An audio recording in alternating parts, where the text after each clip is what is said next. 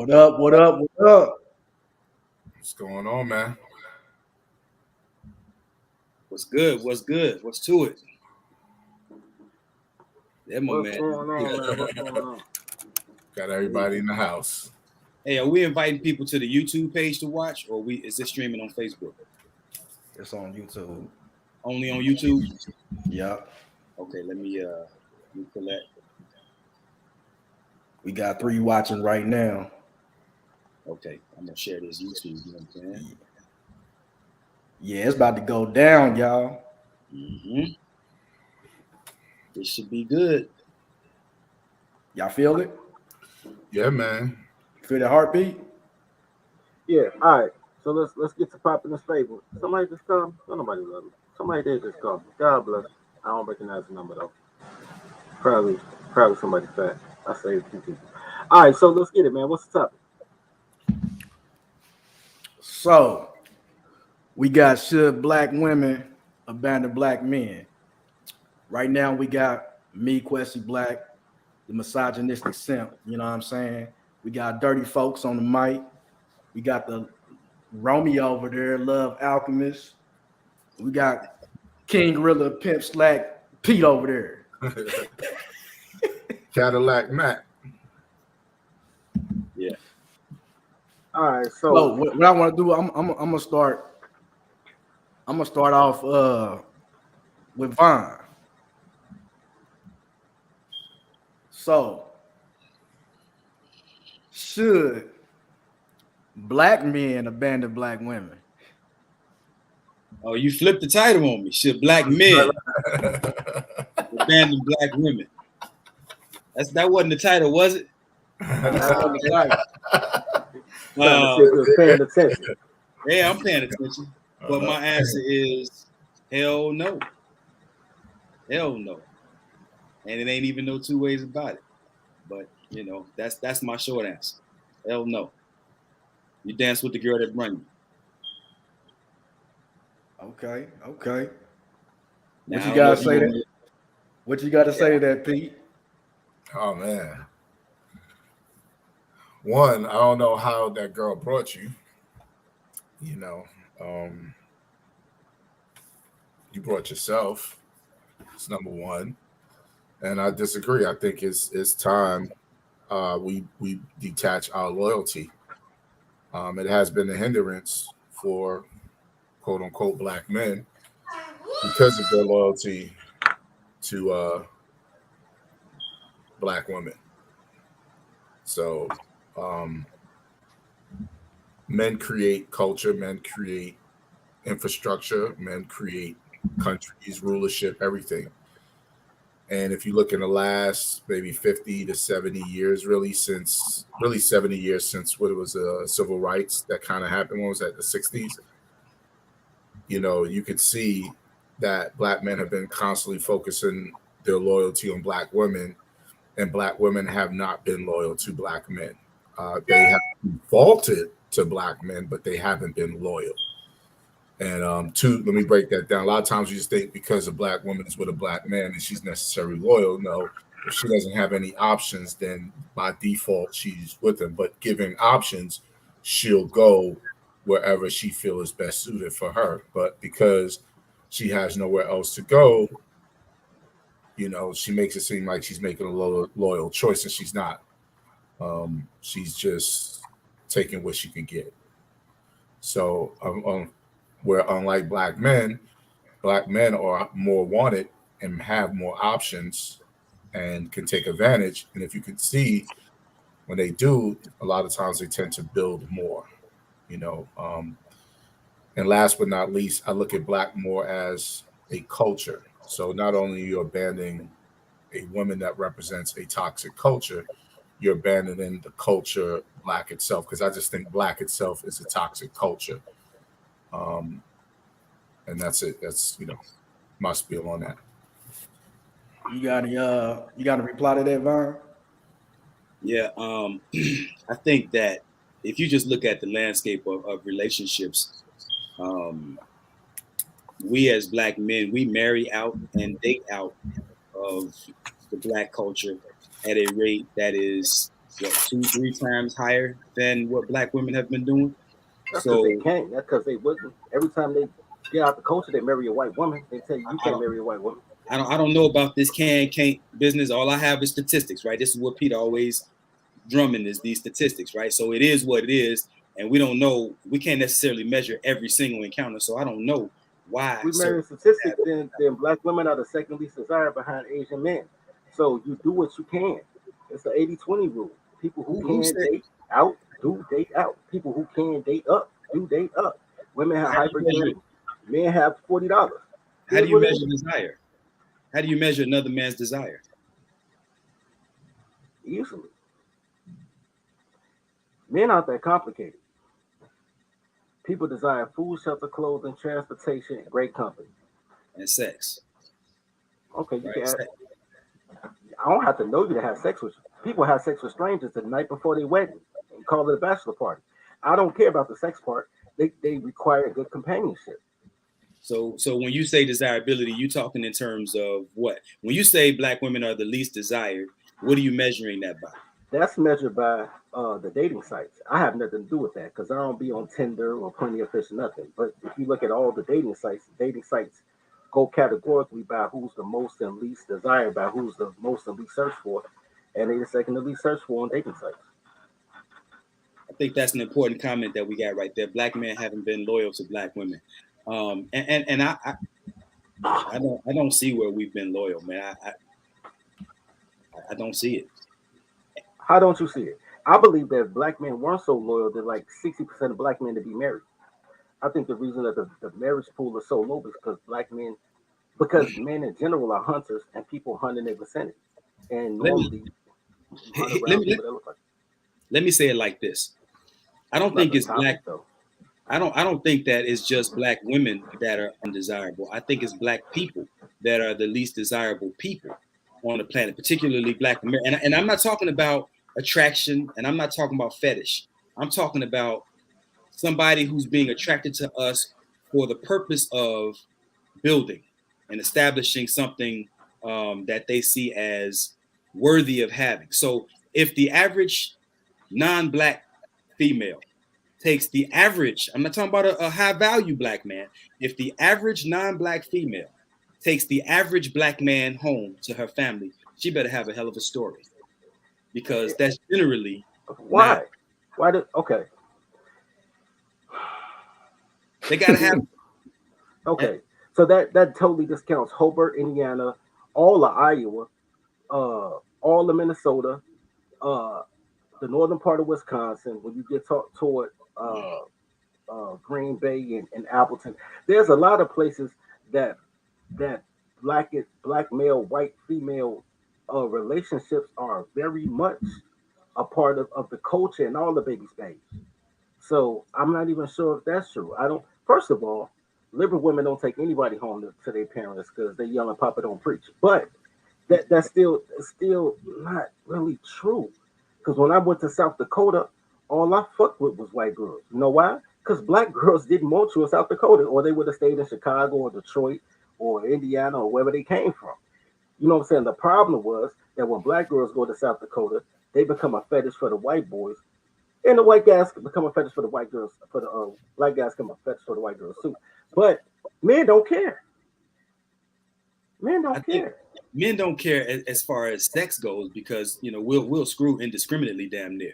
But at some point, when we're looking for something a little more meaningful, like what we're experiencing today, and we actually start to care, the average, again, man, you're talking about average earning men.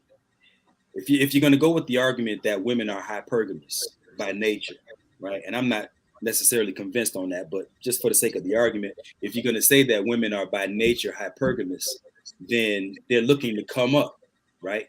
And so when you look at how the average non-black person from non-black cultures view black people, they don't see us, particularly black men, as a come up. That's across the board. Are there exceptions to that? Hell yes, it's exceptions to everything. But generally, non-black people do not see black men as a come up. The average black man. I'm not talking about if you read it up. I'll agree with that. Yeah. So then we're not any more quote unquote desirable than our feminine complement. That's where I disagree. Okay. I mean, I don't know how you do one but then the other, but I guess. I can explain this to you easily. I'll use a college analogy, right? I think most females are toddlers. They don't have the emotional maturity of 4-year-olds, right? But when you get to a college stage, there's a transition that women go through, right? Where they find forced maturity. It's forced maturity. So you'll go to college and all these white girls that have all these signs like save the whales, save the planet, save the niggers. They always want to save some shit. All freshman and sophomore year, they trying to save some shit. All while they undergrads, they trying to save some shit. Then they become going toward their bachelor's degree, and they get that phone call saying, student loans, it is what it is, and daddy not gonna sign on if your grades don't get better. Then all of a sudden, nature kicks in, right? And I say all the time, every other type of woman goes to college to find a husband. Black women go so she won't need one. So all of a sudden, the same white girls that was yelling save the whales in basically was 14th grade. Now she in 15th to 16th grade. If she can't read, she all in the athletic department trying to fuck a football player. If she can't count, she's in the engineering department trying to help with tutoring. And she's trying to find the potential in a man. Nobody in college has money. They're all eating noodles. Can I offer one little bit of pushback to that?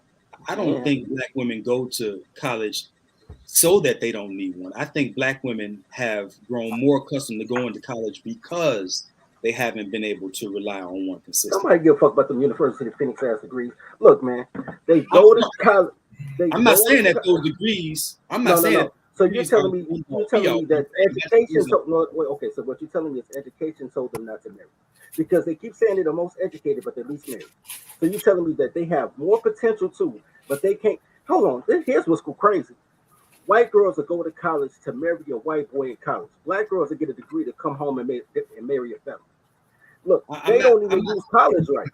So the whole thing is there's no correlation. You can tell me that education makes them better spouses. You can't say they can't count on men because they don't want to count on men. They want to control men. Sure. Can I drop in? Let me just respond. Okay. Let me just respond to that. I think you missed my point. I wasn't justifying necessarily that mission of going to college. But what I'm saying is it's a coping mechanism. It's a defense mechanism. They're going because oftentimes they have to fend for themselves. That's the reason that you see more black women going to college. They go to school and get sociology degrees. Nobody give a fuck what they think. They go to get teaching degrees that pay less than their student loans. They not going because they don't have support. And you don't have support while you're going to school. And most of them got a kid before they go to school, so they get less support. They're going to graduate with a baby on their hip talking about we did it. Let me tell you something, man. These girls is fucking goofy. You can keep trying to tell me that they can't count on men, but they keep doing shit. I like that comment. I like that comment by Michelle. That don't allow them to do such. I like that comment by Michelle Atkins. That's kind of what I'm saying. He said, "My father sent me to college so I won't have to depend on men, not because we don't need them."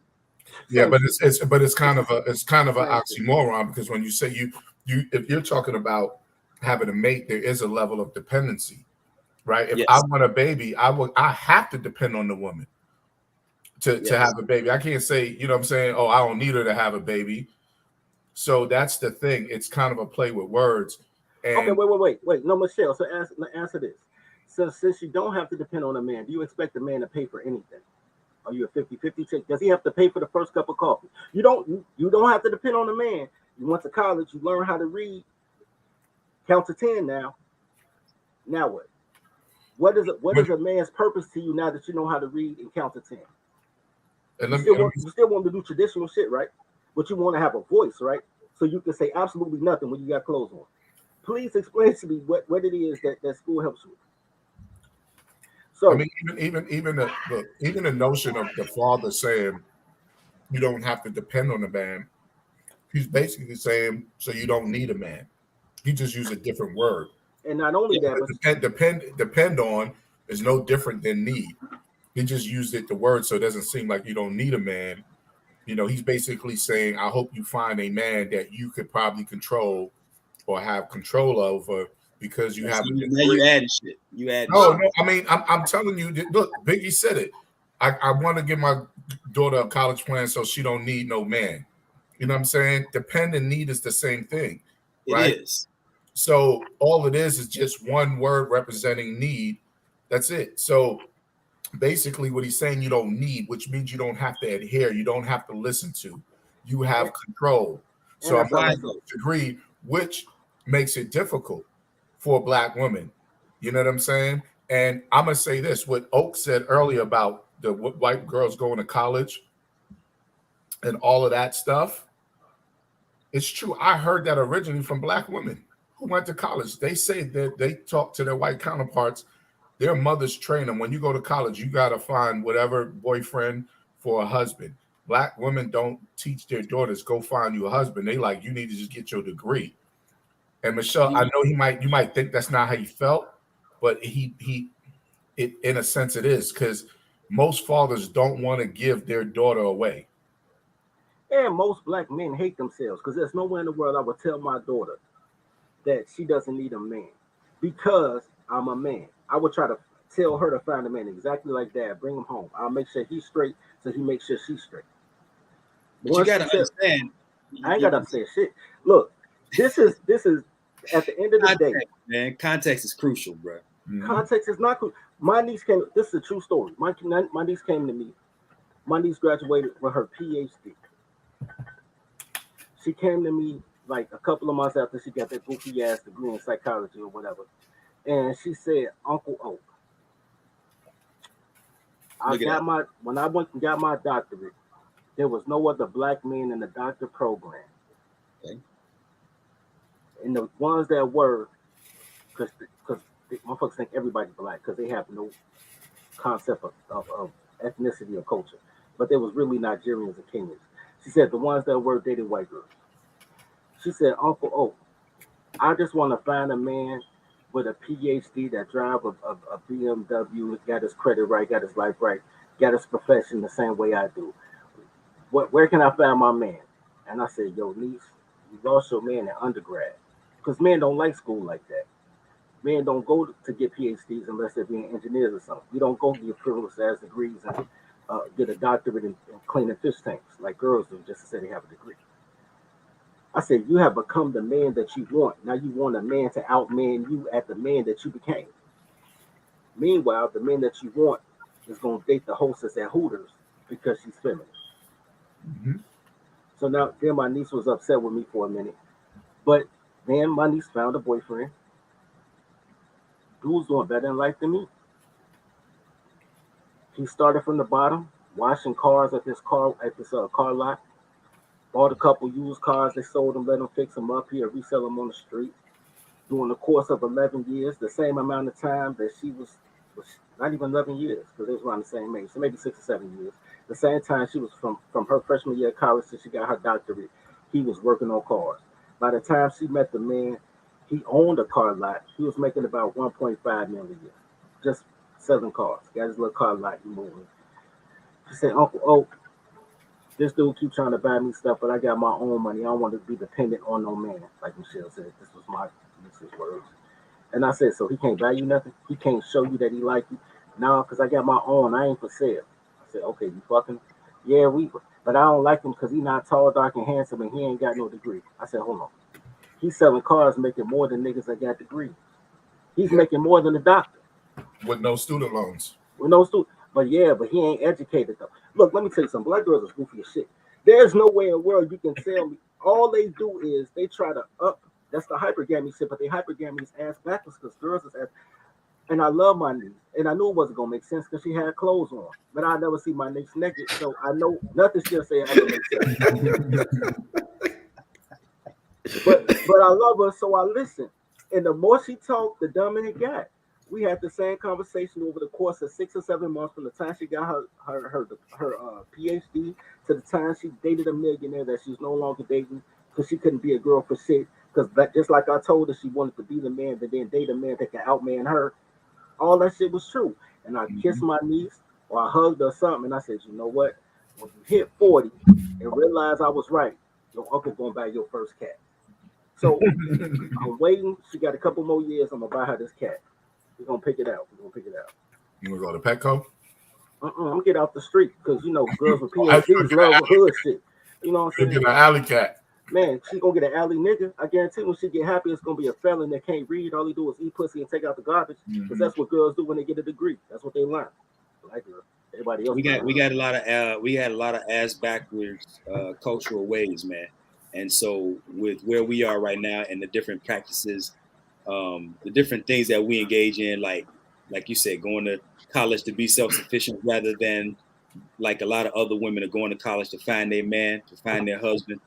That behavior has origin. That practice has origin. It's not organic. It's not like all of a sudden. It's not organic. It's traditional because she got it from a goofy ass mama who got it from a goofy ass mama. But the question was, should women? Let's get back to the topic. The question was, should women? What was the topic, Quasi? The topic is, should black women abandon black men? But he threw Von the curveball and said, "Yo, switched it up." So yeah. I want to hear black thing. Yeah, black. You ain't say nothing.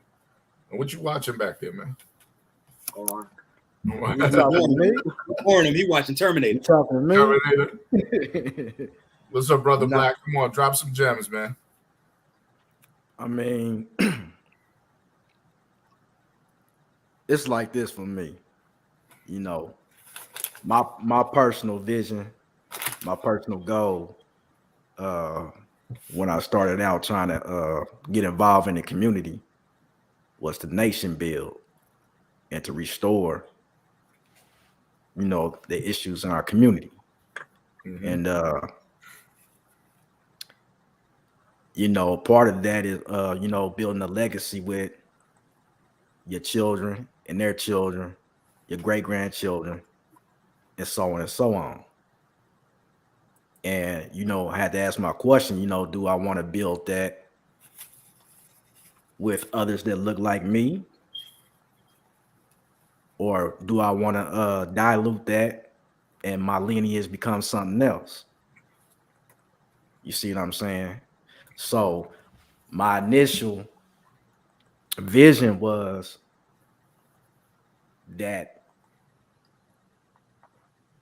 those that look like me should strive to procreate with someone that look like me if we want to pass down the wealth and the generational success to ascendants that look like me. So my heart is for, you know, our women and men to find common ground and build that vision, you know. So I'm in a you know what they say about me anyway. I already say I'm already out. They say my wife ain't black. So I guess I'm 1 foot in and one foot out.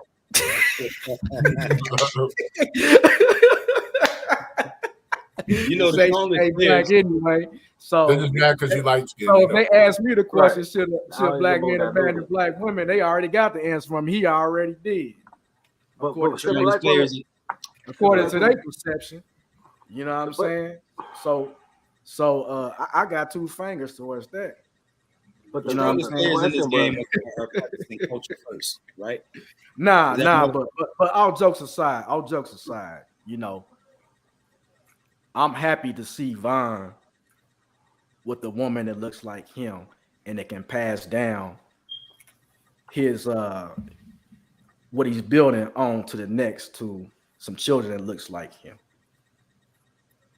And I would hope that we could continue that. You know what I'm saying? I don't know. If you take a look at this landscape, man, it seems like the strongest players in this game are practicing a culture first type of ethic.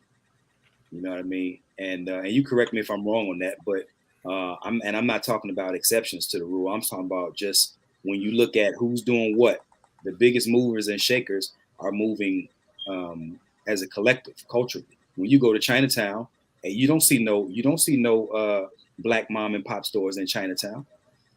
You know what I mean? Or Koreatown or anywhere. As a matter of fact, you don't even see in your own community. That's what I was going to say. You don't even see that in our own community, right? And so one of the things that one of the most painful things about what it means to be Black and American, or just Black on this planet, is the discomfort that comes from that, or that comes along with that. And part of what we look to do, what a lot of people look to do as a coping mechanism, is to see how far away they can get from Blackness. And one of the mechanisms that they use is diluting, like Kwesi said. So people will say, well, I want my kids to have it easier than I had it, so I'm gonna produce maybe some lighter skinned children, or maybe that'll make me look less threatening if I marry a white girl as a Black man.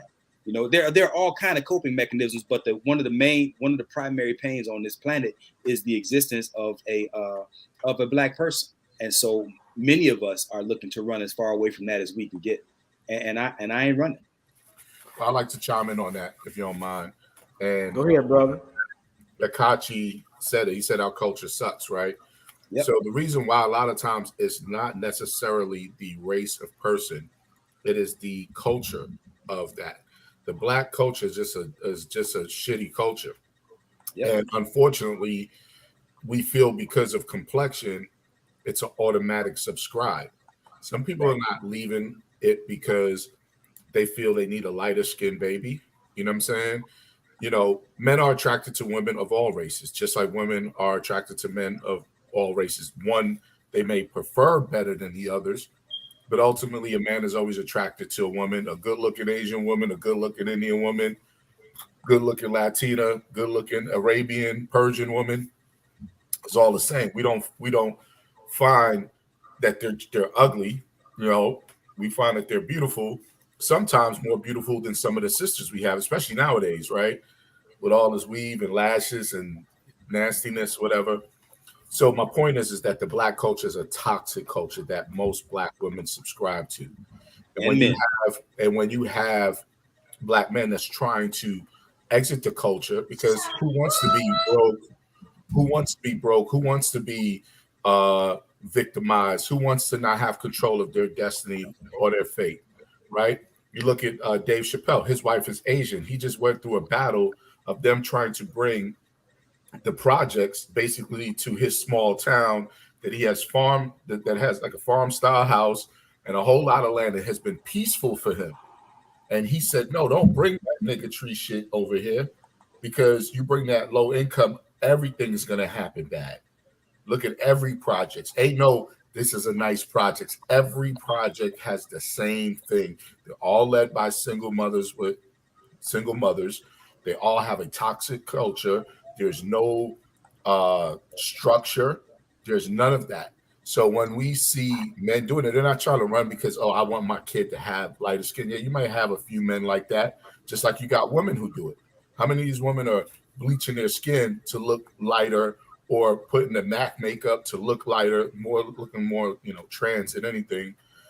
So the thing is, they're trying to escape the culture because the culture will not allow them to be great. The Black culture would not allow you to be great. Can I piggyback on that? Can I piggyback on that? Brother. Yep. Because here's the thing, and I want to get back to the initial talk.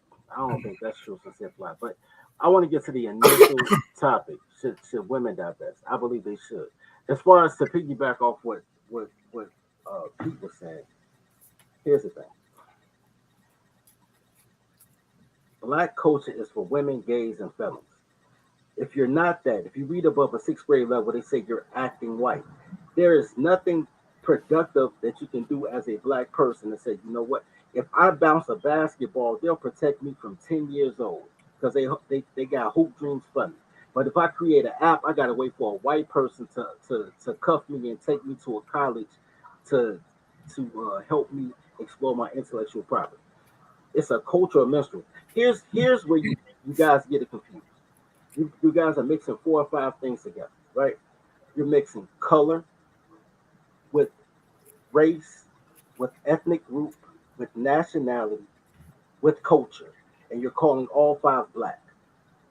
However, if I said, because here's how crazy y'all are about color. if you can get a Senegalese, a Nigerian, somebody from the wherever, and she'll be dark skinned, but she won't have the same culture. And then they'll still say you sold out because you couldn't handle a strong American woman. They just is functional ass chicks, bro.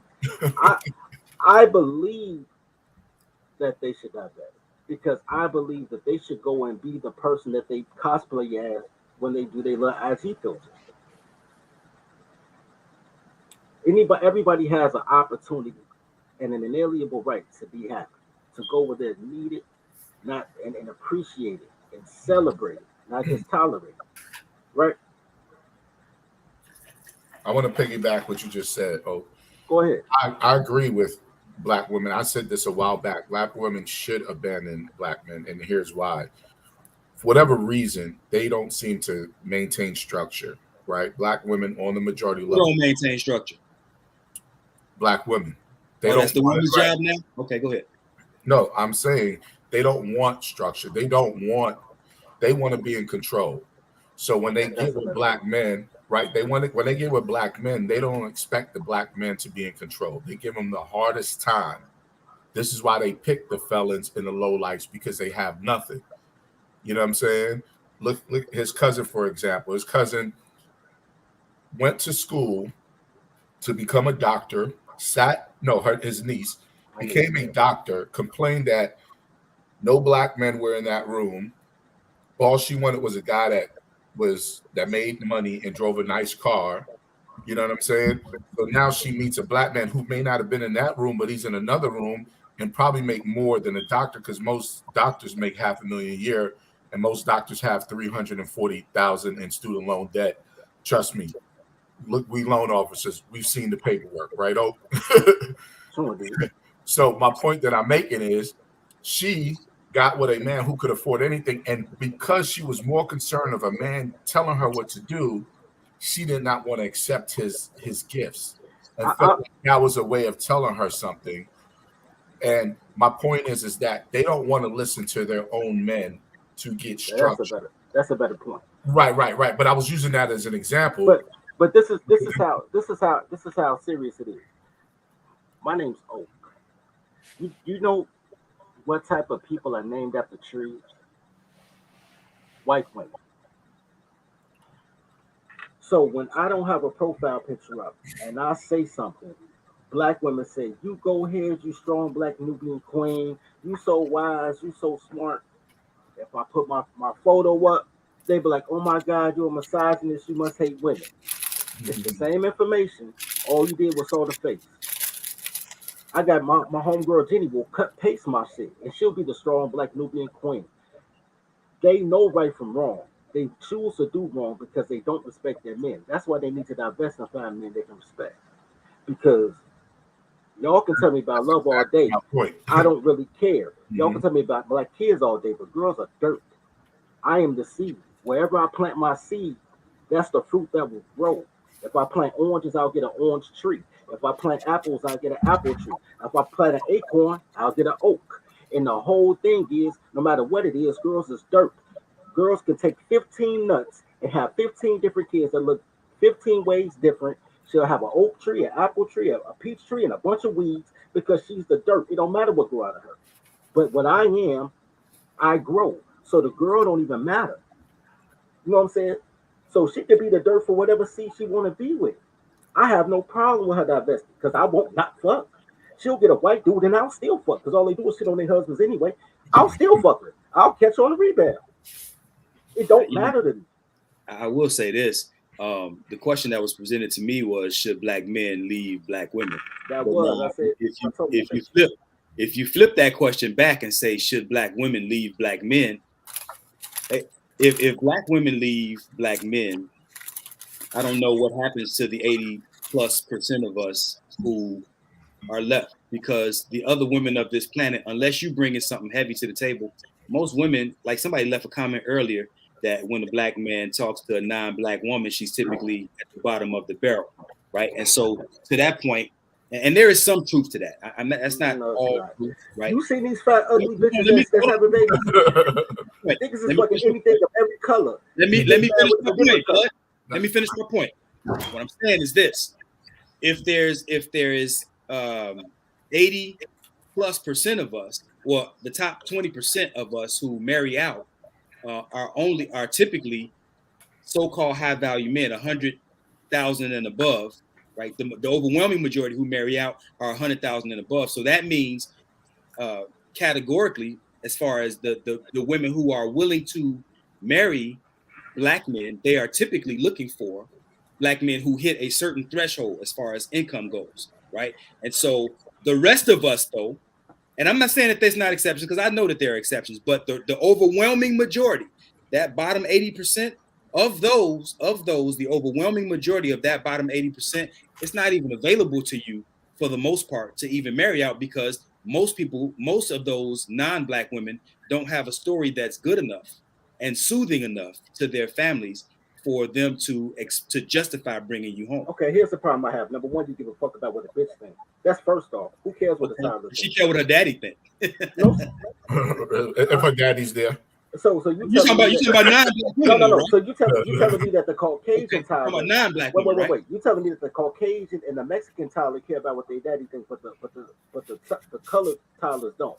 So what I'm you're talking telling about the women that you saying we supposed to marry no. out to. No. I ain't say maybe. I say they should divest. But what I'm saying is, you're saying that if black women divest, there won't be enough black women for 80% of black men. No, so that's not what I said. No, that's not what I said. So what are you saying? Can I interject? No. I want him to I got what he said. He's basically. Let me repeat. I'll say it myself. I don't need an interpreter. What I'm saying is this: if, let's just say hypothetically, you Thanos snap and all black women have divested, and the only women that are available are those who are willing to rock with black men, right? Okay. Here's the problem with that. Number one, all black women can't divest. Number two, even if you judge men on merit and women on beauty, most of these black chicks is ugly as shits. When you see, here's the funny thing: when you see black women that can divest, they got afros. So even white men want natural black women, but black women won't be natural for black men. They'll be like, I'm doing it for me. So they disrespectful all the way across the board. So since they can't even get that out their head, they can't even get the white boy that want a black woman because she pretending to be a white girl. But I digress. So most black girls can't even get a white guy, so there'll still be enough to be single mothers.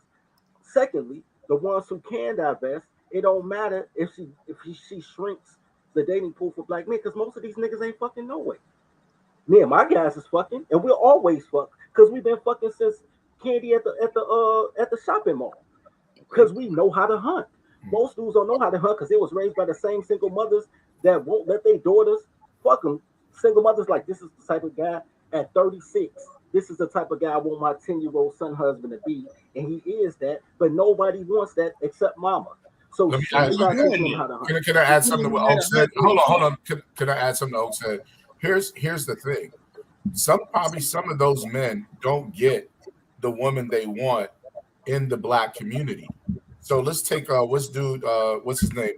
Childish Gambino, right? It was a big thing saying, black girls didn't want to date him because he was a nerd, but white women loved him.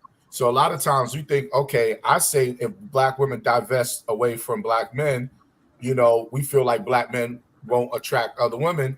The problem is, I think some black men who can't get black girls has nothing to do with other than they're loyal. They keep trying to get the girls that don't want them. So Childish Gambino was like, what the hell with it? Why am I trying to chase these black chicks that don't want me when I could go over here and get me a nice looking, all kind of other racial choices, and let me win on that? It didn't take them to get successful to have it. There are women that appreciate that. The thing is like Oak said, it's the culture. And if you read past the 6th grade level, most black chicks don't want you. You know what I'm saying? They want the thug, they want the swag. So yeah, we could put on a swag show that attract certain levels of women. We could also put on the suit and tie, whatever, and attract another level of women, right? Some men, they just can't. But in the eyes of other races, they are handsome and they're the shit because their criteria for men are different. Black women criteria for men is horrible. But if you take a white woman, wait. Let me. Come on, man. That's some bullshit. Because what you're doing is you're comparing the bottom of the barrel of black women to the best of the best of black men. But if you take, hold on, let me finish. Let me finish what I'm saying. Can I finish? Wasn't the best of the best. Can I finish what I'm saying? Yes. All I want to do is finish what I'm saying. And who all the I want fuck to do is says finish that what I'm black? saying. Nigga, I wrote a book on how to have. All I want to do is finish what I'm saying, bro. That's all. I just want to finish what I'm saying.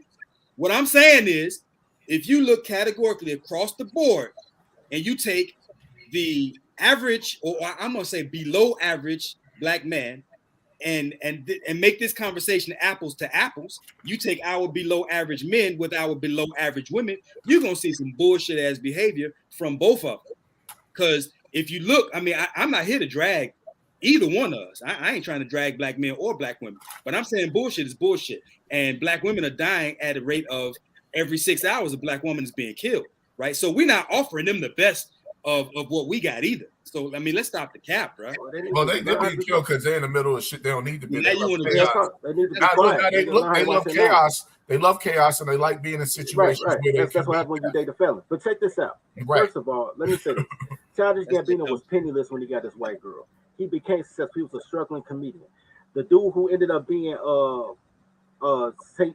James St. Patrick on Power, when he got his white girl, he was a struggling actor taking bit parts. Nobody even knew his name.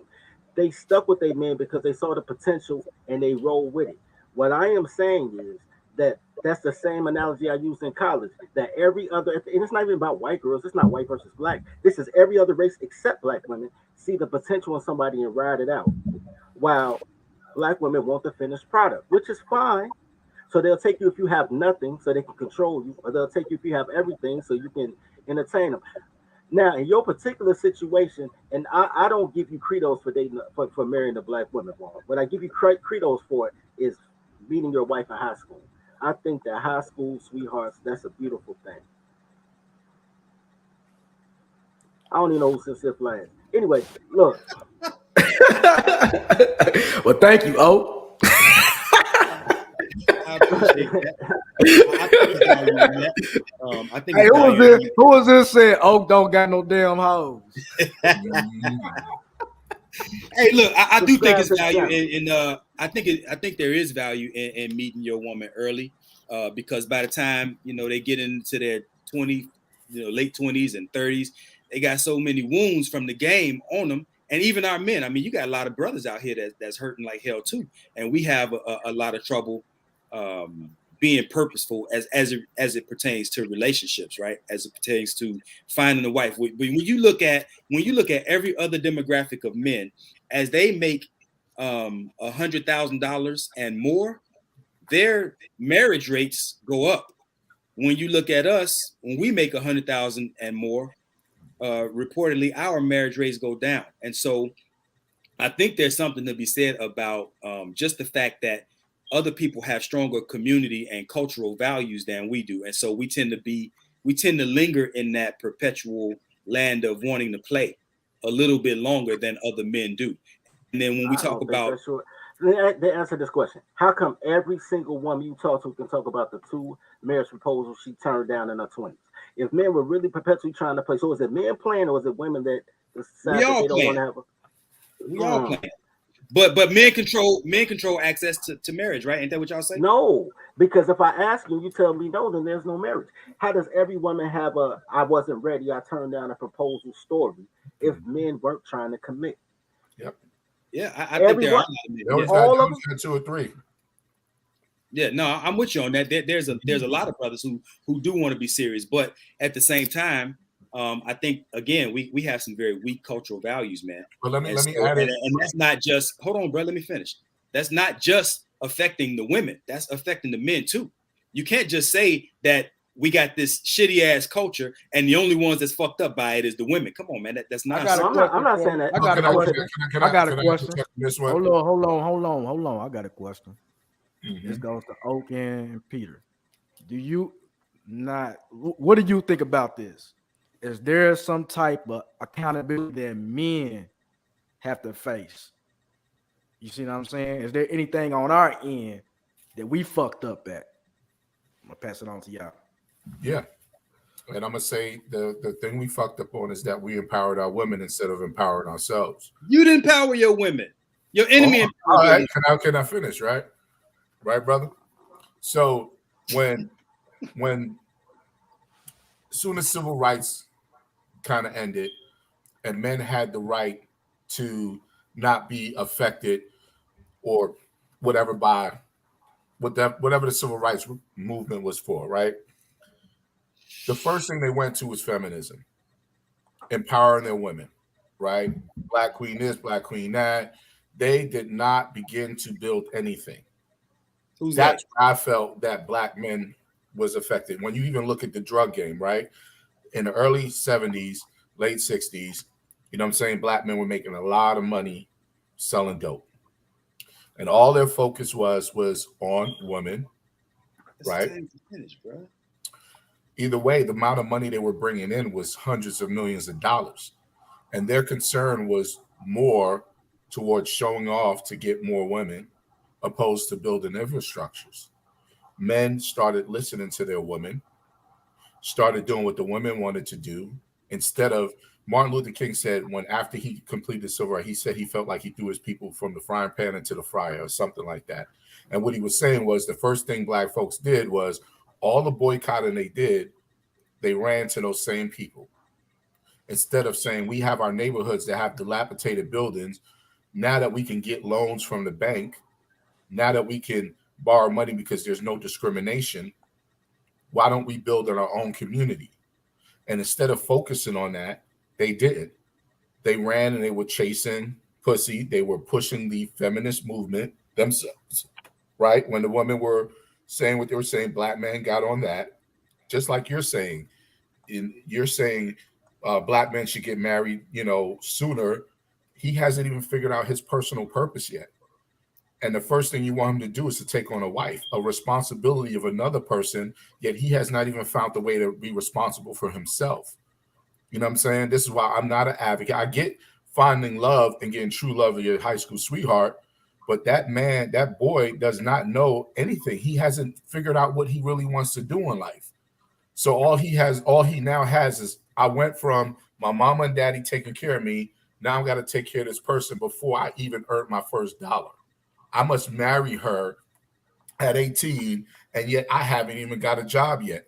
And now I got to figure out being a father, a husband, and possibly a father, yet I have nothing to go with. And I don't know what I want to do yet. So that's what you're putting the burden on. That's empowering her. That's not what I'm saying. And no, it is, because you're telling him, I'm telling you what I'm saying, and that's not what I'm saying. But I'm telling you what I'm getting from it. At okay, the I'm telling you getting it wrong. And I'm gonna say this. You're pretty articulate, bro. I can tell you what I'm saying. You're putting words in my mouth and you're putting the wrong words. Ask me what I'm saying. Don't tell me what the fuck I'm saying. Come on, man. You haven't said that. Boy, I didn't say get married at 18. Glock getting ready, boy. All right, so Glock getting ready. Can I finish, right? So my point is this: the way we empower women, the first thing you tell black men, or the first thing that is told to black men, as soon as he get money, get it to the black woman. He owes her. He has to have loyalty. Yet she may have done nothing for that. And if he gets a white girl, he's cooning, or he's this, that, and the third. Yet the white girl helped him more than the black woman. And then we talk about first love in high school. Some dudes are very unattractive in high school, and they don't hit their peak until they're college and has asserted themselves, because we know the look of a man is a lot of it in his confidence of who he is. And he may not have a confidence in high school, but he may have gained it in college. He may have gained 20, 30 pounds of muscle weight. He may have spurted up 2-3 more inches, which made him go from 5'7", may have go to 5 feet something to 6'1", right? So now he's taller. He's now more attractive. So the dude that couldn't get any girls in high school is now getting all of them in college and after college.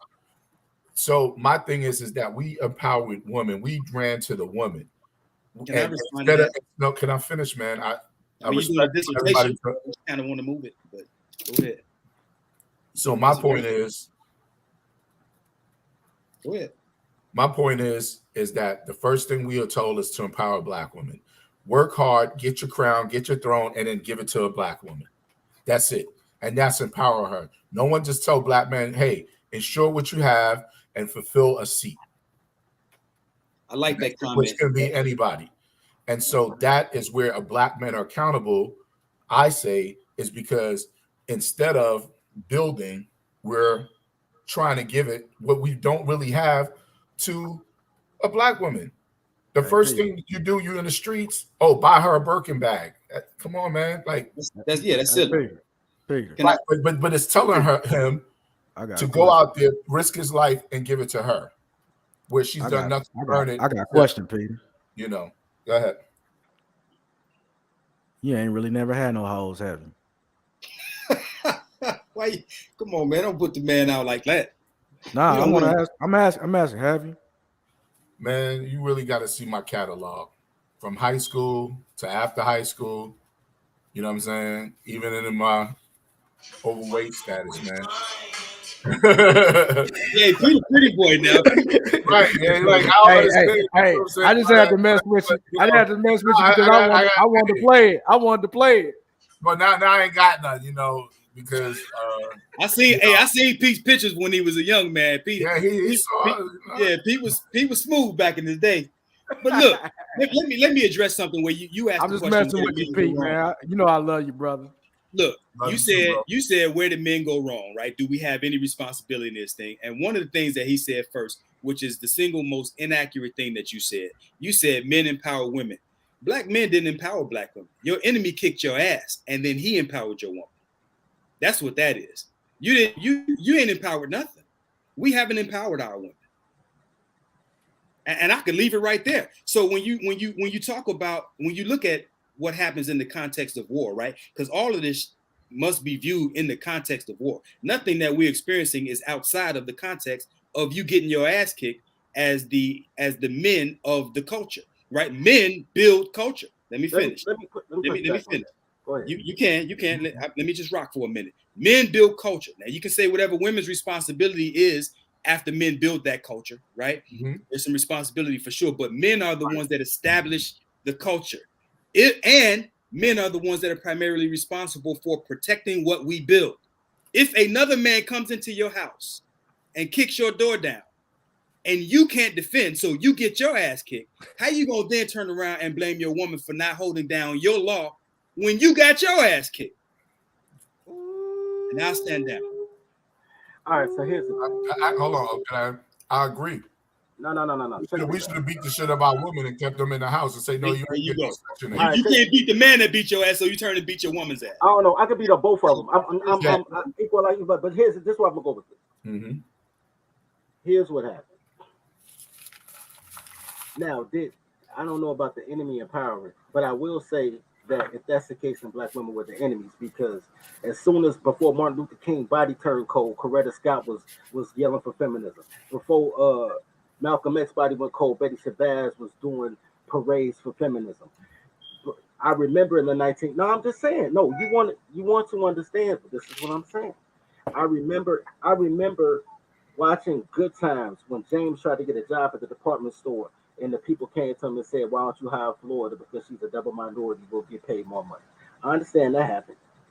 But at the same time, I also understand this. Everything a woman knows is because a man taught her. I see men all the time trying to empower women, giving them opportunities that they would never give another man. I haven't seen a man give other men opportunities in mass since the 1990s when niggas was moving shit out the car wash. Now everybody's trying to get coochie coupon points by giving all the resources to a woman, hoping that they'll get some type of, I don't know, Scooby snack, and then she'll turn around and say, well, man, I'm good. Now, this is what black men should have done, because first of all, black men didn't deal. That's the issue. Integration was, here where integration started, integration was not black men rushing to move in white neighborhoods. Integration was black men married to black women, and black women was like, I want to move in white neighborhoods. You've never seen a motherfucking black dude live by himself and have the cross burning in his front yard. It was always a family. Why? Because this goofy bitch thought she was better than the Joneses. Now the whole thing is, but black men didn't build. So I totally agree that you should protect what you build. Black men didn't build. I totally agree that people should strategize for what they want. Black men keep including black women in their shit. Black women not builders, they're interior decorators. They think builders is uncomfortable because they don't like to hear no. Black men have to take a large umbrance in what goes on because they fed the gremlin. Yep. I totally agree with that. They fed the gremlin. What our disagreement is, you don't believe they're gremlins. But I'm agreeing with you, but they fed the gremlin. So, with that being said, I watch men empower women all the time. I have friends who will buy you. We cool. They'll buy me a beer at the bar. Like, yo, you want to come to the bar? Like, bro, money funny. I'll buy you a drink. Nigga, give me a beer. See a bitch at the bar, buy a bottle. It's for shorty. So you got 300 for a stranger at the bar, my nigga. You got $4 for your niggas that came with you that's gonna have to help you fight when we get in the parking lot. Facts. Dudes That's empower these goofy ass chicks all the time. Can I ask You know y'all? what I'm saying? Let me ask you a question. Let me throw a question out. Go ahead. Now Oak and I just agreed on the culture, right? Men build culture, and I'm gonna piggyback off of that, and I'm gonna flip this question, right? Do you think that Black men, because of the culture that we have established, because even though we haven't necessarily established the type of culture that we're looking for, we have established a culture in our community, right? So the question I'm asking is, do you think we as men have created the very women that we despise? Yeah, because you got your daughter a college plan, says she won't need no man. Facts. That's the answer. That's Here's- right. but Okay. I'll expound on it though. Here's Right. how the culture works, because matriarchy is slavery and blacks are matriarchy. Here's how the culture works in a way that no other culture works. Black men follow black women, who follow white women, who follow gay white men who get paid by Jews to dress like black women, to tell black women to tell black men to stand down. Right? So since y'all believe in crayons, y'all don't see that men aren't achieving. You see blacks are achieving because you're still including the women, because the women are getting shit. These goofy bitches will tell me to put my businesses in their name so I can get minority contracts. I'm like, bitch, look, whole minority, goofy. The problem is that if you want to build a community, you need broke women. You don't need these bitches to be able to afford 2 tacos. Because when men have money, men build communities. When women have money, she don't need no man. You give a man a house, a girl will fuck you as long as, goddamn it, she can go pee with no clothes on at 3 in the morning. If you give a girl a house, she'll wake up at 2 in the morning and goddamn it, accuse you of cheating and call the police and get you arrested. Because she had a dream. Because she had a fucking dream you was cheating. But this, I'm right here. That's how you woke me up. Because if black men, to really establish a culture that will work for black men, first of all, stop being black because that's just goofy. But besides that, We all know what we mean when we say black. If Tony or Swarty men want to build a culture, what they do is they build a culture somewhere else. Just guys, just the guys. Mm-hmm. And you know what's gonna happen? You'll get more women than you never imagine because they hate to see men do any fucking thing without them. Yep. And So- be happy. So you look too happy. You take a bunch of pictures of dudes fishing, got them and going bowling. Bitches going, where these motherfuckers at? I gotta go fuck up their life. You'll have all type of shit.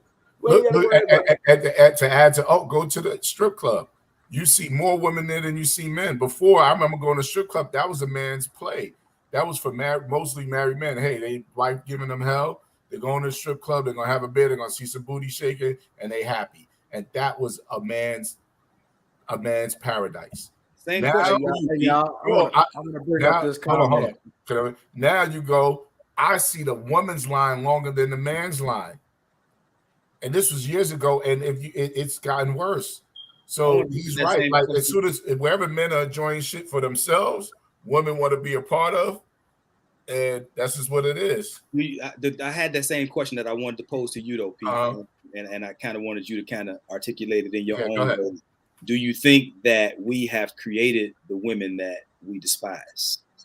Have we created the women that we despise? Have black men created the women? But look, and I'll add a little bit of context to it, right? We had pimp culture was very strong, right? Turning women into crack whores. That was strong. That was on them. I don't think pimps turned them into. Let them finish, bro. I'm just giving you some facets that we contributed to how we contributed to the type of women that we see today, the type of women that a lot of us hate, right? So what I'm asking you is, in some of the different ways that we've contributed to the negative behaviors that we see in women, like by upholding pimp culture, we agreed each other today, like, what's up, pimp? You know what I mean? Like that's a term of endearment that we embrace each other with, right? Calling each other something that has reaped tremendous havoc on the community. We greet each other with that as a term of endearment. So what I'm asking you is, in that context, with the type of contributions that the adversities that we've presented to the community, to the women, do you think that we've created the women that we now despise? I don't think we created the women. I think we created the culture that allowed women to flourish in a way that we despise. Like we talk about as the pimp make whores. No, the pimp don't make whore. Whore's a whore. I know the same woman. Actually, I respect a honest working whore than I do a broad that just lay on the back. Go to the projects. How many of them?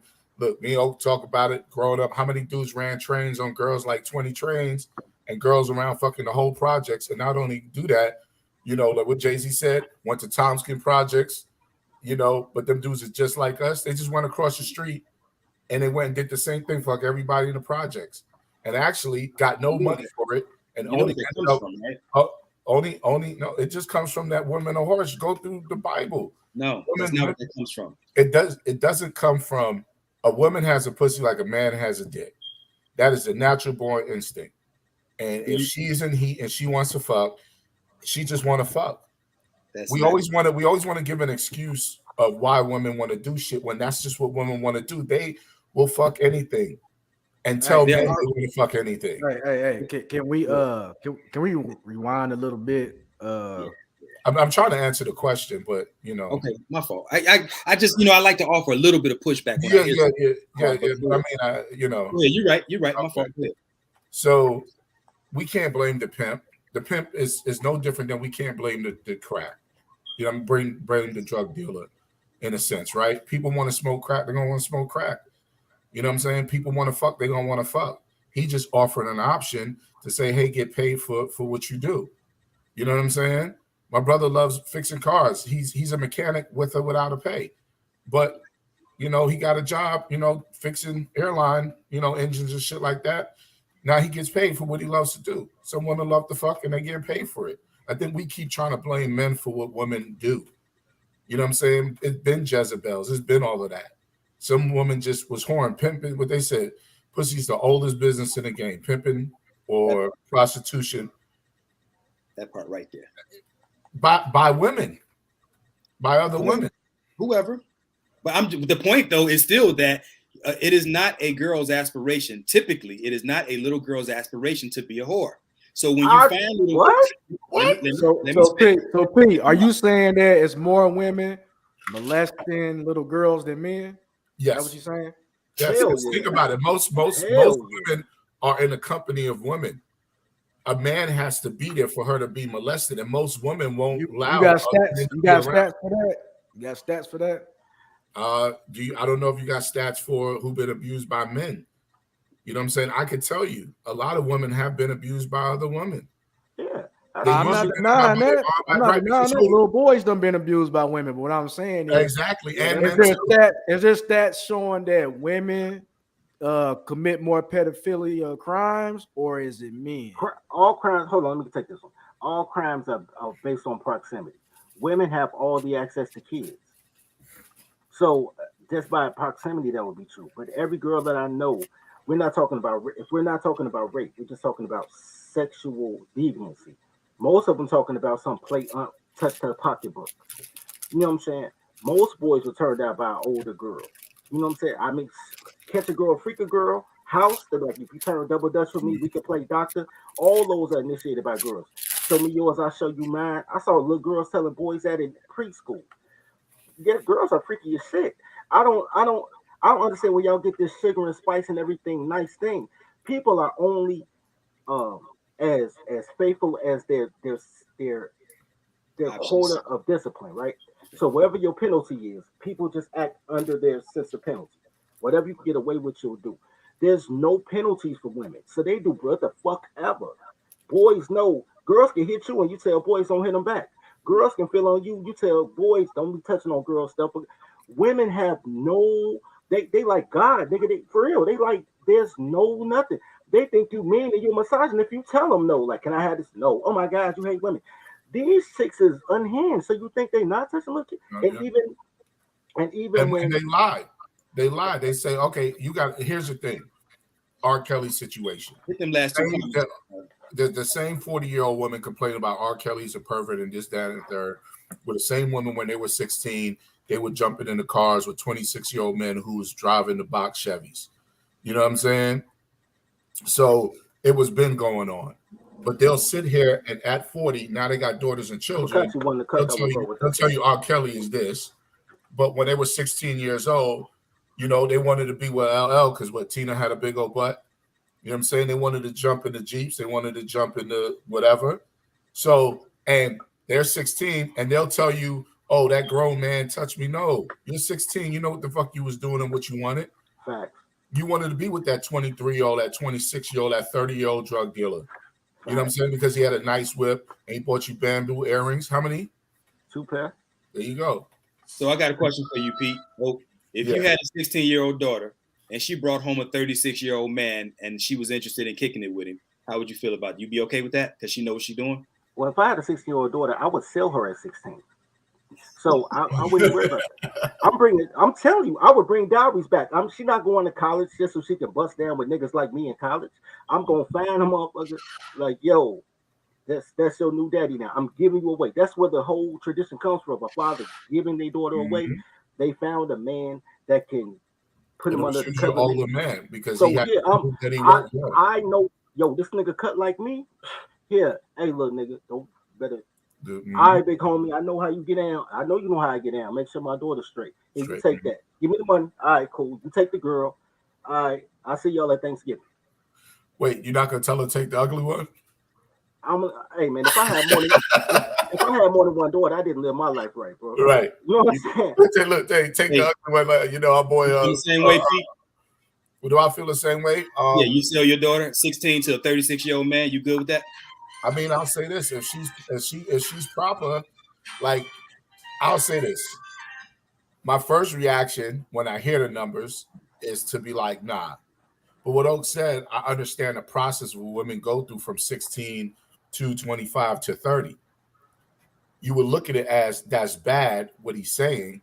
But then when she goes through all these men before she graduated out of high school, she's at risk of being a single mother from 16 to 30 at a very high risk. All is one nigga got a nut up in her, one nigga got to pull off the condom, or she don't even ask him to put on one.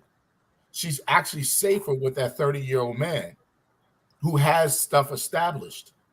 You know what I'm saying? Okay. And so the answer is yes. I would say I would lean more towards yes. What say you, Black? You niggas some Arabs. But these are functioning. But here's the thing: these are functioning cultures. See, the thing is a lot of times, you don't want to. A lot of fathers don't want to let go of their daughters, right? Yes, on wholesale. I'm with you, Black. And they're like, oh, right? Arab money. Yo, you need Arab money, baby. Yo, play the background. I ain't talking about another Arab. I'm talking about you ain't play the Arab, the Arab background music. I'm talking about it's a cat down the street named Robert. Yo, we need a new hold on, bro. We need a new tech man. He was supposed to drop when he said y'all Arabs. He was supposed to drop Arab beat. Yeah. Nigga, I was trying to rewind so we can read some of these comments and y'all. Hey, get that one right above that one. Get that one right above that one because I think that's important, man. Yeah. Well, here's the thing. You can just know marriage, not in this current culture, but if there was a culture in place to support the marriage, then I'd let my daughter marry that old man. And I think so. I asked that question on purpose because one, I know that's what it used to be, right? Mm-hmm. But in this current climate. And that's why I didn't add any context to it. I just asked you today, real time, would you let your daughter date a 36-year-old cat down the block or, whatever? Nah, you didn't say down the block. You didn't say down the block. You just said 30-year-old man. 36-year-old guy. And we gave you criteria on what we do. If we feel that the man is a solid dude, has his own shit, and he could take care of our daughter, it's no different than us doing it like it was back in the days. You never said, a 30-year-old dude that's still, he still haven't moved anything past the 8 ball. You know what I'm saying? Well, you know, He started hustling at 16, you know, and he's still on 2 ounces of weed tops. Yeah, no, we're not giving that. What do you say? Hold on. So What do you say, Black? y'all support 30-year-old man messing with a 16. I 16-year-old? said 16. Do we That was the support question. that? That was the question. 36-year-old man, 16-year-old daughter. That was my question. And they both said yeah. Well, here's the thing, Pete. No, you go to jail for that shit in this country, I think. Well, that's just because of the laws. The laws wasn't always like that. It was made by white women because they were tired of losing. And who made them? The law is what it is. Yeah, but if they changed the law and said it was okay. Nah, I ain't doing ifs and buts. I'm talking about right now, real time. That was the question. Well, you asked the question. You didn't ask the question with the law. Now, if it was the law, I couldn't do it. It would be illegal based on the law. So I would have to say no. Okay. But if she was 17 and legal, you'd say yes. Yeah, because she's legal. Okay. And it would be legal for me to do it because if I gave her away at 16, well, actually, it's not illegal because the same thing with illegal, they can marry. So she could marry at the age of 16, depends on the state. Right. Alabama is a younger, you could marry at like 14. Right. Elvis married a 14-year-old girl, right? Was she 14 or? Yeah, so 14. So you'd be cool if he was a man that was about his business and he came to you and he said, I want to marry your Nelly. I want to marry your Nelly. He's 36. Your daughter is 14. You say yes? You're gonna keep pushing it downward. Like I'm going to the legality of that state. So we in Alabama, the legal age is 14. Oak ain't here to save you. The question is just yours. Your daughter's 14. He's 36. What do you say? I don't know about 14, because I just don't think at 14 she's ready. But if a person does it, I'm not down. I'm not frowning upon it. I'm not against it. You know what I'm saying? Yeah. And it would be, of course, that's what my daughter wants to do. You know what I'm saying? So if she finds this older man that's good to her, that takes care of her, and he's older, then yeah, you know what I'm saying? But if not, I already know once they hit 16, man, here's the real deal. We know once we hit 16, the only thing we're waiting to hit 18 for is legality. At 16 to 18, you really ain't no different. Once you hit that peak of 17, you know what I'm saying? You're past it. You're in that mindset. And you know, shoot, you met what? You were 16 when you met your wife, right? 12. Huh? 12. 12. Okay. She's my age, though. Yeah, right. But you got married. Right. How old were y'all when y'all got married? 18.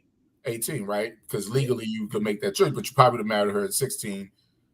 You know, no, I wouldn't. My mind wasn't on that at 16. No, okay, at 16. But yeah, I mean, real talk. In between 16 and 18, yeah, I would have done it as soon as we could. Yeah. Yeah, because once we get past like the freshman year of high school, we really, for men, I think men and the girls, once the girls hit 16, their mindset is a certain way. 16, it's basically when we're really into boys and girls at a heavy rate. You know what I'm saying? Yeah. Right. Let me add context to that though, because I did feel strong about my lady at the time. She was my girlfriend at the time, but we also had children, right? I had one child and one on the way, and so that's what really lit the fire for me to go ahead and get married. If we did not have those children, maybe we'd be having a different conversation. Thankfully, I did feel the way that I felt about her, which made the decision that much easier, right? But so that's what that is. Depending on what society you're in and the culture you're in. Here's the thing, right? We look at it bad as America if you do an arranged marriage. They'll say that's oppressive, that's this, that, and the third. When you go to other countries, they're like, this makes sense. You know what I'm saying? Yes. Right? And then the way we look at marriage here in America, we look at marriage as romance, where others look at it as business more so, unification more than anything. Right. The real premise behind marriage was so you can intermingle power.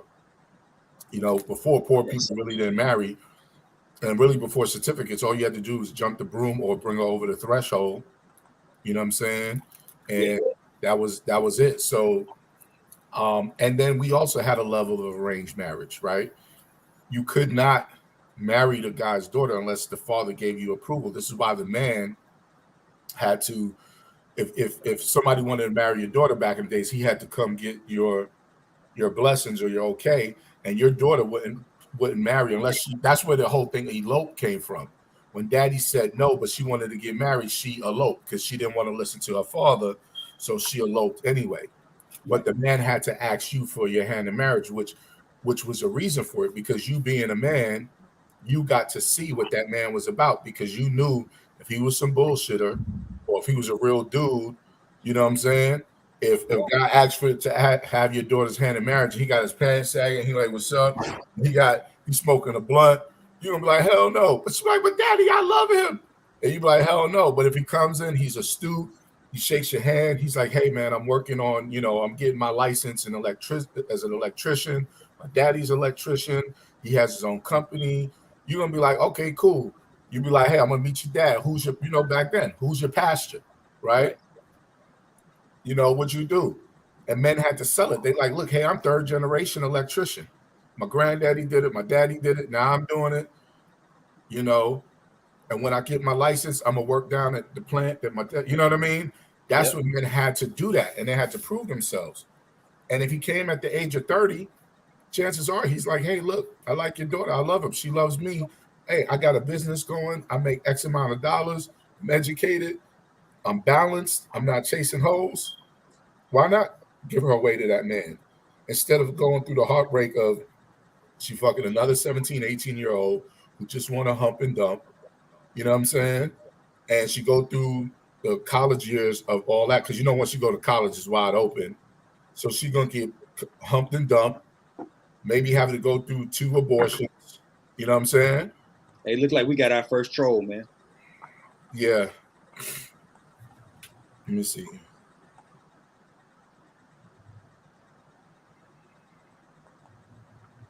So, Matios. Yeah. Mm-hmm. Like we got our first troll. We don't look. Hey, like they say in Wakanda, we don't do that here. Yeah. we ain't. You on the platform with 4 black men. You gonna come on here and just start talking shit like we ain't right. Come on, man. Hell out of that. Mm-hmm. Why she lit carpet? Ask her how many. You know what? Nah. How many dust bowls have been inside of you, sweetie? And do not lie. Start with 54, because we know that's where it started at. If you call black man dust balls, it means it ran through you. Now they could get on here and troll, because I troll back. Right, you're gay, right? You're gay because after you got slaved by all these men, you had no other choice, and you only date. There we go. You only date white men. Here we go. You're gay, but you only date white men, unless you're a man. That's confusing. Or a wannabe man. That's confusing right there. Yeah, you confuse us. Why do every black chick say they gay, but then they go? Not every black chick. Come on, man. Let's not blanket, because we don't. Right, well, a lot of these black chicks be like, first she's gay, but she only date white men. But if you're gay, you should only be dating white women. And then why all white men are high earned, but none of them marry, not even marry you. You know what I'm saying? Look, an African woman, she's from Eritrea. You're Eritrea, of course. So you somebody's slave. I got you. Yo, you want to take them out, Quezzy? Because they trolling. Yeah, I think that's lead them out. It's probably an Asian sitting there. Don't even be a black woman, just be an Asian with a picture. Yeah, we don't know who the hell that person is. They out of here. Yeah. I think we got a lot of challenges, man. And just going back to the topic of the show, should black women leave black men? Yes. And we can go round and round. I guess everybody's got an opinion on it, but at the end of the day, man, I think if they, first of all, I don't think any of us have options. Again, in small percentages, we have options to opt out. But for the most part, when you talk about the larger collective, that conversation becomes dangerous, because now you're giving aspirations to people who those options don't really exist for. Those options only exist for a small percentage of people. I don't think so. I think we weigh it on black numbers. You're a numbers guy. Well, here's the numbers, right? We assume, first of all, for women, it's usually based on hypergamy, right? The reason why the numbers are small, because they want the top earners, and there's only 15% of men that across the board or general are high earners. So for a woman, a black woman that dates side out her race, the first thing she want is a white man that makes a lot of money. You know what I'm saying? At least that's what she's gonna say what she want. That's what she's gonna look for. So her options are limited because you know what I'm saying? It's 100 million of her, but it's only 10 million of those men. So she has a small part. She has a small chance. If she wants to date a white man, she can't look at the high earners. She's gonna have to look at the average earners, and that'll widen her pool. But that's not who she wants. When other women or races want black men don't have to be the high earner. You know what I'm saying? A girl from Mexico who don't have nothing will appreciate a dude that has a good job at sanitation because she's not looking for that. For her, that's her hypergamy. But you do understand, though. Come on now. Tell me you understand cultures around the world. You have to understand that in Mexico, your value as a black man is in the toilet. You better be. But you're not in Mexico. You're in the United States, right? But she still has family that she's got to justify your existence to. But it doesn't matter. She'll come around. And I don't really think that's true either, because the way these Mexican dudes be offering me keys for $13,500 when I know they 40, I don't know if that's true. Look, I think have y'all been around the world, man? Have y'all traveled around the world? Nah, I mean, here's the thing. You take just like you'll hear one person say this. You know what I'm saying? Right. And here's the crazy part. The only thing that they don't want is a broke nigga. They don't care of your race if you are suitable. You know what I'm saying? Let's say let's just say meaning a white racist man who don't want her daughter dating a black guy would easily give away his daughter if he had the wicked jump shot and was in the NBA and a starter on any team. That's not okay. Let's not even go that far because y'all getting real Kevin Samuels. Check this out. Yeah, let's keep it average. Keep it average. I got a cousin that all through high school she dated every dude that was a baller, every nigga that had money, every dude that owned a car lot or had his own clothing store, whatever. When she decided to get a white boy, she found a broke dude in college that was eating noodles, talking about I'm gonna be somebody when I grow up. There is no correlation between income because if income is your only value, people fall off every day and come right back up 3 years later. So that can't be it. You know what I'm saying? The truth of the matter is that if people find value in something outside of, then let them be outside of. You know what I'm saying? That it's no issue. I truly believe. Here's my thing. I believe that women should divest just so they can realize that they really can't divest. You know what I'm saying? Now you talking what I'm talking. They can't. But they can't divest. But they all believe they can. Most of these chicks is overweight. Most of these chicks have horrible attitudes. 70% of all the people that went to public school read at a 4th grade level, which is why if you read past the 6th grade level, they say you acting white. But white people can't read past 4th grade level. However, that's mostly us, ain't it? The men, that's mostly the boys that mistreat each other, right? For that shit.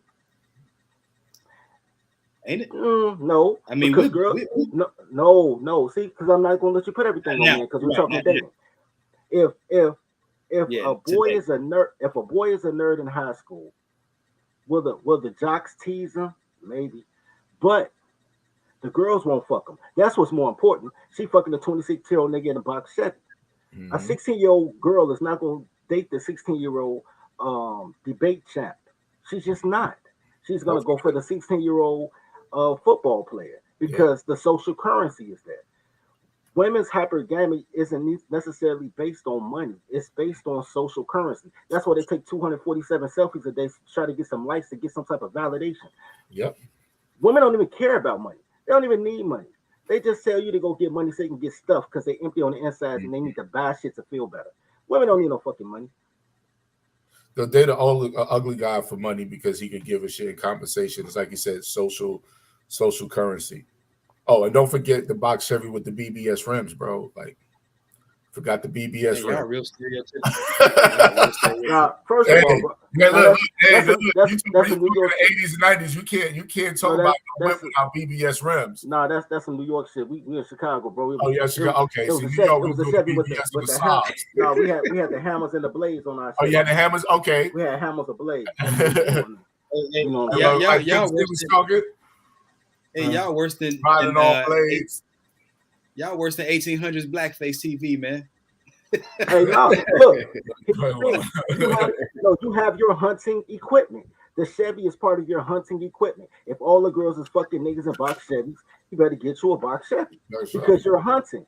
There's a lot of men who can afford to that will buy a Lamborghini or a Ferrari or Corvette, pull out on the weekends because that's his hunting equipment. But the rest of the week he's driving a Ford F-150. He don't care about the car. He pull out the car when he feel like hunting. You know what I'm saying? You gotta hunt how you hunt. All right, let me ask you this: what level of responsibility do we hold as men for developing the type of women that we would like to see? Do we hold any responsibility for that, or is that on the women to develop themselves? No. The only way we can do that is with daughters. We can only raise daughters to be a type of woman that we can't. The question still stands. The question is what it is, right? Okay. Men developing. Okay. Yeah. Well, first of all, everything's men's fault. So if everything's men's fault, everything's men's fix. I'll say that men have whole responsibility. If that's the case, then women should never talk. Ever. Yep. Now, if they want to have a voice, then you grown. Grown people do what they want. But if you're my responsibility, don't talk. There's nothing you have to say that I give a fuck about. With clothes on? Never. But they want to talk. They want to have a voice. They want to get some bullshit degree and goddamn it, farm studies, but they live in the city and then be like, I got a degree. I don't give a shit about what they say with clothes on because everything's my fault. So everything's my fix. So sit down and stay in the toddler's place. But they're not going to do that because they're grown and they think that that's misogyny. They think that at some point, because even though they call themselves a commerce and say you got to have money to afford me, they call themselves a product for consumption. If I treat you like that, then all of a sudden I'm bad. They give themselves the most childish criteria for a man. He needs to feed me, clothe me, shelter me, provide for me, protect me. That's what you do for your daughter. So you are my toddler. So if you're my toddler and daddy say sit down, sit your motherfucking ass down. But you don't want to do that because you're grown, so you on your own. So do men have a social responsibility? Yes, but they have a social responsibility to each other. So then when you see me check my toddler, you don't jump in and make me air your ass out because you're coming in between me and me training my toddler. So all of us have to be on the same accord, like, yo, Oak train this toddler and get him a man and know that man. That's how the community is built because we all train people in such a way. The boomers fucked it up with all these college plans since you don't need to make. The boomers are horrible human beings. Horrible. That's why they didn't want their daughters to marry men like them because they were horrible. Horrible. Yep. 4 kids by 8 women in different states, ducking the war to go to college and knocking up bitches in school, coming back at them. Horrible. Sucking dick, then got them putting on the suit, calling it androgynous. Horrible human beings. Boomers were horrible. And that's what women say when they say they want a traditional man, they thinking boomers. Boomers are not traditional men. Boomers are the worst of the worst. I always say baby boomers are just white men with phalluses. I mean, white women with phalluses. That's all boomers are. They have a social value of egalitarianism. I'm a man, she's a woman. We can both do the same thing. But as a man, I need to take care of everything, even though she has a voice too. Happy wife, happy life. I've known my father's wife my whole life. I've known my mom my whole life. I have known my brother-in-law's wife my whole life because I've known my sister my whole life. I have known a lot of. I've never seen a happy wife. Never. You've never seen a happy wife, you said? I've never seen. I've seen because nobody's happy. No woman is happy more than an hour because they're all emotion. Whatever the fuck she thinking, you ain't got to do nothing. You know what I'm saying? Well, yesterday's prices ain't today's prices. If yesterday she was cool with you sitting on the couch playing PlayStation, today she unplugging the PlayStation like I feel like talking. Yesterday's prices ain't today's prices. I've never seen them. Her job is to make me happy. One has got to be happy. When a woman is happy, the man and the children are miserable. Yep. When a man is happy, then everybody's happy. Exactly. When her joy comes and making him happy, the kids are flourishing in school. Goddamn it, it's more money because you got less stress and more will to go out here and move a mountain.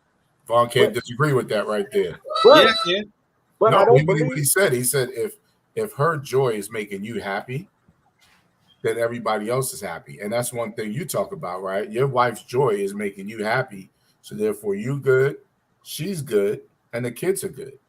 But if her happiness, you saying happy wife is not happy life? It's Hell no, happy 'cause husband, huh? happy husband all the Yeah, time. I mean, you glorify your wife as you should, and every time you glorify her, it's her want to make you happy. She Yeah. cooks for you. She do all these right, and so a lot of women's happiness is for themselves. You know what I'm saying? I want these shoes, right?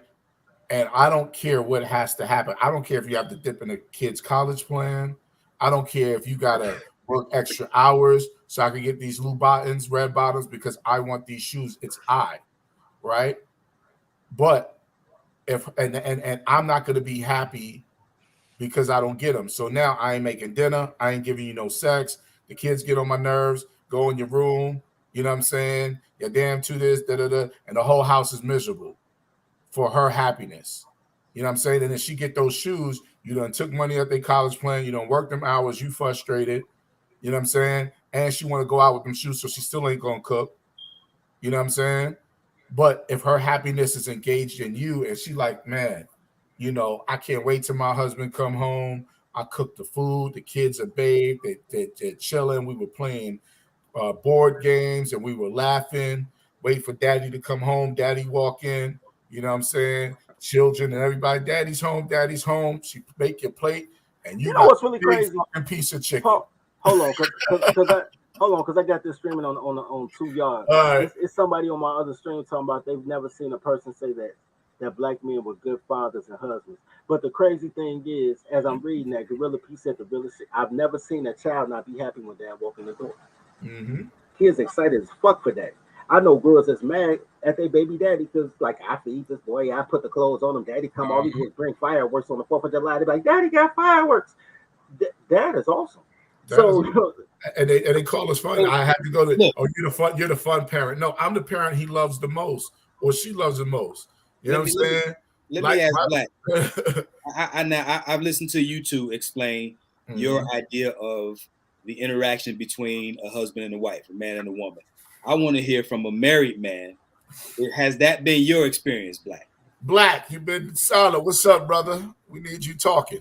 Hey, y'all been having the flow. I just letting y'all have it. I've been over there sipping on my drink, playing these little sound effects as y'all go, reading these comments, highlighting comments.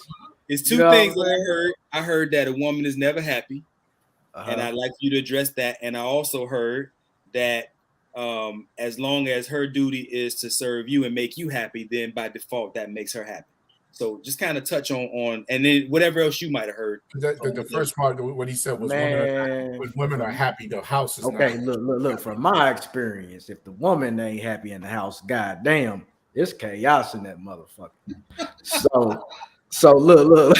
I'm gonna put it like this: what makes me happy is when my wife is happy. You see what I'm saying? And when she's happy, it's peace in the house. You know what I'm saying? So that's from my experience. So I don't know. I'm not saying everybody has they reality that they experience. How long you been married? What makes her happy? What makes her happy? Yeah. A roof over her head, being provided for. Mm-hmm. You know what I'm saying? Me growing as a man. You know what I'm saying? Because me growing as a man. She bring you your plate. Because remember the other day she brought you that plate, Like put it like this. Man, when a woman got security, man, she's a flower. You know what I'm saying? So just from my experience, I'm saying from my subjective experience, when she got security, she's a flower. When she ain't got security, hey, it's hell on earth.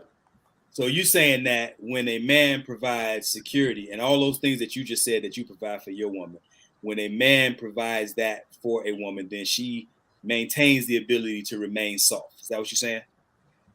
From my experience. Okay. So then if that's true on the micro,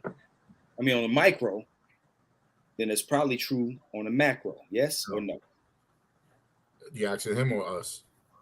I'm asking Black for his opinion, and then y'all can chime in. What I'm asking is, do you think that that's true on a macro level as well? No, it's not. I'm asking Black first. Okay. I was confused. Yeah, I'm just kind of trying to expand on. All right. I wasn't sure. That sounds like the way you said it. Well, Yeah. you know me. I'm a scientific brother, so there would be need a control group experiment for me to say that that's a objective fact. You see what I'm saying? But my opinion, you know, my suspicion is if we had more men that's able to provide security to their wife, then they will see a flower. Just from my experience and from other men in my family that has able to take care of a woman experience. You see what I'm saying? So for what I have seen is the most chaos I've seen is coming from women that's got to work, stressed out. You know what I'm saying? And unprotected. You know what I'm saying? It's a lot of things, but when she has safety, when she has security, it boils down to that. When she has it, she's a flower. That's just from my experience. Can I expound on that? Yes, sir. Please do. So let's just say that plays out as he says. Okay, fair enough. Let's just run with that. Why are women not choosing security? Why not choosing men? Why are they going out trying to do it on their own? Culture. You know what I'm saying? Well, I mean, who breeded that culture? Because you really can't say culture. That's when I blame our species. Yeah. Because I blame my species on that because what do you mean when you say your species? Clarify that. Males. Okay. Yeah, I put that on us. You know, I think we changed the shit to where allow them to go out there and compete in the marketplace where we supposed to be competing in. You see what I'm saying? So I think we fucked that up. We gave in to that shit. Yep. Who had the power?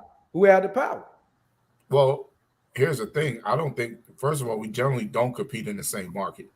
So that's it. What I mean market is I'm talking about income. You know what I'm saying? To where these days, I mean, let me ask you this. Back in the days, wasn't men working and women weren't allowed to work? Well, here's the thing. Even if women were allowed to work, would they want to work? Because we were in the industrial age. How many women you think? Now, you're doing a hypothetical. No, I'm not doing a hypothetical. I'm doing facts. We was in the industrial revolution. No, you asked the question. No, he gave you a real time scenario with what actually happened, and then you responded with a hypothetical. Would they want to work? He said they weren't working, and then you said, well, would they want to work? That's not what the scenario. The reason why they couldn't work is who would hire a woman to do man's labor. You talking about moving steel? You know, the steel industry, the gasoline industry, and regardless, it's a hard level of labor. You know what I'm saying? Right? I'm saying when not allowed to work, they weren't hiring women for what? That's fine. We're not arguing with why. Right. We're not arguing with why. That's not that's a lie because black women were working. They were washing white people's sheets and clothes. Yes. So we can't even say black women were affected by that. No, they weren't. They were working. They were maids. They were nannies. They were breast milk. They were cleaning clothes. So they were working still. Black women has always been working. You see that comment right there? Akachi, we lost. To the victor go the spoils. When you let me. But here's the thing: enslaved, raped. We said when women weren't working, we assumed that it was all women. Black women were still working. They were still working for white people, so nothing changed for them. Poor white women were working too. Here's the thing. Y'all convoluting the issues. What black women worked even when black men couldn't. Black men were last hired, first fired. White women were working. Jewish women were prostituting. The difference is middle-class white women wanted to work. That's it. And middle-class white women wanted to do all the things her husband did. And when she decided she wanted to, everybody else rolled with her. Black women always work. Matter of fact, black women have more wealth coming out of slavery, between 20 years out of slavery, that they started black feminism. But they called it the Black Women's Club. That white women took their blueprint and made it feminism. There is no time in which a black woman wanting anything and didn't get it, independent of their men. You know what I'm saying? That is not the issue. The issue is while they're doing that, that doesn't necessarily make them the top slot mate. There's a reason that when people think about Big Mama, they think about her as a disciplinarian. Them bitches been nuts. Where men have to do is men have to establish what it is that they want for themselves in this climate. It used to be granddad collect, grandma do all this bullshit, and everybody said we going to grandma's house even though he spent 30 years paying for it because he didn't give a shit. Now these chicks is absolutely out their goddamn minds, and they think that everything in the world should catch out to them, and they're taking globalism, which they call socialism, to a whole different height because they think the entire world owes them something. And in the midst of that, they're throwing their own men under the bus and then saying their men not good, their men aren't enough. But if you got enough, then give me that, and then you're still not enough. Still not enough. That is a modern thing. That's a 20-year modern thing. That's not even a 1990s modern thing. That is a since 2005, 2010 modern thing. But it's just elevating so quick. Well, here's the thing too. If you even look at stats, right, about 60 to 65% of Black men are middle class, between middle class to upper class, right? Which means they can afford to provide at different levels, right? And then you have the other percentage as elite. Only 20% of men are in poverty. Black men are in poverty. So when we sit here and say Black men can't provide or provide shelter and all that, the only thing Black, right? You said they're less protected. They're less protected because they're less married. Only a married woman could be protected by a Black man. You're conflating what was discussed, brother. That's not. I'm not conflating anything. You said it. You said specifically least protected, least provided for. Black said that when Black women are provided for, that they are a flower. But I said women. Women. Well, women in general. I'm saying, I include all women, but if it includes all women, I'm just pulling the Black women out.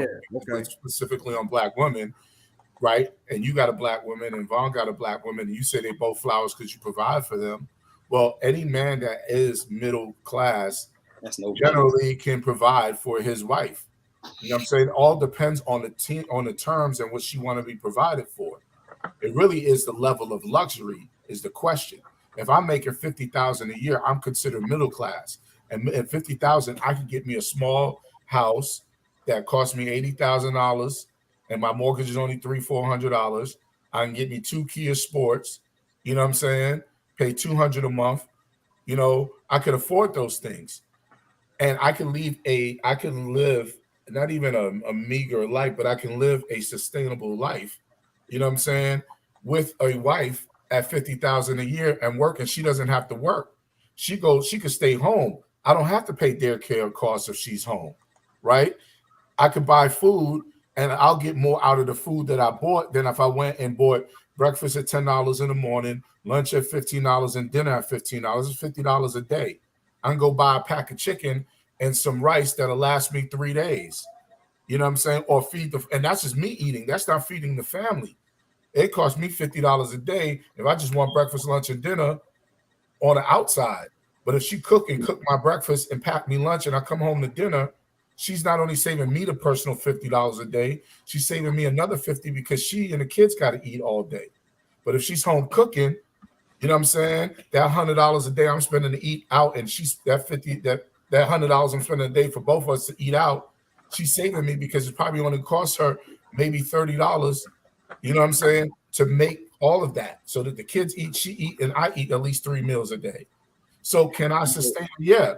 But if I'm only making $50,000 and she wants Gucci bags and she want to pop up on these crazy ass trips and live this lavish lifestyle, then I can't afford her. And most times when Black women say they can't be provided for is because they want men that's making 6 figures.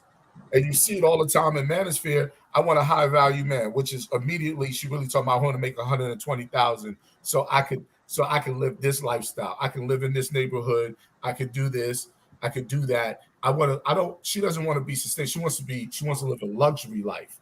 And so therefore she don't think black men could do it because, like you said, the first thing these black women do is, well, I'll get a white man who's a high earner, not knowing that all white men earn highly. White men are just as almost in the same parameters as black guys because they're the ones who work HVAC and plumbing and chicken farms. Can I you know what I'm saying? But they'll assume that's it. So there was a comment above Akachi. He said the black man has to rise again, and until we can until we can cooperate and take the top, our women are going to be looking at us as losers. Who's our women? Right. He's talking in general, black women. We know what that is. We don't have. But they're not our women. They belong to everybody. Let me build. You can't say they spoil the more than say they are women. That's a contradictory statement. I just want to rock for a second. I sat here and listened for about 5 minutes. Right? Go ahead. I'm saying this. We know what everybody. You're talking about the women is genetically, phenotypically. Come on, related to you by genetics. We don't have. We know exactly what it is. But if they were our women, they would be with us whether we have money or not. Let me get. If their only thing is we're only good if we got money, and how are they ours? That's can I get this? Go ahead. What I'm saying is everybody know what the hell we mean when we say black folk. Generally speaking, we talking about black Americans, black born American descendants of slaves, whatever the hell you want to say. We know what we mean, right? And we don't have to do the semantics and crayons. Tribe of Shabazz. Yeah, we know what the hell we're talking about. So when he says the black man, he's talking about the black American descendant of slaves or FBA Foundation, et cetera, right? So with his comment here saying the black man has to rise again, and until we can cooperate and take the top, our women are going to be looking at us as losers, right? So I'm reading that comment on purpose because I remember Oak said a question like, basically to the victor go the spoils, right? When black men win, or when men in general win, the women naturally gravitate towards you, right? As it stands right now, you can disagree with that, I guess, if you want, but women like winners. I mean, that shit is. I don't disagree with that. Huh? I don't disagree with that. Not only do they like winners, they'll fuck the logo, whatever your logo is. All right, my man. So let's rock. So if you're going to tell me that women are naturally beholden to winners, then that means if you win, you ain't got the problems that people that's losing have. I grant you that. My thing is his comment tells me he's probably one of the losers. Because that's why I'm like, what? Because it's not right. What black man is not winning, and what do you say? Right. Here's my question. This is what. No, let me say this. Are we supposed to conquer America? This is what. No, whatever. This is what. I'm saying on the wrong. It don't matter what he's talking about. Look, anybody this is what losers think. Losers think just talking about winning in our own respective area. Right. No, this is what area is that? No. He's not. He's talking about black men as a general. If you telling me these are women, then you talk about all Tony men. So what motherfuckers think is that the tide lifts all ships. So they think that if Jay-Z make it and Robert Smith make it and this man make it and that man make it, then it lifts all ships. But that's not true. When the way that y'all don't date tribally. Y'all don't hunt in packs. Y'all don't wear matching t-shirts with your friends. There's nothing about y'all proprietarily that said y'all want anything socially, economically, or culturally. So if you're talking about us as men, I'm talking about people who say that. So if you haven't done anything culturally or socially or economically or shit, y'all on the same basketball team in high school, whatever the case may be, then you're always going to talk about the man, this invisible man. That man, most of America is broke. You drove through America, most of this motherfucker country is shit. Yeah. White people living in shacks.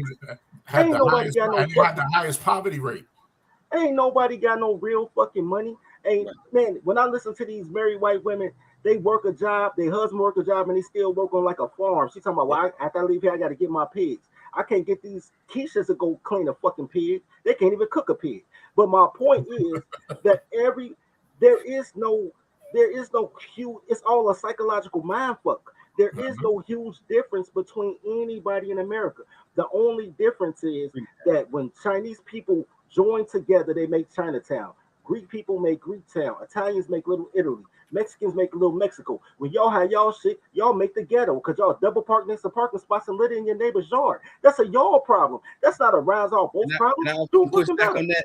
Can I push back on that a little bit? The difference is they are building those towns, like you said, Little Italy, Greek Town, Chinatown, etc. The ghetto was built for you. You didn't build that. That's not true. That's not true. You built the ghetto because those projects were for white immigrants when they first came. Those projects for Jews. Y'all made them. When you talk about the South Side of Chicago having all these murders, all the murders on the South Side of Chicago were integrated neighborhoods in the 1970s, based on white flight. So these were whole neighborhoods that you had to have married couples to be in. Then it was like, you know what? Fuck my husband, hold my beer. We're gonna move all the men out that ever told me no. I'm gonna raise these kids myself, and I'm gonna smoke coke and make my motherfucking kid. They didn't have no Biden pipe yet. They had the Biden pipe 30 years in advance and say, man, we're gonna let our kids raise themselves. Every opportunity that people have gotten a chance to grow, they have it, and that is an individual person problem. Yep. Yeah, it is. That's a cultural problem, but it's an individual culture problem. Yeah, it is. I agree. It is an individual problem, but it's an individual problem that is in the.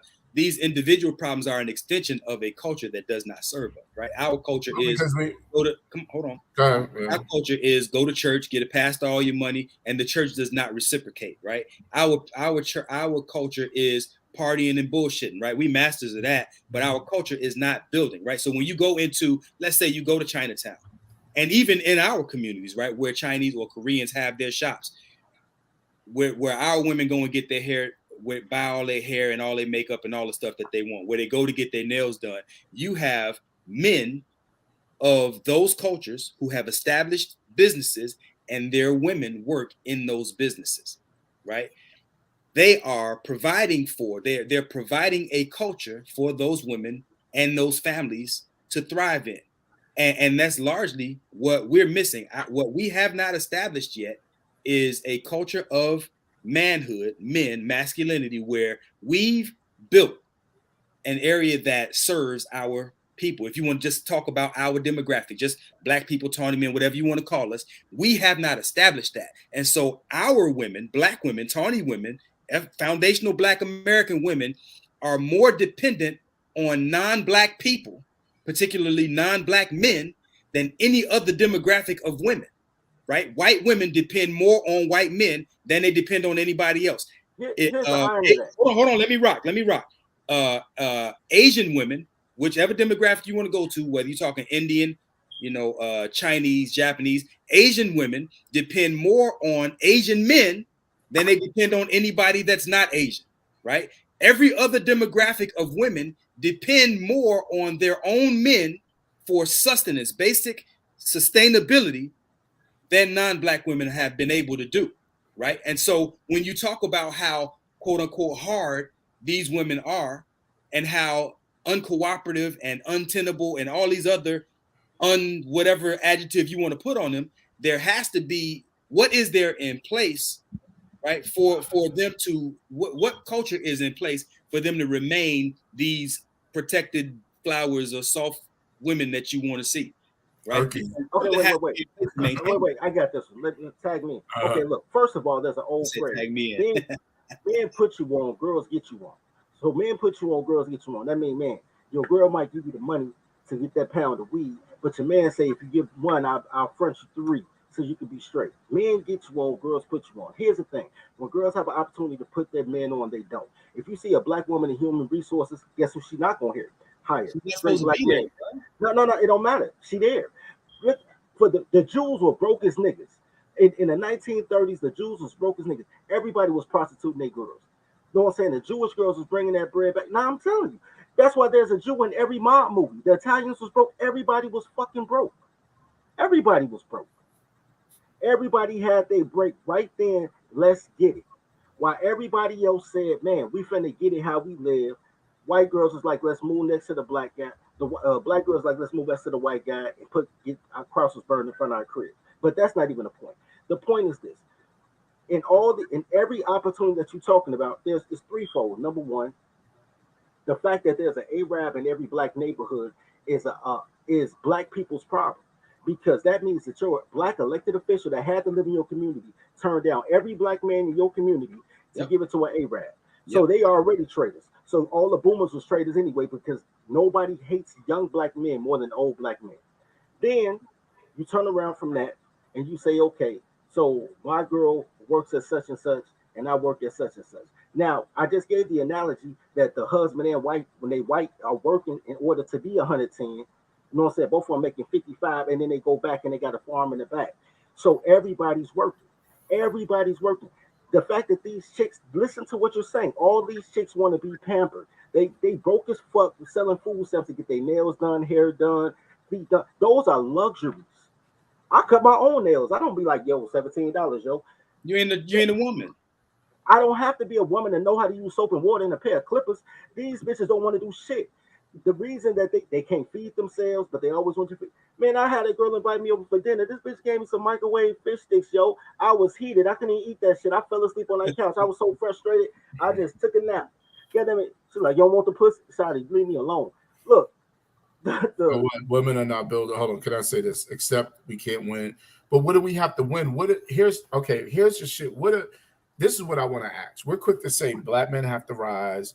Black men have to win a war. What war do we have to win here in America? We're losing, bro. We're losing. Hold on, but what are we losing? Can you I'll tell you what we're losing. I'll tell you right now in real short order what we're losing. Without women, without mentioning women, we're losing. Just a man-to-man comparison. When you rank black men, and I hate even having this discussion, especially publicly, because I'm not shitting on black men, but we're gonna talk apples to apples, right? Our comparison is not how well black men are doing in comparison to black women. Our comparison is how are black men lining up when compared to other men, right? So hold on, let me rock. So when we talk about how black men are doing in comparison to other men, then you have to look at the categories in which we'll be measured. There are 9 areas of human interaction or people activity, if you want to call it that. Economics, we are, if we're not at the bottom, we're near the bottom. In every statistical. No, actually, we're not. Let me finish. No. Let me clear. Economically, let him bang. Economics, we are among the lowest earners. If we are among the lowest earners in the country, economics, education, entertainment, labor, law, politics, religion, sex, and war. Right, and in each of those areas, we are at or near the bottom. So when he talks about winning, can you repeat it so when I address it, I could attack it because I can't remember it. Economics, education, entertainment, labor, law, politics, religion, sex. And that you can talk about sexual behaviors, sexual practices, and war, right? And war, when we say war, we're just talking, let's just put it in layman's terms. We talk about war. How ready are we to defend what we build? Let's just put it there, right? So when you look at each of those statistical categories, we are either at or near the bottom in each one of those. As a matter of fact, I'll flip it and I ask you, name the one that we are at or near the top. And you can't. Probably sex. So then, come on, man. Sex practices are trash. We're making more babies out of wedlock than any other group. But sex has nothing to do with wedlock. Sex is sex. Like we are the main known. We are considered the fucking sex gods. Are you listening to yourself? Black men are considered the sex gods. No, wait. Here's the thing. The black. All right. We give you one sex. Name the other. Name the other.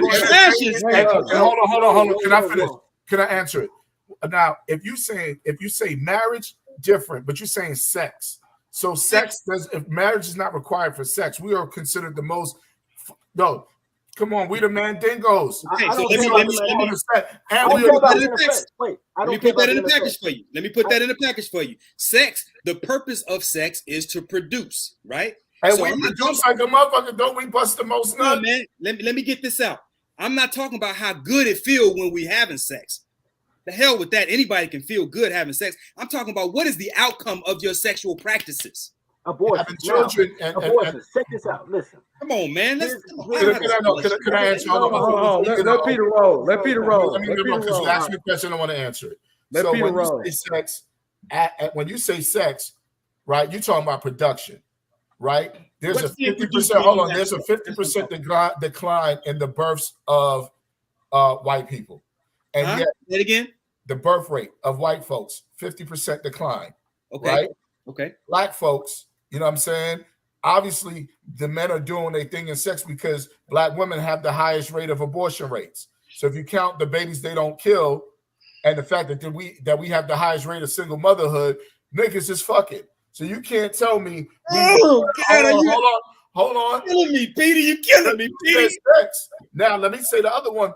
Fucking religion. You just said it. We gave all our money to the church. We are the most religious folks. This is why we turn the other cheek when motherfuckers hit us. So we the highest on religion. That's 2. The next one is entertainment. Nigga, we are the minstrel class. We create the fucking entertainment. We just don't capitalize like everybody else. But we are the entertainment class. We are the minstrel class. So anything, our entertainment, we just don't capitalize. We created jazz, hip hop, bebop, rock, you name it. So we are the top. When you look for performance, you look for us. You're not answering the questions that I put in front of you. Hey, I could be the top. I could be the top crack smokers that winner. Right. I agree. We're not the most. Context we're matters. not the most ready for war. Context matters. Politics. We're fucked up in politics. Context matters. So what I'm saying is, when I talk about sex, I'm not talking about the perceived prowess. I'm not talking about how good it feels. What I'm talking about is, what is the outcome of your sexual practices and your sexual behaviors? That's how you're measured. When you say outcome, what is the outcome you're looking for? Okay, so when we have sex versus when other groups have sex, what is the occurrence of those sexual encounters? And what I'm saying is, what is the occurrence? Like you're running circles. What is occurrence? What is the product of sex to justify it? Huh? Babies. So we're not making the most babies. No, it's not about who's making the most babies, bro. It's not quantity, it's quality. All right, so we're not making so our babies are coming out defective. Jesus Christ, man. Our babies are coming out the least productive. Okay, check this out. But babies don't come out productive. Adults become as productive. Okay, he ain't talking about the babies, man. He talking about what it's gonna be, man. When I lay the foundation of a house, that's not the end all. You know what I'm saying? You're gonna put windows in, you're gonna put a roof on. We talking about the generations that come from the production. All right, so can I put these stats out there? No, before you do that. Because honestly, bro, you're making the wrong argument. Look, I'm making the wrong argument. No, Pete. Look, men build, women redecorate, right? So none of that shit really matters. The thing is that, but black men don't want to build; they want to rebuild. I can't stand that shit. Anyway, so here's the thing: the education system. Because they're raised by single mothers, but and single mother. Wait, stop. Look. You want to blame women for every goddamn thing, man. Build, man. Stop blaming women for every goddamn thing. Here's the thing. The reason that I said that I was going to go to a small place and set up a boarding school, it's not because I really into education like that. It's because I want to get these boys away from their mothers, because their mothers is horrible, and the bitches that teach them in schools are horrible. I've gone to war with Karen Lewis, from the president of the Chicago Public School System, with Latasha Thomas, the president of the student board of directors. I've gone in and I'm like, yo, y'all failing our boys. The system not working. Maybe I have to slide in and help with curriculum. The only thing they say is, what about the girls? They don't give a shit about the boys. To the point I'm like, yo, I need to go grab the boys. Mention Obama. You know what I'm saying? So the whole thing is, yes, they're failing, but who's failing? It's the motherfuckers that look like them. I'm telling you, everything that you're saying when it comes to, except for war, niggas ain't equipped for war. But everything has to be broken down and restructured from the top as not a black thing, as a man thing. Men, if men create the culture and men build a culture, then men need to abandon it and let them divest. So let women go. Until men get their shit right, women go, we still gonna fuck y'all though, because y'all don't know how to keep your legs closed. I'm still gonna give you these 2 tacos, but go and get a white guy, and I hope not to get you pregnant so you don't bring home a baby.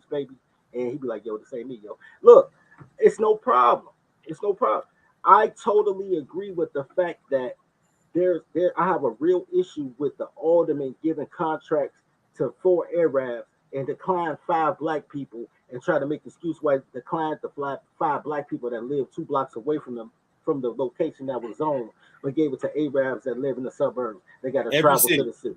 Every city. I have a problem with that. I have a problem with the fact that kids can't read and they just keeping the boys in school long enough to kick them out of 16. Politics and education that you just named. Go ahead, that's 2. But all these are liberal bitch shits. I'm telling you.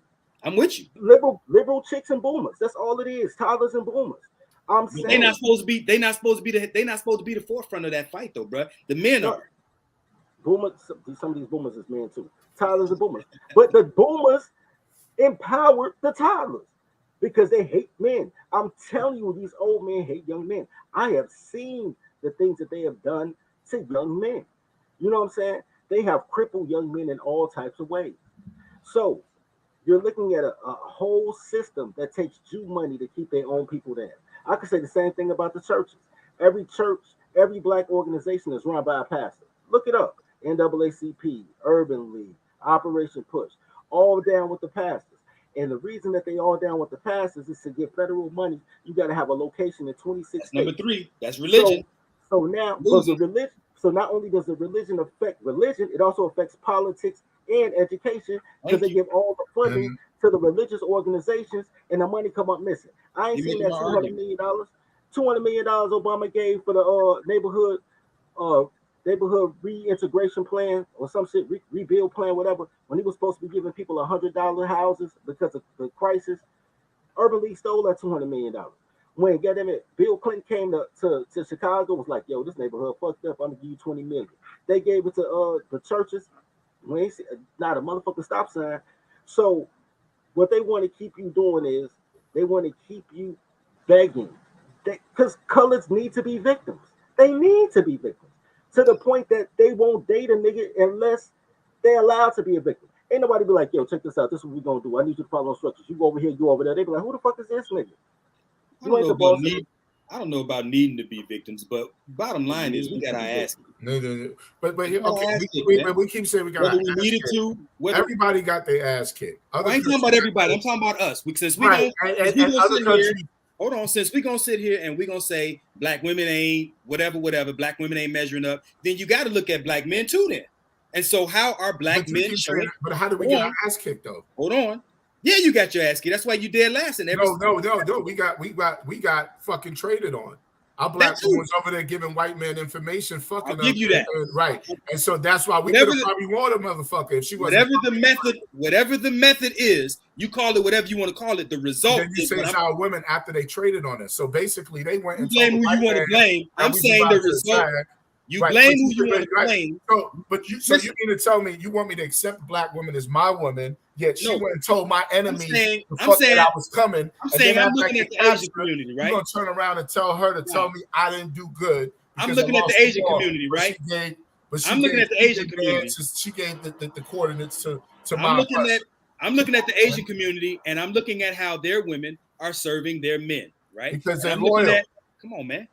They're not loyal. But you call it whatever you want to call it.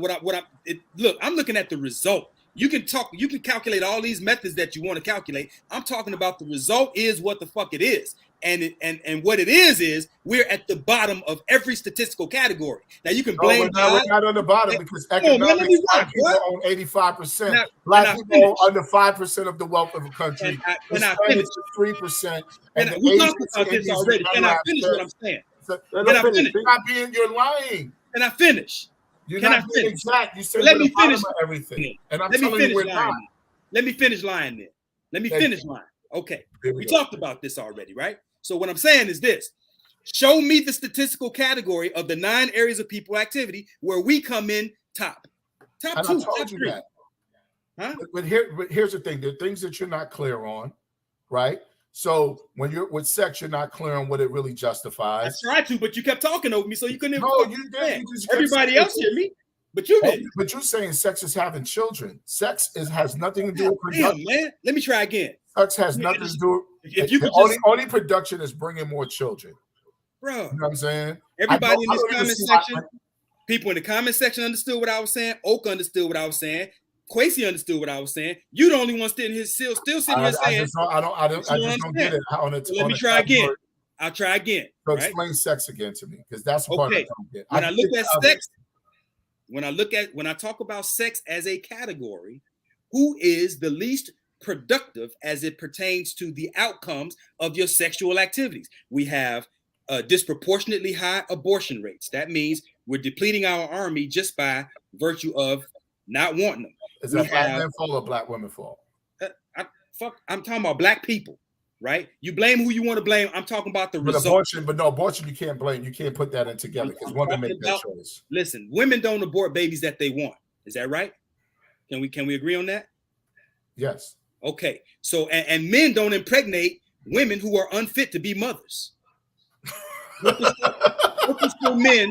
Let me rephrase that. Please rephrase that. Okay, purposeful men Purposeful men don't impregnate women who are unfit to be mothers, right? So if we're impregnating at a higher rate than everybody else, then we're producing more unpurposeful men than everybody else. No, because it's only 5% of deadbeats that are again, we're having more purposeless sex. We're having more sex with unfavorable outcomes than any other group because we're not producing. So the who's type this we? But when you say more, all right, let me break this down because this was the issue we have.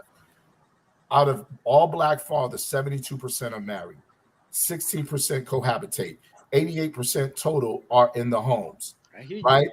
So basically, they are no further than Hispanics. They're no further than white people. The only person that's way ahead of us is Asian men who marry at a rate of 91. Hold on, huh? Ahead of us as far as what? As far as you're saying, when you say sex, right? You're talking about in a productive way of having children in a productive home, right? So Asian men, 91% are married, 3%. 91% are married, 3%. No, 94% are married, 3% live with their children, mother, and only 3% are solo, right? When it comes to black men, you know what I'm saying? Our numbers is not far from everybody. Only about 1 or 2% different than Hispanic and white men. Asian men overlap white men. White men are not too far from us. This is a problem y'all have. 88% of black men are in the homes of black fathers in the homes. This is a problem y'all having. Hold on, let me just say this real quick. This is a problem y'all having because this already study saying black men are the best fathers, and most black men don't have kids.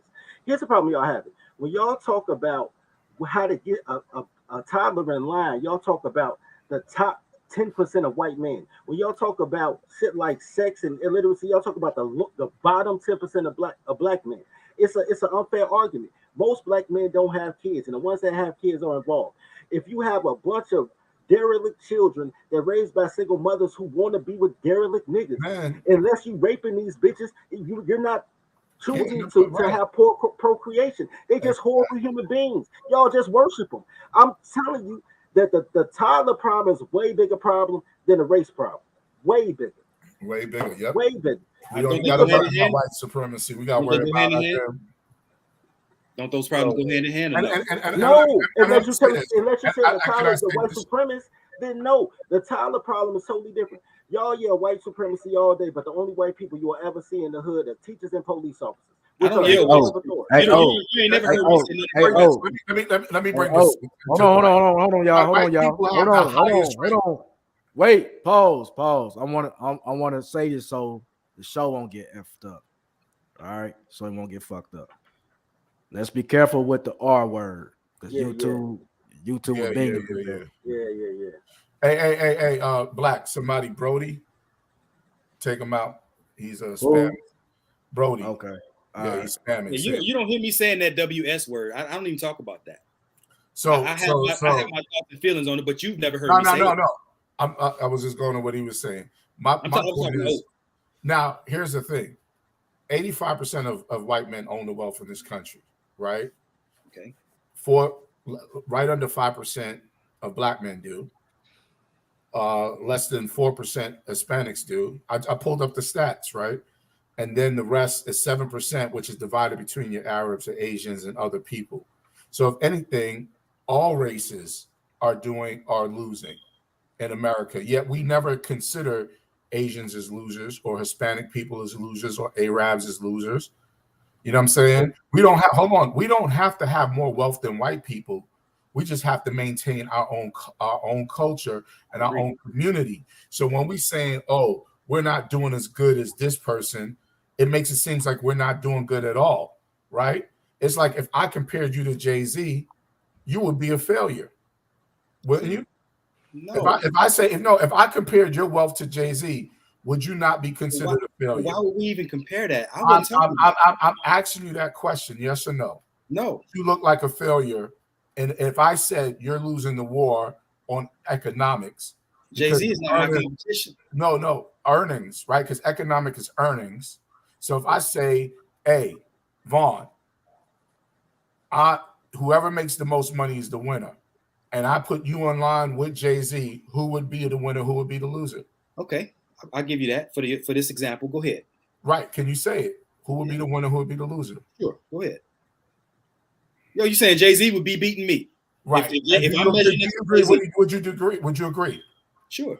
All right. So basically, For this flawed analogy, but here's the thing: you would consider yourself a loser and him a winner based on the earnings, right? That's economics. No, Would I you wouldn't. consider on economics meaning earnings, right? Because you're saying white men out earn us and out asset us, so therefore we're losing the war. But are you losing the war because Jay-Z make more money than you? See, I don't even understand the analogy. The analogy is this: when you're saying we're losing to white men, we're losing the war. What war? What war do we have with white men? Is it because we don't make what white men? I didn't say that. You said that, but you said we in these categories. How are we losing? Just because we don't have Jay-Z money doesn't mean we can't maintain what we have. He said compare to other men. God damn, what are we doing? It's right. And I'm comparing him to right, and I'm comparing. I know, but I'm comparing you to another man, and you don't want to admit that in comparison to Jay-Z, that you lose. Because if we're talking about, I gave you that. I said you didn't admit it. You just said I gave you that. I said in this flawed analogy, yes, I would be the loser, but that's not what's flawed. But isn't that when you compare us to white men? Oh, that's not. We have what. My thing is we don't need. I said there are 9 areas of people interaction. There are 9 areas of people activity, and in each of those areas of people activity, we rank last or damn near last. I'm comparing us, foundational Black Americans, who own, according to Dr. Claude Anderson, 1/2 of 1% of this nation's wealth. Right, so we rank damn near last or dead last in every statistical category as it pertains to ranking us alongside what other men provide their communities. That's what I said. But here's the thing. Now you want to compare us to women? No. But I'm saying you're comparing us to everybody else. No, I'm saying you're comparing us to the white man and saying we're losers and we're not winners. I'm comparing us to all other groups of men, bro. I don't understand why you have trouble. But okay, so here's the thing. First of all, he didn't say white men. He said other men. Now you're saying other men. Okay, I've been saying that since the beginning. So you're saying we take those. It includes white men, which includes white men. Yes. Okay. So economics, I'm addressing that because I know the numbers of Claude Anderson is wrong. It's not 0.5%. It's actually 4.something%. It's almost 5%. All right. But you got to throw in Oprah and Jay-Z, and that inflates. No, you just got to look at it. You got to look at the numbers. We assume that it's Oprah. There's people like Robert Smith who owns Vista. The average Black man in this country, the average income for a Black man in this country is about $43,000. And what's the average for a white person? I think it's right around $56,000. All right. So how much further is he really out earning us by? I'm not doing that. I'm saying we're less than. I'm saying lower than. If you talk economics, I don't give a damn about percentage or how much. I'm saying your rank is what it is, and it's under him. That's what I'm saying. But it's over Hispanics. I don't think so. And it is over Hispanics. Hispanics come under. Trust me, I argue these labor laws. So then, like I said, we're not the last in economics. I said 2 things. I said last or damn near last. And you know who beats the white man? Asians and Africans. Okay, yeah. But what I said my statement was white people earn 85, but white people, as much as the earnings are less, white people earn 85%. My statement was of the wealth. So my statement was we are either last or damn near last. So if you find a category where somebody is last, we're still damn near last, bro. That's what the fuck I said. But does it matter? Can you live off of 43,000 any further than you can live off of 56,000? Okay. How much more can 56,000 buy you? How much more does that give you? It's $250 per week more money. Check this out. Here's the thing. But I'm saying no. I never get to finish. Because y'all arguing the wrong thing. You talk more than anybody on here.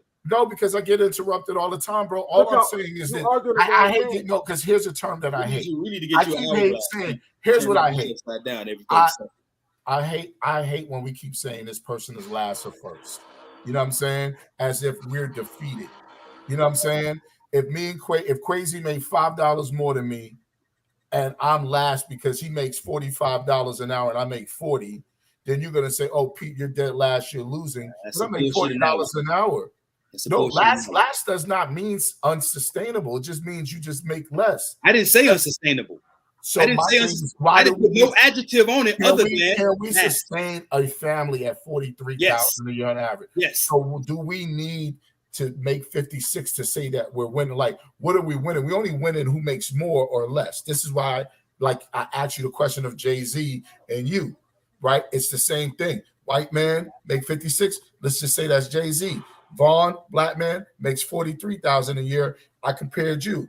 Now, yes, on that status, it looks like you're losing, but guess what? Just like Jay-Z could take care of his family, you can too.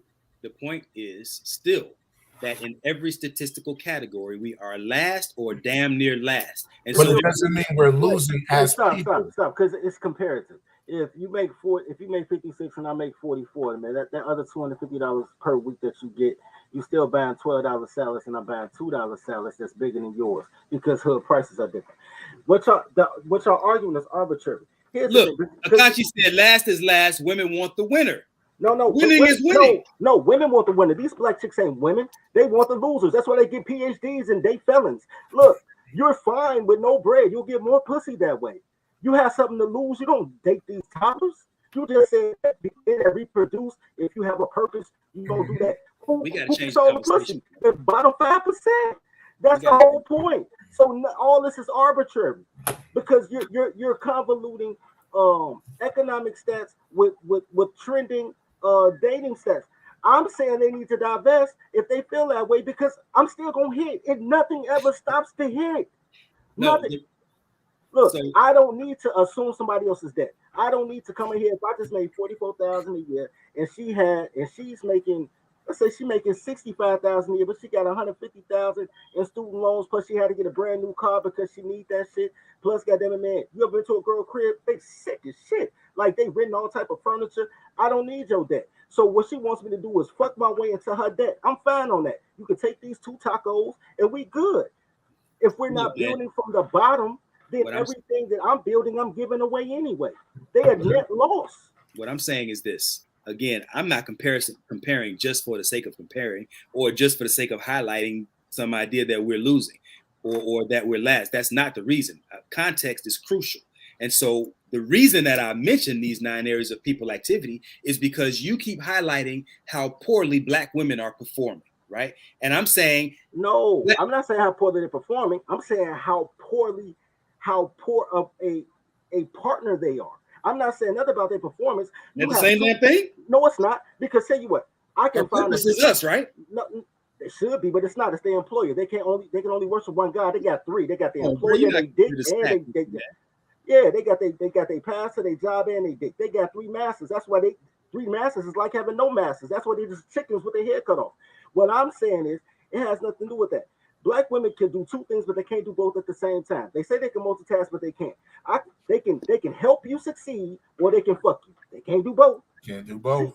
I mean, these are great slogans. These are great taglines, great cliches. She can do your taxes for 3. When it's all said and done, when it's all said and done, we're performing as poorly as they are. That is fine. And everybody else is too, but they combine their incomes because they toddlers are more trainable. Okay. So now this is the reason, this is part of the reason that I even bring that up. There's a reason that we're performing at a lower rate than our masculine counterparts, right? It's not just because we're organically deficient or that we're organically less than. There is a level of opposition that we meet for whatever reason that socially, it has been determined that we are the booty, right? We are the prize. We are the designated losers in this society, right? And that's what war looks like. So if we're going to, I think personally that it would be more beneficial and more constructive for us as men to focus on what men need to do rather than whining about what women aren't doing. All we got to do, if you're going to tell me that women fuck the winners, then all we got to do is win, and then we ain't got no problems. No, you still but if I win, I don't mean I'm gonna be loyal to black women. Like I'm not gonna go hard to win. It's not even that. It's not even just that. It's that they fuck the winners and they try to bring the kingdom down. They'll Right. fuck. They'll fuck. I don't have that problem. I know you don't because you married your high school sweetheart. These chicks will get him to be the GD queen and have a baby by a Vice Lord and a Blackstone. You be like, how the fuck? You got to call a game truce and get your kids. These bitches is built for chaos. They be AKAs, having babies.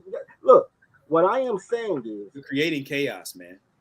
They're creating chaos. They create chaos. Men, By themselves? men, All by themselves. Yes. yes. They don't need no assistance to create chaos. Y'all wild as hell.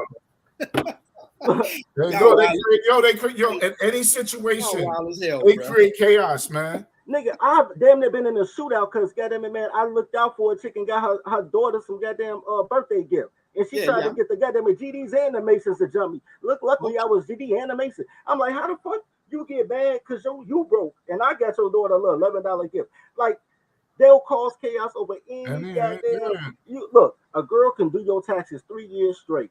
Goddamn it, December you invite her to the Christmas party, get a little drunk, she suck a dick. February come around, you like, here go my taxes. Oh, we fucking now. I can't do taxes. You gotta find somebody else. So you can't count now because you got some dick. Look, girls will help you or they'll fuck you. They won't do both. That's a cultural thing because they think look.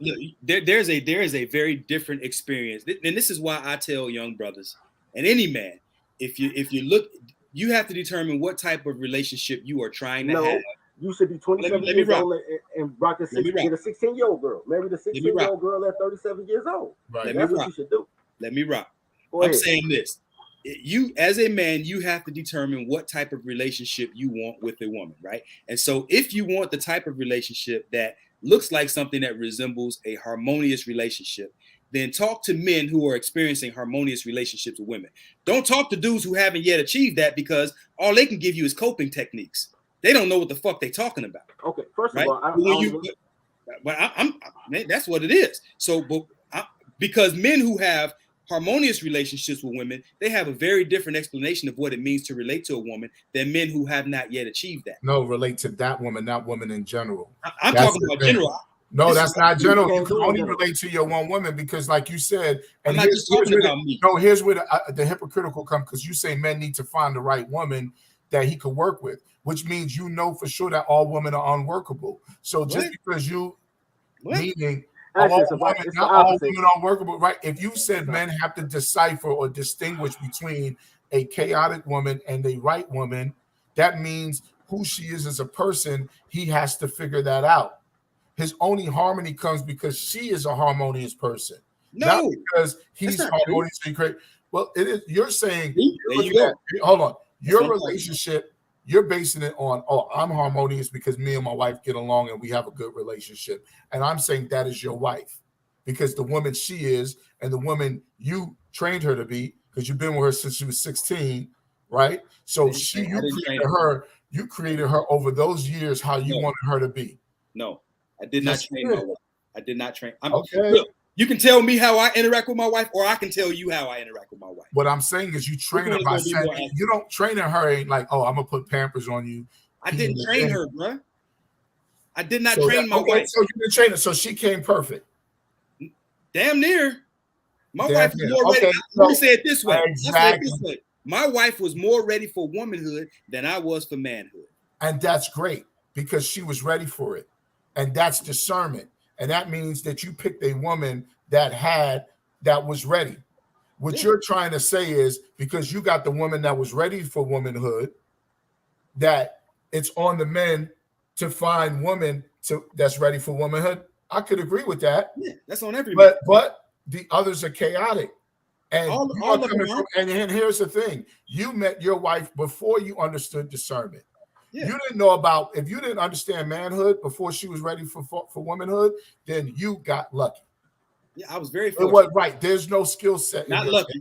Not lucky. I was fortunate. And I'll say it this way. Lucky, fortunate, whatever words you want to use. Hold on. Let me give you some context. I love context. Bro, I had options. I'm gonna blow my own horn for a minute. I've always been. Let me rock. I've always been. I never got to finish. Everybody want to rock.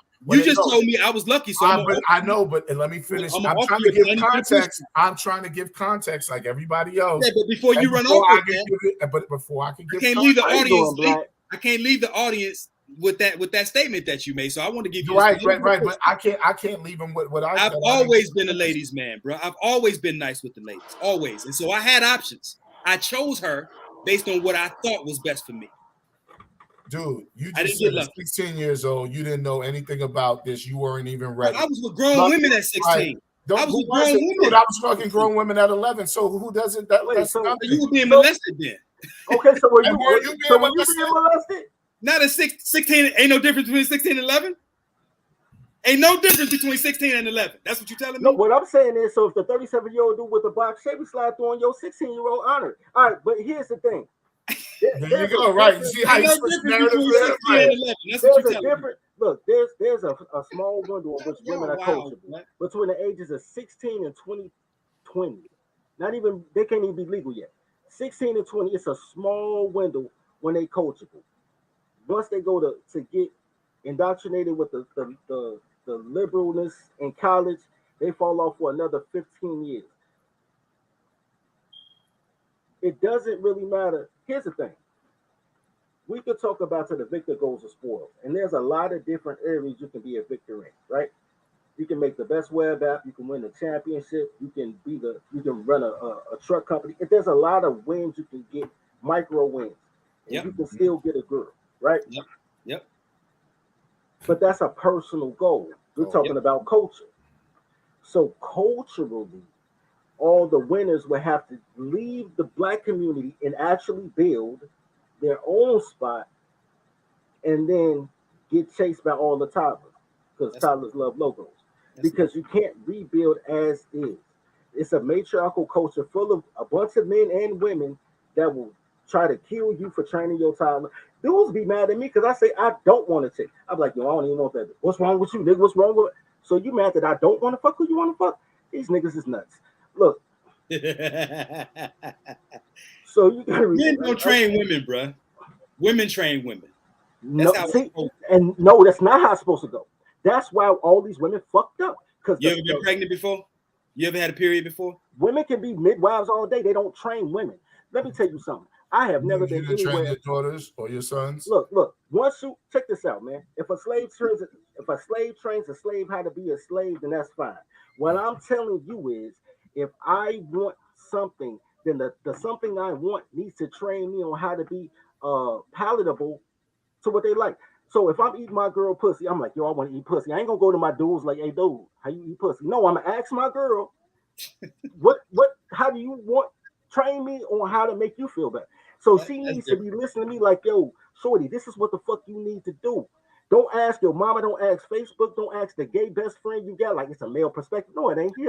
Girl. That's different. I train you. And when I train you, you do it. I'm like any other employer. I'm trying to turn toddlers into secretaries. When you go to that job, you don't ask the other co-workers that's lazy as shit, taking 15 cigarette breaks, how to do the job. You go to the motherfucker that's still supervised and say, man, what's going on? Yo, here's the employee handbook. Come to my office. Let me go through the criteria. Treat me like you treat your employer. Let me say this. I don't know the first thing about being a woman. I don't know. And you don't have to, because women know about being, they don't even like each other. This is what you gotta know about being a woman. Say something. This is what you do. This is everything you need to know about being a woman. You say something, then you contradict the same thing you just said before you finish the sentence though. Like, it's hot outside, man. It's too hot outside. You got to do that. No comma. You got to contradict everything you say the same time you say it. You have to try to trick people. You got to tell them what you like and then change your mind. You got to ask them to do something, but be totally ambiguous so they got to guess and read your mind. You just got to be a total 4-year-old. If you have a 4-year-old, I'm gonna help you find a wife. No, you're not. I'm gonna train my toddlers. You know I'm gonna help you find a wife, bro. So I'll say this: if women could raise, only women could raise women, then why all these single women who grew up in single motherhoods are? Because he's saying good wives train their daughters to become good wives. But women are the best trainers. The best way for a young female to arrive at an optimal level of womanhood is to be trained by a healthy-minded woman, not to be trained by a man. Because I don't know the first thing about being no damn woman. I don't know how to take care of myself as no woman. I don't know nothing about no damn period. No, cleaning myself as well. There are too many intricacies. Here's the flip side. Being a Here's the woman, flip side. Women don't either. You know how many women don't know when they cycle come on? I know girls fertility cycle better than they do. I gotta look. Girls don't know shit. They just do shit. Look, y'all tripping, bro. And not all women know how to wipe I'm not themselves. tripping. So, you know, I'm not tripping. some women you gotta tell them don't wipe, you know, back to front. But I'm not tripping. I've listened to women. I've listened to grandmothers tell their daughters and their granddaughters. I'm just being honest. That here's the thing: if they the most educated, why they kids the dumbest? So they ain't teaching them shit. Kids can't read. She got 14 degrees. Look, we talking about unhealthy scenarios, bro. I'm not. No, we're not, because 70% of America can't read at a 4th grade level. But you telling me that 80% of these toddlers got college degrees. But you're not saying that they got these pieces of paper and they still read with a finger on every word. They dumb as shit. They don't know shit. They just do shit. Hey, do women read at a higher rate than boys? No. Girls? Who has the lowest? Do black girl? Who has the lowest reading level? Black girls or black boys? Black boys have the lowest reading level, but that don't mean they. But here's the thing: when black boys read, how you gonna justify? You gonna rationalize? No. This is not even black boys. This is male female. When men read, men normally read their things of interest, right? When women read, they normally read fiction. Men read nonfiction, history. When they may go into sci-fi because it explores it. But women like even when conversation, bro. But even when they read drama. Even when they read drama. If I go to a girl crib, she's gonna have a jazz magazine. Some of them triple crown published a book. Let me say you have a Zane book. No, look, this is why I hate this part of the conversation.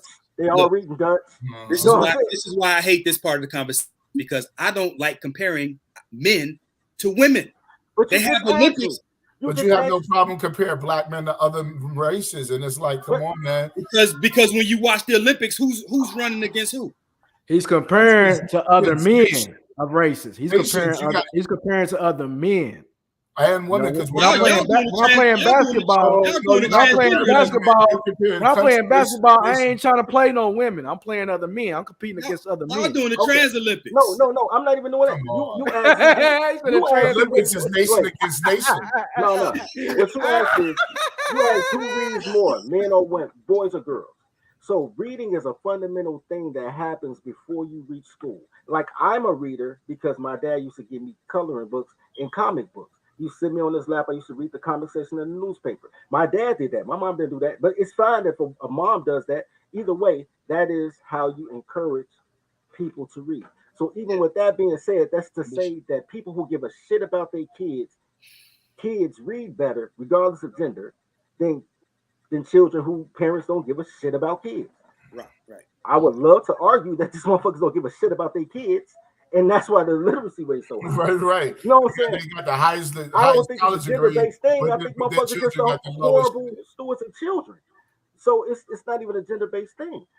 If my mother would have raised me, I would not know how to read, but I'd be a hell of a dope dealer. My dad raised me, so I know how to read. It wasn't okay. But allegedly. Allegedly, you wasn't okay, you know. But everything is good cop, bad cop. That's like, look, education is based on interest. Boys learn differently than girls. Like, boys learn by touching and then going back and looking at the resource material. You know what I'm saying? Every way that boys learn, it's a woman to tell them to stop doing that. Boys climb on the ceiling. You hear these stories all the time. Motherfucker, you look up your son swinging from the ceiling fan that's going in a circle, mom going crazy, trying to get down like shit. Get down how you got up. Now you'll figure it out. You know what I'm saying? You got in there, get out. Learn differently. Hey, hold on. I gotta read this though. These guys don't want to compare themselves to white men, but want to, to compare themselves to women. That's what I'm saying. I ain't said shit about compared to white men. I don't give a shit about exactly. We didn't even compare it. And here's the thing: Vaughn was the one who compared it. He started with Vaughn brought up, "Oh, who's doing this? Who's doing that?" We weren't even comparing ourselves to black women. Man, now he actually oh, that shit was funny. Look, man, that comment right there. Vaughn asked Oak to read who reads at a lower level, black boys or black girls. Then he said he didn't want to hear the answer. It wasn't that I didn't want to hear the answer. He answered the question the way that I thought he would. That black girls read at a higher level than black boys. But my point was, I didn't say that. That's not what I said. You asked who reads more. Boys read at a higher level. Girls just read more. Girls read a lot of shit that's at a 4th, 5th grade level, but they read a lot of it. all those romance novels, all that shit. Boys will read popular science for fun. You know the type of they read about hydrodynamics for fun. Girls don't read that type of shit. I think by the time we graduate high school, that black girls are reading at a higher level than black boys. I don't believe that at all. And I'm around black girls all the time. I'm around teachers all the time. I gotta teach teachers. I don't even have to Google that, bro. I don't even have to Google that. I'm telling you, you can believe that. I fuck teachers. And teachers only teachers because all the answers in the back of the book. Look, girls don't know shit, they just do shit. Well, now she has a job though. Mind you, the material that they read is from men that write it, but okay, you know. And not only that, when they read once again. Men read higher level things because men's interest levels are higher. Women read more recreationally.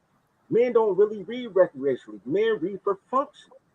Yeah, I can rock with that to a larger. Let me see here. I got a stat here. It says over 75% of the world's 781 million illiterate adults are found in South Asia, West Asia, and Sub-Saharan Africa. And women represent almost 2/3 of all illiterate adults globally. So there you go. But now, again, this is not Black American women. This is globally. Where Black American women read at a 4th grade level. I don't give a fuck how many degrees they got, how cute they are, how long their nails are. All these motherfuckers read at a 4th grade level. 90% of the degrees is in a liberal arts program or social. Do me a favor. Somebody give me the stat on. See, here we go again. I hate these damn comparisons because the comparison is not between men and women. Goddamn it! The comparison but you brought up the comparison. I know I'm doing this because of the conversation that we're having. But the real comparison, I'm talking about manhood here, man. And the real comparison is how do black boys fare at 12th grade compared to their masculine counterparts? And I'm telling you that we are either last because how they're trained. You can't put it like this. Here's can I answer this? Oh, first of all, you can only compete on a level you are prepared for. If you allowed us to do the things that everybody else do, we will outpace them. You know what I'm saying? What's stopping us? Our fucking mothers, these single mothers ain't putting in the work. It's always women. Well, actually, it is women. Wait, no. It's not the mothers. It's not the mothers. 75 to 80% of black children are born in single mother homes. Wait, stop. It is women, but it's not mothers. It's teachers. You learn the most. You're supposed to learn between birth through 10 years old, maybe birth through 11. No man in here can say they had a male teacher before they hit 5th grade. When they're about 10, 11 years old. So your most defining years of learning, you got a bunch of chicks trying to stop boys from being boys and learning how boys learn, putting them on fucking Zoloft and Paxil and all type of goofy shit. That. So no, go back to something Mitch said that we never put up there. Mitchell, can I interrupt on this? Mitchell Snyder he said girls develop faster and men continue to improve intellectually until their 50s. So what happens is there's a stop button for women and men continue all the way through their 50s. Okay. So what's the point? Point is, man, I hope over time, the kind of boyfriend he's looking for. Anyway, so my whole thing is, what I'm saying is, look, if you're more the comparison is not men to women, man. We compliment each other. No, here's the thing. When we're talking about education, because I'll be serious about the education shit. What they do is they stifle black boys. The curriculum is based on girls. The curriculum, it used to be a curriculum based on Lincoln Logs and doing things dexterity, and then you'll read. They have pop-up books that showed you the apple pop out, and they say spell apple. They don't do that anymore. Not everything is strictly how girls learn. You know what I'm saying? That's how it's designed. How boys don't learn how girls learn. So that's how you get the Akashis out here, because they like girls. Did we lose him? Might have probably come back in. My thing is, but we keep saying how we fare against, like you say how we fare against. Why is it necessary to fare against everybody? He accidentally muted himself. So, bro, unmute yourself. He might have to. He probably gonna leave and come back in like he did last time. So my thing is, we keep saying, okay, not compare. We're saying, why are we comparing to black women? We have not through the whole thing. The only thing we compared about is black boys and black girls who read at what level, which was asked by you. my thing is this: why we keep comparing to white people? It's like me constantly comparing you to Jay-Z.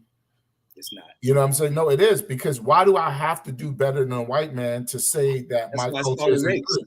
That's why it's called a race, bro. Somebody got to win, and He somebody got to said, lose. he said other men. He's just not saying white man. He's just not saying white man. He said other races of men. Right, but other That races includes we're white men. internet. We're not the last one. So if It's a anybody needs to competition, be, no, we're not the Why last do one. why do boys when they're 10, 8, 10, and 12 years old, why do we wrestle against each other? Why we always slap boxing and wrestling and shit, having foot races? Why do we do that? We're competing against each other. That's it. That's right. That's right. Men are built for competition. And how are men not competing? Well, how are black men not competing? In the competition, this is what I'm talking about. So we're built for competition. So it's about competing. So what you're saying, we're not trying to compete. So then if we're having a competition, if we're built for competition, who's the competition, bro? No, the competition is, if we're competing, you're making it seem like we're not competing. We are. We may not win the economic war. We're not winning any of them. We're not winning in any of those. But here's the thing: everything really starts with the economics, right? You control. But case in point is, Asians don't have to make more than white people to control their community or control their culture. We don't need to make more. We didn't have to make more than white people coming out of slavery to control our culture. We had somewhat control over our culture, how we did things. So it's not that it's saying, oh, because you're not beating the white man, you're a failure. But hey, he's making $100,000 a year, and he has a family, he has a 401k, he has good assets, he has a good debt to income ratio. I think that a man who's making $45,000 a year, if a man is making $45,000 a year and he has his family intact, I'm not calling that man a loser. I'm not talking about individually that man is a loser. That's not my point. But if you compare them to a white man doing it, you say he's a loser. My point is, in every area of people interaction, there is a reason that we are last or damn near. You always say we last. I got to take your word for it. So let's do this. Tell me how we're last, meaning statistically. Where do we fall in last percentage-wise? So, economic. I can explain economically based on ownership of wealth in this country. 85% go to white men. So I could say yes. Compared to white men, we're losing, but compared to Hispanic men, we're winning, and compared to other races, we might be winning too, because it's only at 7%. That's we are last or damn near last. No, bro. Wait. See how you throw everything away? I just said right stats. Okay, no. We're not last or damn near last. Check this out. Everything is culture. Give me one. If you of those 9 areas, give me one. I just gave you one. Okay, can I answer this? Oh, because I want to finish this. In economics, somebody said who dominates boxing, basketball, football, and the best golfer of all time? That's a beautiful question, and the answer is white men and Jewish men dominate those sports. We are the best athletes, but who gets the most yield from those sports? It ain't black men. And you know why? Because I started my own league and everybody want to play, but ain't nobody gave me no money and nobody said I do administrative work. Niggas don't want it till you build it. But that's not the point, because you still got to build it. But that's not a cultural thing. That's I'm a boss thing. And then I'll just buy y'all niggas because y'all want to be slaves. What I am saying is this: $45,000 in Chicago or is less than $45,000 in New York, which is less than $45,000 in Cali. Yep. When you look at where colored stay at, because bitches don't know shit, they just do shit. They always in some type of metropolitan area where they can get social services and a bunch of assistance, and then they raise you there, and most people don't leave their 4-block radius.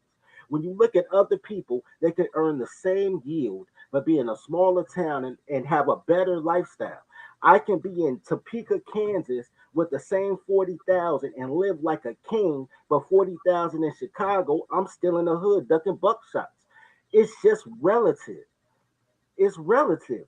It's not about the amount of money that you make. You can be the least earning group if you have a good coach. The Amish is killing it, and they broke as shit. It's not about that. It's about the culture. You live in a matriarchal culture, which means that the men consciously bow down to the women. I don't understand how y'all can't beat a girl, but everybody consciously bows down to girls. So No, they I don't think that's what perpetuate. happened. I don't think that's how it happened. That's, I that's think the cultural norm, and the I girls do this shit consciously and then blame it on Willie Lynch. I'll listen to him say it. Oh man, I gotta do this because of Willie Lynch. Ain't no motherfucker Willie Lynch say you have 3 kids by 3 niggas, bitch. Look, in these 1960, motherfuckers do what they want to do, and then they want everybody else to clean up their mistakes.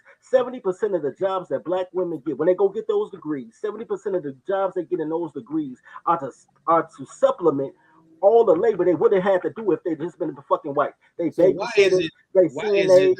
CNAs, they everything they do is to break down the duties of a wife so they don't have to be a wife. That's all the fuck these goofy motherfuckers do. Let They me ask you cannot that: get a degree and just stay at the crib.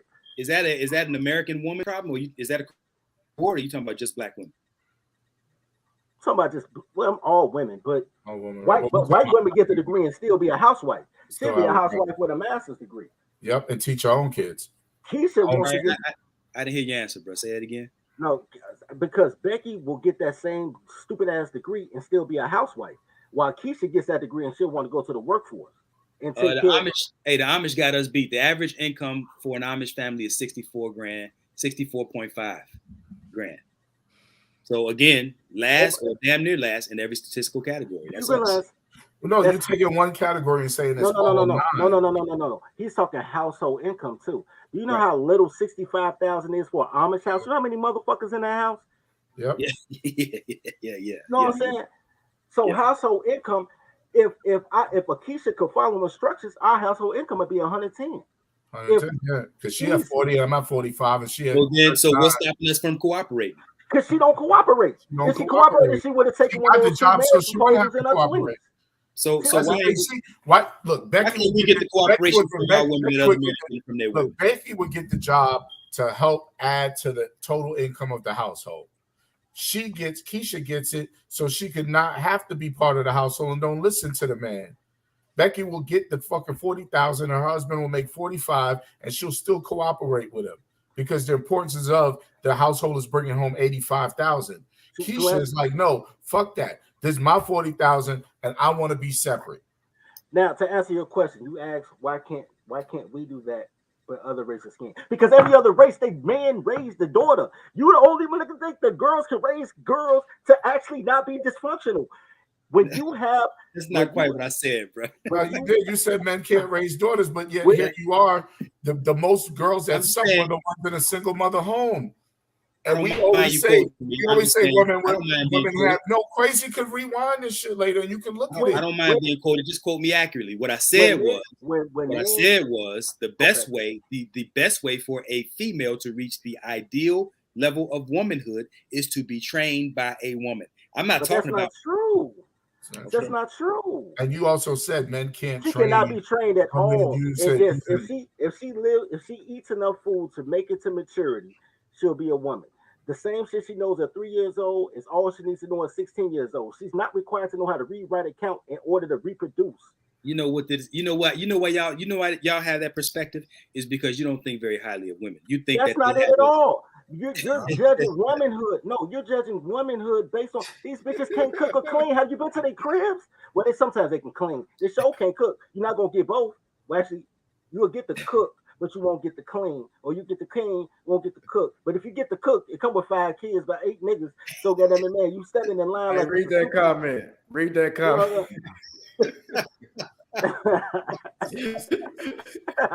Hey, that mean he like what he hear. Hey, so Pierre, what up, player? Shout out to Conto, man. All right, look, all I'm saying is this: when you have here's the difference. Like I said, Becky goes to college to find a husband. When they start off, all they have are the student loans that Becky's husband helps pay off, right? From the beginning, because they're starting off their journey together. They accumulate wealth together. A woman's purpose for a man is to make him money, save him money, or save him time. She saves him time and money because she does the duties that he would normally have to outsource for. So that's more money that he has in order to put back into the household. She's doing her thing. Now, the difference between that and Keisha is Keisha get all the debt, all the kids, all the bills, and be like, yo, where the man at to clean up my shit? Great point. So then my question to you is, if that's her role, right? If that's the woman's role and her responsibility, how do you get her to do that? It's 2 ways. by me getting her to do that and not letting her listen to any woman with clothes on ever in life. Here's the difference. Hey, hold on. Hey, Pierre, make sure you subscribe and hit that notification bell because we got a lot more coming for you in the next couple weeks.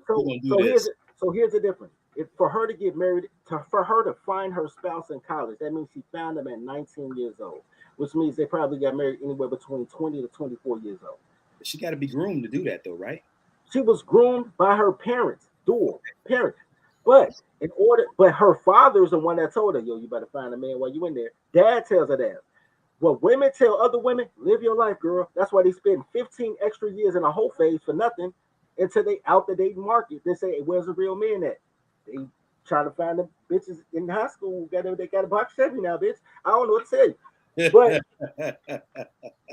that's what it comes down to. They beat. Somebody told black women that they can do whatever the fuck they want to do, and they too young to settle down. And they can. Who told them that? Where did they get that idea from? Other women. It was a feminist thing. They followed feminist movement, man. It wasn't men saying do that unless it was the fathers who. It was Biggie. So let me make sure I understand what y'all saying. You're saying that in 1960 we had 80% households, and then all of a sudden black women just said, "The hell with that, we out." Yes. Because black women always wanted to be out. My grandmother, who was married to my grandfather to the day he died at 69 years old, they were married from 18 years old to 69 years old. And she was preaching to my aunt like, yo, marriage is oppression. By the time she was comfortable in her marriage, like, yo, I got some benefits out this shit. My aunt had already moved to California and like, men are oppressive. They got it from the woman. The whole time, my granddad like, yo, this is my baby. It's my only daughter. She don't give a shit because mama said, let me say, look, burn a bra. In the 1960s, when did the feminist movement hit? In like the late 60s, mid to late 60s? It got big late then, but it started 1880. It started in 1880. They called it the Women's Reformation Movement. Okay. And they rebranded it to feminism. Right. Okay. So let me ask you this. Can you name a war that the United States has ever lost? Yes. We have lost a bunch of wars over the last 30 years. Well, we got our asses kicked.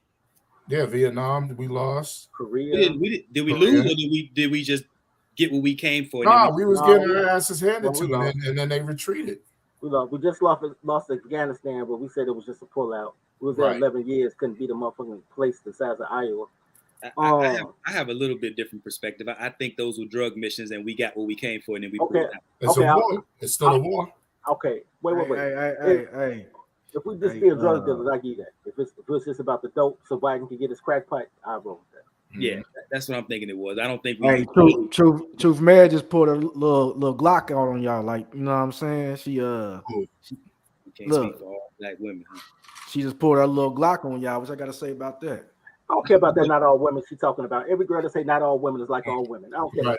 Look, and 5 of their homegirls, 5 or 6 of her homegirls are the same way. But she don't know nobody like that. She don't know nobody, right? She don't know nobody. Right. She the first cousin a stripper, but she ain't right. know right. I don't know how the first cousin stripper they hang with all the time. Let me hit you with this. I don't know any Keishas. Look, when we talk about this feminist movement, you can't talk about that feminist movement without mentioning Gloria Steinem, right? No, because Gloria Steinem came afterwards, and he's saying it started in 1880. I'm saying she was a major player in the feminist movement. She was a brand ambassador. Yeah, she was a brand ambassador. Okay, so you do realize that she was CIA, right? Right. She was a brand ambassador. So Rockefeller Group, and then you have a bunch of them. So then in the same, I'm gonna mention her in the same vein that I'm going to mention. Who was the Planned Parenthood chick? Margaret Sanger. Right. She was she actually put work in though, but yeah. She was also CIA, right? Well, she got recruited to the CIA. Okay. So now we got government operatives, government agents. You have women. Okay. You mean to tell me? Hold on. You don't hang out with strippers and whores. Get the fuck out of here. Okay.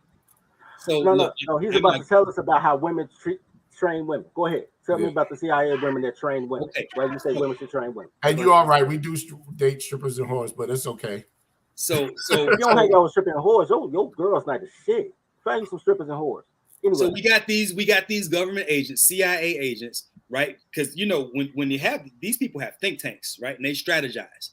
We don't strategize. We don't have think tanks. on because this level. anybody who thinks past the 6th grade level is acting white. Y'all don't want think Okay. tanks. So then you got the CIA strategizing in an effort to turn women into feminists, right? And to turn women into females who wouldn't otherwise get high rates of abortion. Now they're getting these high rates of abortion, right? We got the CIA strategizing. This is war, right? Everything's in the context of war. So if the CIA is strategizing, that means they're waging war against your community. Would you agree with that or no? Could say that, but go ahead. Okay. All right. I don't think it's just our community, but I'll digress on that for a second because it'll get deeper. But okay. So then again, I go back to this. How many wars have you known the United States to lose? The United States is winners when it comes to warfare. There ain't too many people gonna beat the United States when it comes to warfare. So then when you wage war on a people who aren't even suspecting that you coming, you really don't stand a chance. So when they that same war that they waged on them, you can't then turn around and say, well, they should have beat the United States at their own game. The shit don't work like that, man. So what are you trying to say? That women can't think for themselves and therefore when feminism came, they just I'm talking about think tank level shit, bro. I'm not talking about but you don't gotta be in think level shit. Somebody say leave your man and you just leave him. Really? This what we doing? No, I mean I'm saying this that what feminism say. You don't need your man. And she just said she went and she left her man and said I just want to make sure that Oak is on the same bullshit you on. Is that right? You on the same page, Will? All I'm saying is the United States is a bully. They jump niggas. They don't go head up. They wait till Britain, France, everybody else there, and then they be like, I'm asking you if you on the same bullshit that Peter spit. I'm just saying, even in a think tank. Well, I'm gonna say this. First of all, feminism was a worldwide, was a nationwide thing. It wasn't. I ain't going nationwide. I'm talking about Chicago, New York. No, but Chicago, New York, and all of that. Okay, feminism was for white women because white women wanted to work. They got black women involved because of the numbers. You know what I'm saying? And that's it. And the same white woman that was feminist still went home to their white husbands, and they told Keisha and them to go to the projects. Look at Akashi comment. Just with big can of beans that didn't have a name on it. Stop. So even if that's true, which comment? War is a man's game. War is a man's game. I don't know why girls keep. So if you got another man waging war on your women, because CIA is manhood, even though they might deploy women to do the tactics, that's a man's game, right? So you got a man waging war against your community, and your women fall for it. That means you, as a man, didn't do your job. You got your ass kicked. Pause. You blaming the person who got their ass kicked. No. Here's the thing. This is. No. I'm gonna we got our ass kicked, bro. No. I'm gonna give you a small concession, but I'm not gonna go at the end. Here's the thing: you can't say you like civil rights and not like feminism, because civil rights was feminism. You say y'all believe in Wonder Woman. You know what I'm saying? Go ahead. Y'all do. Hold on, stop. Look, because I mean. See, I don't know who she is, who Al-Kichi is, or who the fuck she is. But look, anybody that know me know I don't give a shit. Look, what I'm saying is, let's say it's a CIA move, right? Because the CIA funded civil rights movement, right? Yep. So that means Martin Luther King was an agent. Yep. If you look at all those pictures, there's only 5 black men in the front. It's Martin Luther King, Jesse Jackson, Al Sharpton, some other nigga, and Pete favorite dude, John Lewis. Billy Cowles. Yo, don't fuck with me. Everybody else, but it's like 500 people marching. If you look right behind those 5 men locked up, everybody else is white women and gay white men. Mm-hmm. Same shit with the Black Lives Matter posters. So who's leading that movement? Who's the leader of that movement? You're United States government. That's gay Jews. All right, so here's the thing. So, but that's the leader of all black movement. Black ain't nothing but a gay Jew move that they prop up. War. They prop up either a pastor or a lesbian single mother. I don't know how she a lesbian and a single mother, but they find a lesbian college-educated single mother or a black pastor who depend on gays and single mothers for a congregation, and then they prop them up as the brand ambassador and tell you this is what the colors want. And I'm cool with how the CIA play their game. I'm cool with it. I recognize it. Cool. What I'm saying is civil rights and feminism is the same thing, so it's all the same game. I don't necessarily think that it was an L. As far as men lost because they lost their girls, because I never thought these chicks was our girls. Ever. Since Pocahontas sold out, I never thought these chicks was our girls. They the spoils of war. Men think they say girls, that's why they pillow talk and let the girls set them up. This is a man issue. Oh, you tripping. I'm not tripping. Y'all think these all girls? Y'all crazy as shit. They y'all partners. I mean, I can know shit the enemy. I still sleep with the enemy. I don't have a problem with it. Every other woman is serving their man. Why ain't ours serving us? I don't think they are. They not. This is what when I go into these nail shops. Well, when I ain't been in one in a long time, but in these nail shops, those women are working for their husbands, right or wrong. I give you that. Now here's the thing. That's all I'm saying. But those are all. But here's the funny thing about that. Black people only couldn't see shit in black and white. So black girl Keisha is just as dysfunctional as Karen. Really, they all dysfunctional. Chung Lee them, they on code. Ming Lee, they on code. But nobody pays attention to Chung Lee and Ming Lee. They pay attention to Karen. Karen is just as dysfunctional. That's why China winning over white people. And you talk about America ain't losing. China beating their ass right now. China owns this shit. Yeah, we just don't see the Chinese flag raised yet. So we gotta hope America losing their ass right now. We gotta hope they nicer to us than white people was. I don't think white people were bad to us. Here's the thing. Or at least as nice as white people, because if they decide to be meaner to us than white people, they are gonna be meaner. They'll tell you right now. Wait till they do the social credit. So then you go back to that ninth area of people activity, which is war. We are not ready. Okay, that's fine.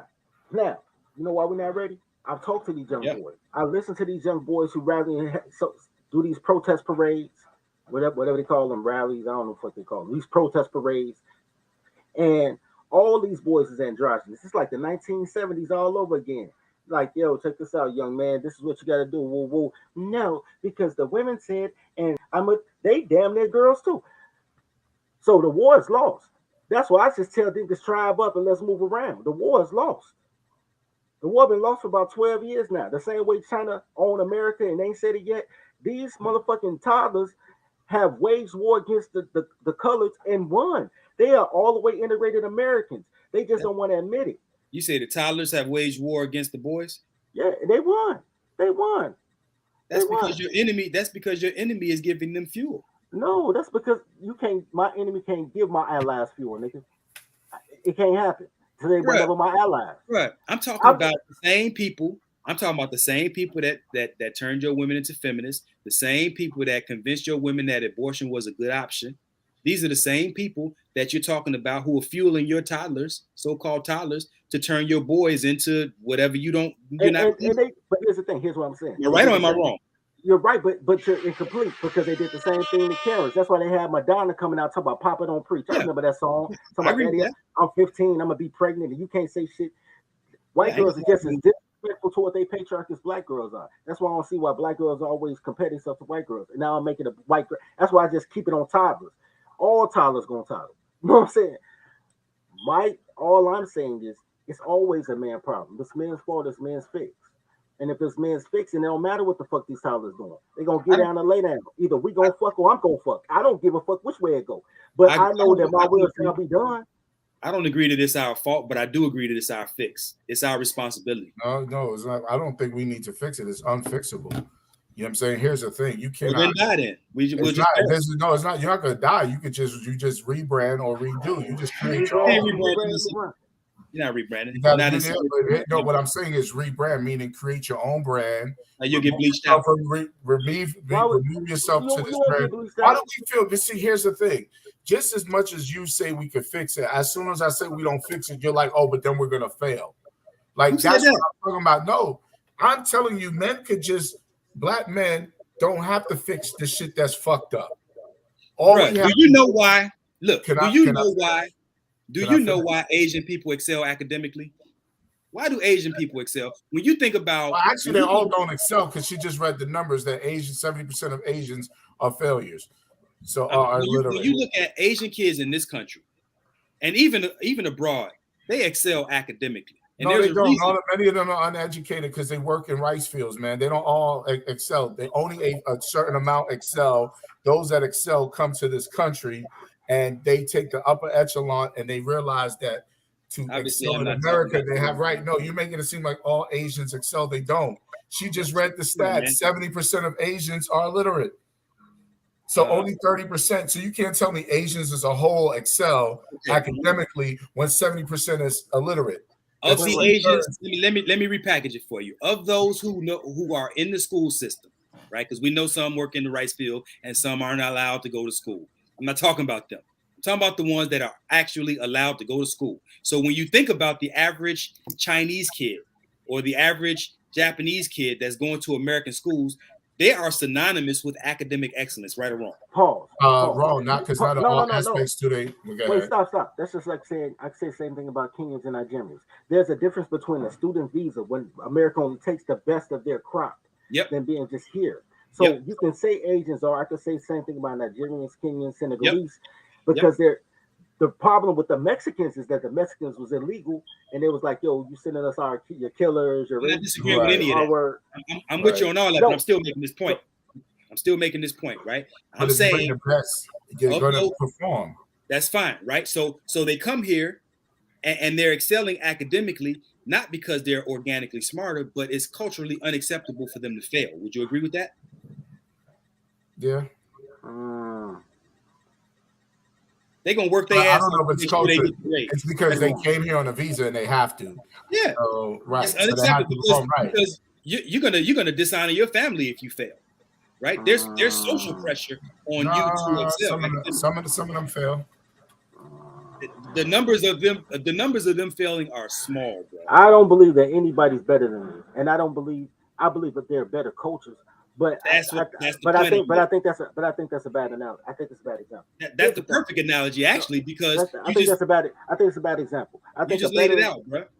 You just said they're not. This you made the point that I was getting ready to make. Most of them, when they come in the country, they don't come in academically. Hold on. You just said you don't think they're better than anybody else. They have the cultural structure to push for that. Okay. So when we talk about the Amish, we talk about the Amish. You talk about the Africans. You talk about the Asians. All these cultures you're talking about. The Arab culture. You know what they have in common? What? They don't listen to girls with clothes on. They don't let these bitches talk. Nah, you know what they have. You don't want to admit that, but you have these relationships and everybody's kumda. You know what else they have in common that's even stronger than that? They have men who have established a structure that they don't allow. No, they have men that won't allow their toddlers to undermine their structure.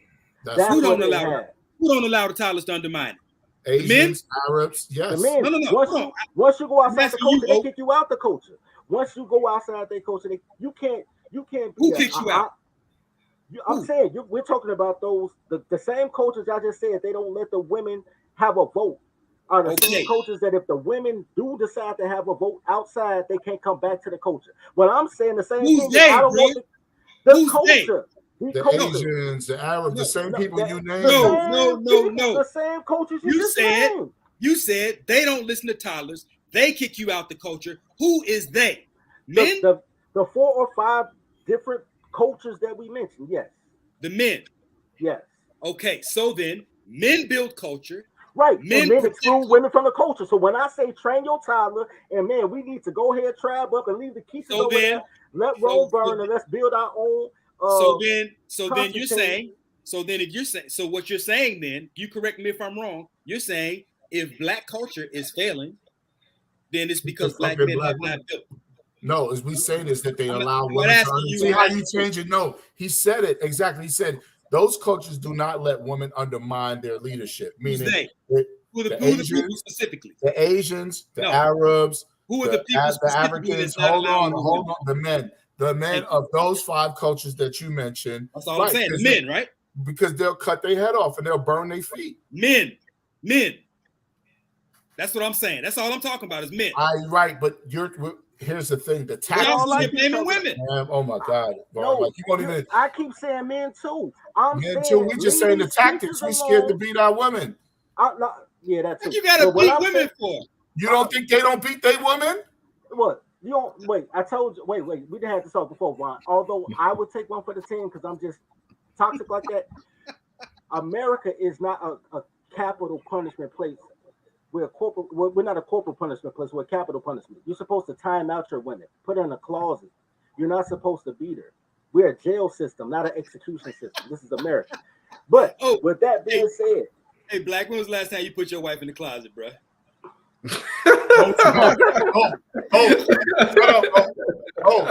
Don't say shit. Shut up, Hey, I'm gonna tell you what y'all gonna end up doing. Y'all gonna end up with boyfriends. That's what the fuck you're gonna do. I know he said the trigger word, trapped in the closet. no, you weren't there for the story. It's a whole we gotta leave that story alone. Yeah. You know, we're gonna leave the cloud. But here's the thing. You ain't beating women because your no. Hold on. Trapped in the closet. Hold on. This sounds a little Nah, you gotta wait for me. We working on a project. It's when this sounds a little yeah. Nah. See how the first thing we go to? No, it got nothing to do with it. It's a story of the anyway. When the movie come out. Go ahead, bro. Go ahead. So bottom line is, you keep saying the men, right? Which is we're agreeing. We're saying yes, men control the culture, but how they control it is different. You know what I'm saying? All those men that you name rule with an iron fist. So what they're basically saying is like, no, if you Arab and you come out with less than 3 sheets of cloth, that's your ass. You getting burned to the stake. American men used to do it. If you didn't listen, you was a witch and you was getting burnt at the stake, and it kept all the women in check. Just like Vaughn said, women would try a man 3 times a day for the same thing a man would get killed for. So that's the only reason, and that happens in the black culture because we allow the black woman to undermine what the fuck we doing. You know what I'm saying? That's why we don't even whatever we build. So what we're saying is Mr. Tribe, but Sealy did like this. Right. so my bad. Like this. Right. So what I'm saying is, right? So what I'm saying is that for men to rebuild the culture, we can't fix it unless we rule. Like I tell, you rule with an iron fist with brass knuckles. You know what I'm saying? The only way black men could fix it is making sure that the black women shut the fuck up and he don't allow her to undermine with her fucking chaos and antics. Bro. Other than that, he's going to have to divest, go somewhere else and build his own nation, his own tribe, and make sure that the women that come underneath it don't do that. But the whole thing is you want everybody to be harmonious. There ain't no harmony in fucking war. This is war. War is about motherfuckers getting in line. Hey, war is you never see you was in the military. It ain't about harmony. It's about getting in fucking line. War is between men, but you want to beat your woman. Because if the bitch is a traitor, I'll beat the shit out of her. And she going over there to white Johnny, man. So you gonna beat your woman while you getting your ass kicked? Because what she doing is selling me and my motherfucking kid out. Because if I'm about to go run this motherfucking route to win this fucking territory, and she went over there because Mr. Charlie, man, and told him what the fuck I'm about to do. So he about to end up in the pen. Hold on, Quezzy. Hold on. You know what I'm saying? And then she ran and go do that. Not only is she affecting my life and the men that I got to lead to get the fuck over there, but she's violating the children that we bore over her fucking slut ass action because she's selfish. So should I beat her? Matter of fact, beating her is the lowest thing. She lucky if that's what I do. Now watch this. P gonna be up in the pen and dude gonna be like, he gonna come up to me. Hold on. He gonna come up to me like, he gonna be like, I see you over there, and I like you. If you about to go behind the door, if you go to war and a man, your partner, went in there and snitched and told the ops what you was doing, you kill that motherfucker. But now a woman do it. Oh, you didn't have her in check to come on, man. He gonna end up doing full behind the door with this kind of conversation. He gonna have old dude coming up to him and be like, I seen you over there and I like you. Yeah. And I want you. I like the movie. You gonna eat your cornbread? No, I'm dead ass. I don't joke. I don't like that shit. I don't subscribe to no jail shit, none of that shit. You keep talking about beating up on women, that's where your ass going. But see, that's what you're telling me. As soon as I say you want me to be a man and control the dynamics, but as soon as I try to, you tell me where my limit is. And this is the problem you don't see personally because you keep giving me limits. And every time you tell me to fix Everybody it, got limits. hold on, no. Every time you tell me fix the problem, I say, okay, Vaughn, let me fix it. And as soon as I go to fix, well, you can't do it this way because this is illegal. Okay, but how am I supposed to fix this shit? That's what he mean by. That's what he mean by you. That's what he mean by you conquered under another man's law. Thank you. Right, but here's the thing. When white man would conquer shit, you think they wasn't breaking laws?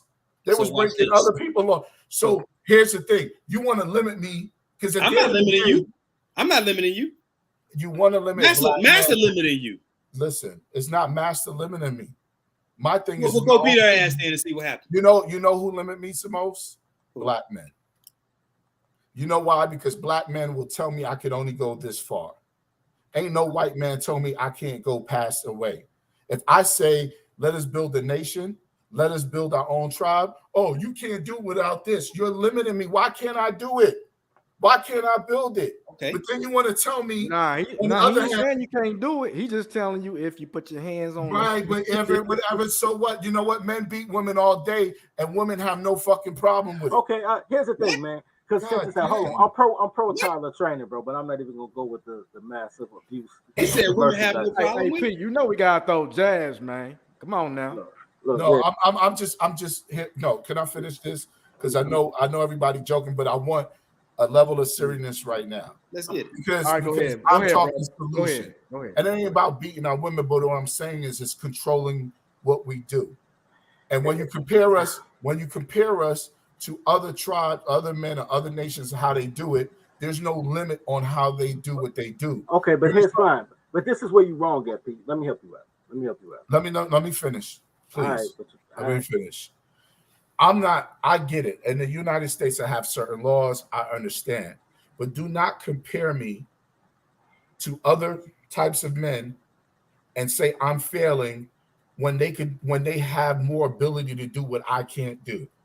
If I beat my wife here in the United States, I go to jail. If an Arab, an Asian, an African, Palestinian, an Amish beat their wife, they don't go to jail. And they could keep their woman alive when it's beyond intellect. When it gets physical. Hold on. No, I'm not finished. Please. Why does everybody? Because you be waxing poetic, bro. No, dude, but I don't fit. Everybody wants to your points, bro. My point is that you've been riding for a minute, man.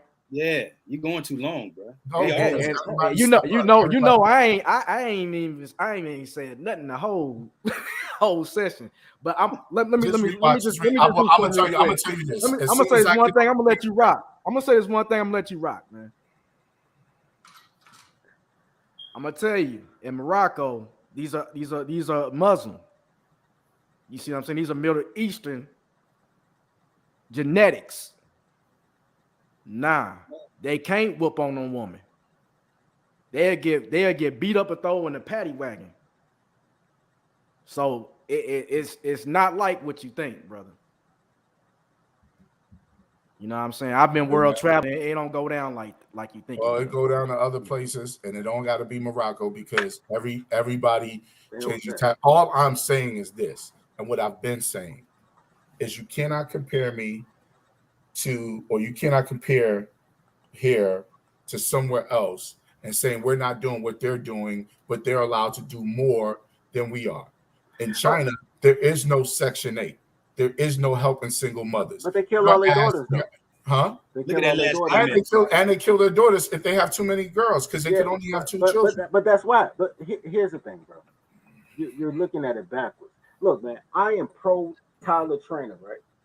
It's never about disciplining your toddler. It's about disciplining the dudes who will try to check you for disciplining your toddler. The toddlers, exactly. Okay. There's a reason that, but I'll fight a dude. But so if I choke a chick, she's like, you wouldn't fight a man, go get your brother. I'll beat both of y'all ass. But normally, I understand. But once again, girls do something 3 times a day, you'll kill another man for. So if I touch it, like you done tried to do some dumb shit because they all traitors. But anyway, so here's the thing: if you have a culture, you tell your men how to treat each other and treat their toddler. And if they toddler gets out of line, you check the man for not disciplining his toddler. And whatever form of sanctions incarceration, throwing a clause, or whatever the case may be. But the responsibility is for the man to train his toddler and for the community to keep the toddler in check. Because men build community. If you don't have men, that's why they talking about men need to step up. Because girls just fuck up everything they talk. I've watched women be independent for 30 years now, and they like locusts. They'll fuck up a neighborhood, move to a better neighborhood. Like, oh my God, fuck up that neighborhood, move to another. They fucked up the south side of Chicago, said we're gonna move to fuck the Calumet City, fucked up Calumet City. We're gonna move to Lansing, fucked up Lansing. We're gonna move up north. The Games was like, whoa, can't move up north. They're like, we're gonna move to Joliet, fucked up Joliet. Everywhere they go, they just leave a trail of just destruction and be like, not all women. All y'all did it. Dave Chappelle for not letting that shit come through. Yeah, shout out to Dave Chappelle for stopping the Section 8. But yeah, you train them. Women only do what men allow. If men don't allow, women won't do it. So you don't have to really discipline her like that. If you discipline the men, so you won't allow her to do it. So right. So because the other men won't allow her to do it. Right, but if you get her that college plan, since she don't need no man, she's gonna run trains in college and then come back a single mother and say you need to step up. Right. And that's the part we don't want to get. Everybody want to compare us to other men who have a different formula. You can't say, oh, well, what about Chinese men? They got that, because they don't have Section 8. Ain't no single mother no woman can say she don't need no man. Matter of fact, she looked down by society because the men are unilaterally affirm on those things. But in the black culture, the black men, they're not. You know what I'm saying? Because if I say fuck these single mothers, don't give them free housing, other black men are like, no, give it to them. What about them? And this, that, and a third. I got to step. Pete, let me say this. He's just comparing the stats of where we at compared to other men. Here's the thing, bro. It's just addressing a reality that I'm speaking from Von's position. That if you're gonna say this is where black women, our women, whatever you want to say, right? They lack in this area. If we point out all the things they lack at, he's just pointing you where we're at in our position too. Thank you. You see what I'm saying? That's all he's doing. He's not saying like, man, you comparing me to somebody who's got a greater advantage than me. Why you trying to make it like I'm not this and that and this and that? You're trying to limit me and blah blah blah. He's not saying that. He's just comparing. Here's the results of black women, and here's the results of black men, and here is the aftermath of the black community. That's all he's doing. No, he's not. Because what he's saying is every time I say, here's a solution to the problem. All right, she finally said something funny. How I'll take Cassie, man. That's funny. Every time I say, okay, look, let's build something new. We can't fix it. And then the moment I said we can't fix it, but we can start something new, then we're going to diminish. Why? You never tried it. How do you know we're going to diminish? How do you know we're going to dissipate? What if we actually be stronger and better by building something new? You don't know. That is your interpretation. Okay. So if you're gonna do something different, right? You're saying leave the women. The women that genetically look like us, right? You're saying we'll leave off and do something. It's not about leaving them. It's just building your own tribe, and it doesn't matter if it's a woman that looks like you, because they don't even look like you anymore. They look more like you because they look like trans and wear weaves. Okay, let's just say we do that. Let's just say we do that. We move off to other women and we date the black. We create our own. Tribe. We just do this little free flow thing.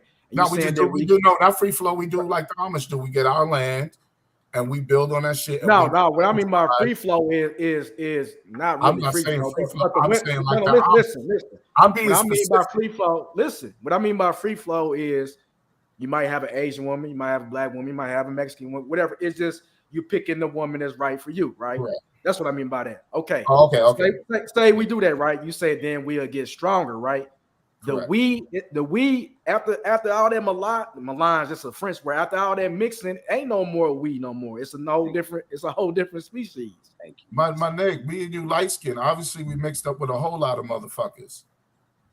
It's the culture we subscribe to. You and I say we black, but come on, man. You mix with a bunch of shit. I mix with a bunch of shit. We both light skin. We further and hold on. Same as you, Vaughn, and same as you, Oak. Look, when you say we, listen. When you Man, say we, you I saying cannot- black men. You saying black men though. When you say black we, men, because first of all, I'm not black, and I keep trying to tell you, I don't subscribe to that culture. It's a fucking crayon. You It in has we there. no- know that, but the subject has been like- about, black men, bro. Come on, man. now. But you know, Let's not play the semantic gymnastics. No, we gotta play the semantics because we want to. Here's the thing: we want to cow tie. Yeah, but we playing it. We playing it when we want to. We want to play it when it fits. First, we talking about black men, stats of black men. Then we want to go, but I ain't black. I'm black. We Because want to play it. We want to play it. I'm trying to say what it is because most folks think black men it is, right? You telling me to look like who? Because if you're really saying the black men, if anything, Oak, it depends what you consider really black. African black is black is the shit that say alchemist on it. So that if it's African black, Oak don't fit, Vaughn don't fit. If you say natives who are copper tone people, they'll fit. You know what I'm saying? Mhm. So my point is it don't gotta look like us. It just has to act according to what we say it is. When you go, Malcolm X went to whatever and he came back and realized that, yo, white, brown, all of that. You know what I'm saying? There are Arab men that are darker than Vaughn and Oak put together. That's why I And- specified black, Right. meaning American black. American people that have I mean, nothing. Let's not play the game, man. We know who we talking Yeah, about. right, but that's what I'm saying to the point is because Damn, of man, that. y'all play too much, man. No, I'm saying because of that, we cannot see outside of it. We think Who's we? Who's we? I can see it. Who you speaking for? Okay, check this out. The only time y'all talk about black is when y'all talk about money and who you fucking. Anybody can get money, no matter who you fucking, because all girls is dirt. Wherever I put my seed, that's the fruit that's gonna grow. right. So I don't concern myself with that. But I do know what y'all saying. The reason in addition to that, you have to understand that everybody else is what they are, and you just a crayon. So everybody else has the opportunity to be their nationality, right? Because white people only white next to black. When they amongst themselves, they French, Italian, Irish, whatever. So when they do their stats are based on their ethnic background. When you do the color stats, it's 46 million people with nothing in common. The things that I do, nigga just told me my hat. I'll give you a perfect example. Nigga just said, man, I look like I date white girls because the way my hat fit. But if you're from Chicago, you know goddamn well what it mean when your hat fit like this. That's a cultural thing. If I go to Boston, girls have given me sex in Boston because I'm not thinking, I'm like, yo, can I get a pop? And they like, what's a pop? I'm like, a soda. Oh, you're not from here. Oh, yeah, you want some pussy? I love fucking out of town. I'm like, goddamn right. every America is 48 contiguous states that are all the size of a European nation. If America was Europe, Illinois would be fighting a war with Indiana. You know what I'm saying? Maine will be allying with Vermont to go against New York. This is the most harmonious, you know what I'm saying, amalgamation of land ever. But we all not the same. We all got our own different shit, our own slang. The only thing we have in common is a common language. But even with the common language, we have a different twang. And the way that you're treated. You got that shit in common. How we I don't know that. Because I get treated way better outside of Chicago. I'm not talking about you as an individual. I'm talking about you collectively. Even collectively. The only people you see is, look, people be sitting here, cops, first of all, more white people are killed by cops than black people. And second of all, black is only for women, gays, and felons. Of course, felons do felon shit. So we don't have a common struggle. We don't have commonality in the way that we haven't let go of the 1950s and 40s and the 20s. No. The problem is we do, but we shouldn't.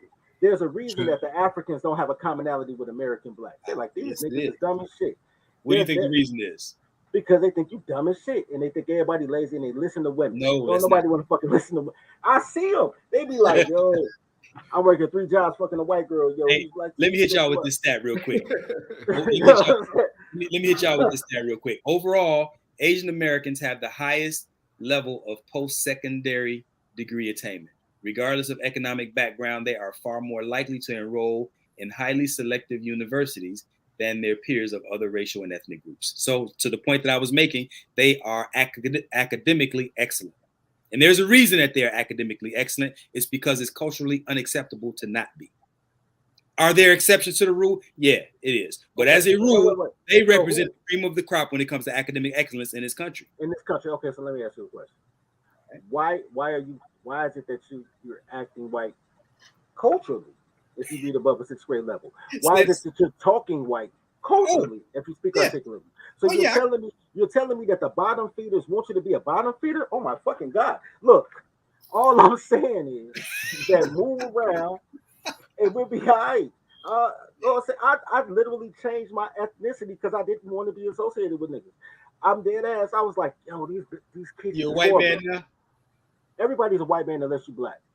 Okay. Even when you talk about the Kenyans and all that, they're legally white. The Mexicans, they actually have on the application, like legally white. Everybody's legally white, except niggas. Niggas is the only ones. It's always like, yo, let me be legally white. I ain't. If a man could be a woman and a dog can marry a chicken, I could be a white man. Fuck these Keishas, I'm out. So now I ain't gotta worry about that shit. I'm gone, baby. You know what I'm saying? Man. It is what it is, fam. I'm just saying, man. Look, I think at the end of the day, when we talk about how to the point that Kwesi was just talking about.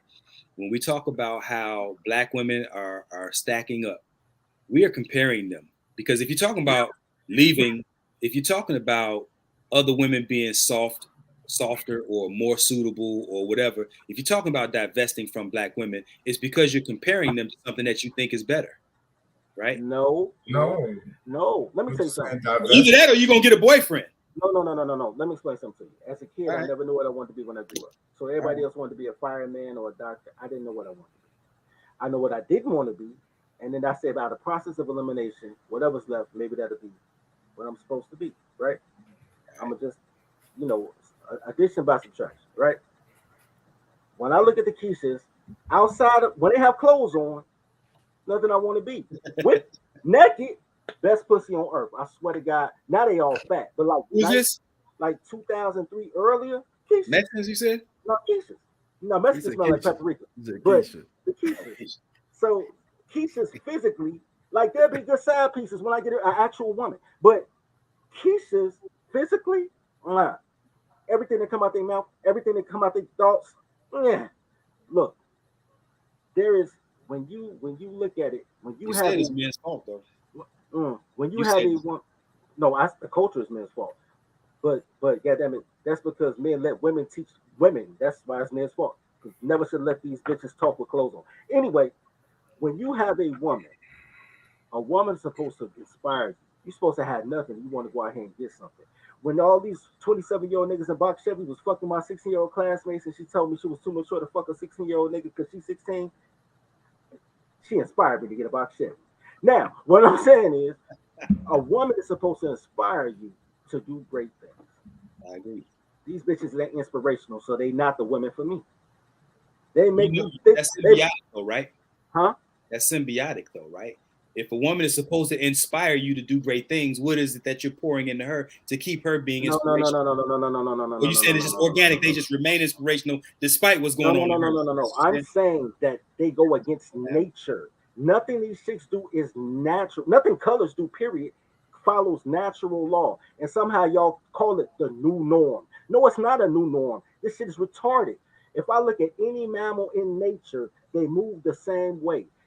Every mammal ain't for every mammal. You know what I'm saying? But you found a mammal for you. And that mammal inspires lions to fight lions. It inspires tigers to create pride. There is a symbiotic relationship functionally with nature. Yep. This motherfucker's not natural. That's why I don't feel inspired. And they say, "Oh, you." Why does it require a man for women to be in her best feminine? It shouldn't. A woman in her best feminine should be because she wants to be in her best feminine. I'm not arguing that. All right. So why do we have to pour into her for her to be a better woman? Should she just be a better woman? We're not raised to say look, men are not raised to be told that they got to be that women got to be poured in them to be a better man. We got to be better men on our own. what I asked him, and then that's not harmonious because that's not, you know what I'm saying? Say the same thing. Don't tell me she's not, did I pour enough into her? Well, did she pour enough into me?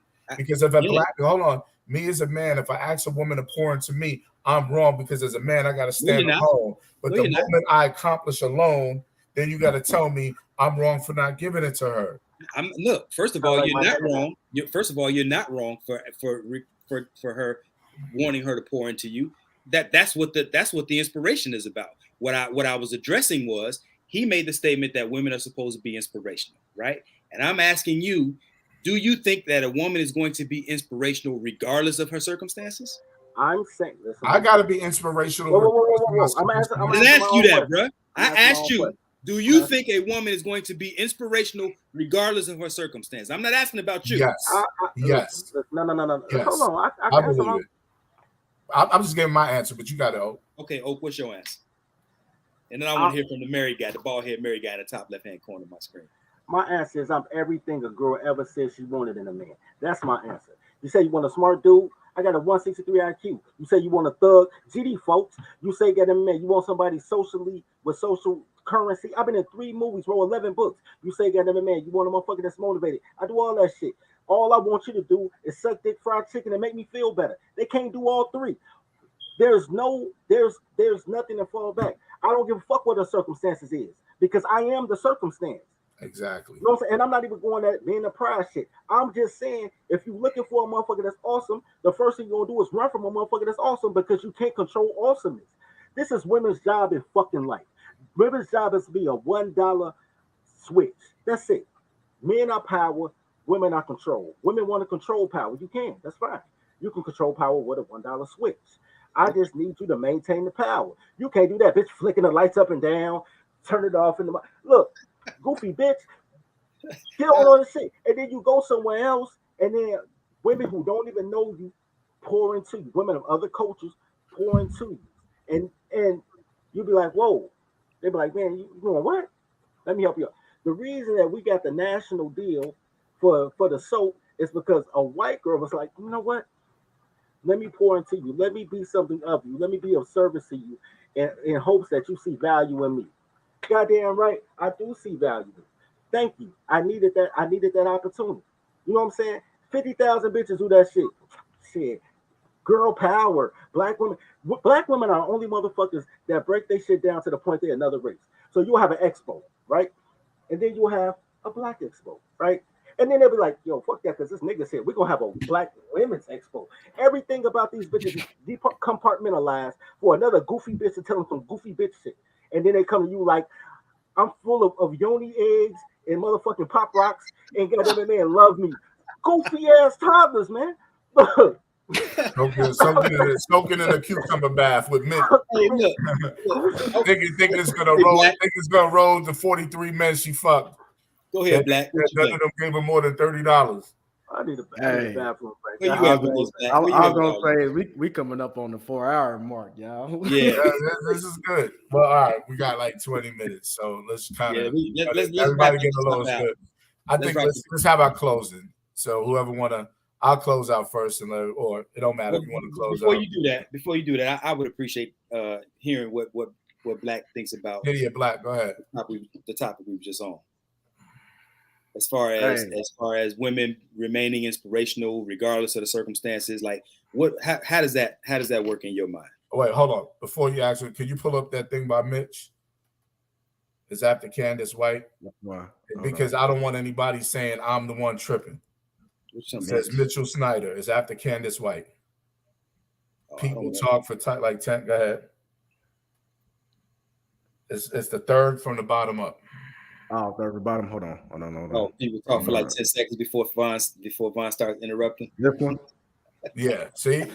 And then y'all say it's me. It is. Appreciate you, Mitch. It is. That's just somebody that's on your team. That's all that is.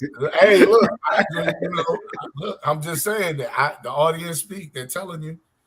Can't say it's me. You know, that's fair. Whatever. I ain't gonna argue. Unbiased person, you know. Yeah, I'm sure. Hey, shout out to Mitch for saying I'm a good white man. Shout out to Mitch. Go ahead, Black. Well, from what I expect, if I'm taking care of the house, if I'm doing what I need to do as a man, hey, bring that inspiration, baby. Mm-hmm. You know what I'm saying? But Oh, my I would be delusional if I'll be delusional. Come on, we human beings, man. No matter if we want to play what women is, men is, we human beings. If a motherfucker ain't satisfied, if a motherfucker ain't getting their end of the deal, how can you expect them to act what you want them to act like? You know, I'm just saying. You know what I'm saying? I'm gonna keep it 100. I'm gonna keep reality versus doctrine, ideology, or whatever. You know what I'm saying? Yep. So what he's saying, how can women expect stuff from men when they're not making men happy? That's why I said it's symbiotic. The relationship is symbiotic. It's complementary. You're supposed to be, if I scratch your back, you're supposed to scratch my back. Now, we might scratch in different ways. I need her to scratch in a feminine way. Otherwise, what I need a woman for? That's why a lot of dudes have boyfriends, I guess, because they want the same type of scratch that they give. Nah, because black women be having them nails and shit. I don't know about the black women that you deal with, but I know the type of woman that I got. It was just a joke. Scratch my back. It was a joke. You know, the Keisha with the nails, right? The click, clack, clack, click. I don't know what you're talking about. Clack, clack, click. You know what I'm saying? First of all, you need to click, clack, clack, to click. I'm gonna tell you, man. At the end of the day, man, I ain't scratching no nigga back because click, clack, click. The only thing I'll say about black love is this, man. The way that y'all are expressing it, except Vaughn. Vaughn, I told you I fuck with your high school love. I don't agree with shit you say, but I love the fact that you've been rocking with this chick. God damn it, since this motherfucker had airbrush He's been with this woman since high school, right? Right, nigga. Yeah. Niggas was still shopping at the Gap when he was fucking with her. All right, so, but here's the thing. Back when Kwame was rocking the polka dots. Yes, sir. I got. Hey, matter of fact, I'm gonna show you that shirt. I got one. I know you told me. Yeah, I believe y'all still. He still rocking the same beats he had in 1992, right there. Them same beats. I'm gonna put on Facebook tomorrow. We got because I don't believe he ever had hair. I think Vaughn was born with a goatee and a bald head. He probably had the biggest head top. Hey, they find that picture with us. When he was born, they gave his goatee to shape up. Bald niggas had the kidney play back in the day. His shit was probably that high, yo. I've been smooth a long time, bro. Hey, here's the thing, man. This is how I feel about. Bald was born in a suit. Here's the color dynamic. Hey, Mitchell don't like me, man. Who is Mitchell? Hey, Rich came to talk to the white man. All right, so look, this is my thing. I think first of all, I use women like loosely because I really think they men with vaginas. They really masculine as shit. Mm-hmm. But then that confuses the reciprocity. So a reciprocity is normally I give to you, you give to me, but you don't give to me what I give to you. You give to me what I need, right? Yep. That's not what these chicks do. What they do is they give you exactly what they want in return. You listen to them. They have a very masculine perception of everything, and then they want a man to outman them. Look, shorty, I don't mind killing my food, but I'm not gonna kill my food every goddamn day. Right. I'm one shot, one kill. You know what I'm saying? Yeah. So a lot of that comes down to just that simple dynamic. And it's just easier to be robbed by somebody else who's actually nice to you and set you up than being, stuck up strong arm. You know what I'm saying? Finesse me a little bit. Mm-hmm. You know what I'm saying? Make me want to give you 3 tacos instead of 2. God damn it, man, work it out. You know what I'm saying? I'll tell you a story. This is a true story. And then I'm gonna let Pete take the other 48 minutes. We're gonna be Serious jokes right there. Serious. No. True story. My first girlfriend. We was with my first girlfriend for years. You know what I'm saying? And like, I'm cheap. I've always been cheap, but I liked her. You know what I'm saying? And so I bought her a car. I put her. She lived on the west side of Chicago, a little hut. You know what I'm saying? I moved on the lake. When my money got right, I was like, we're gonna move to a condo. So I did all right. So we was together for years, right?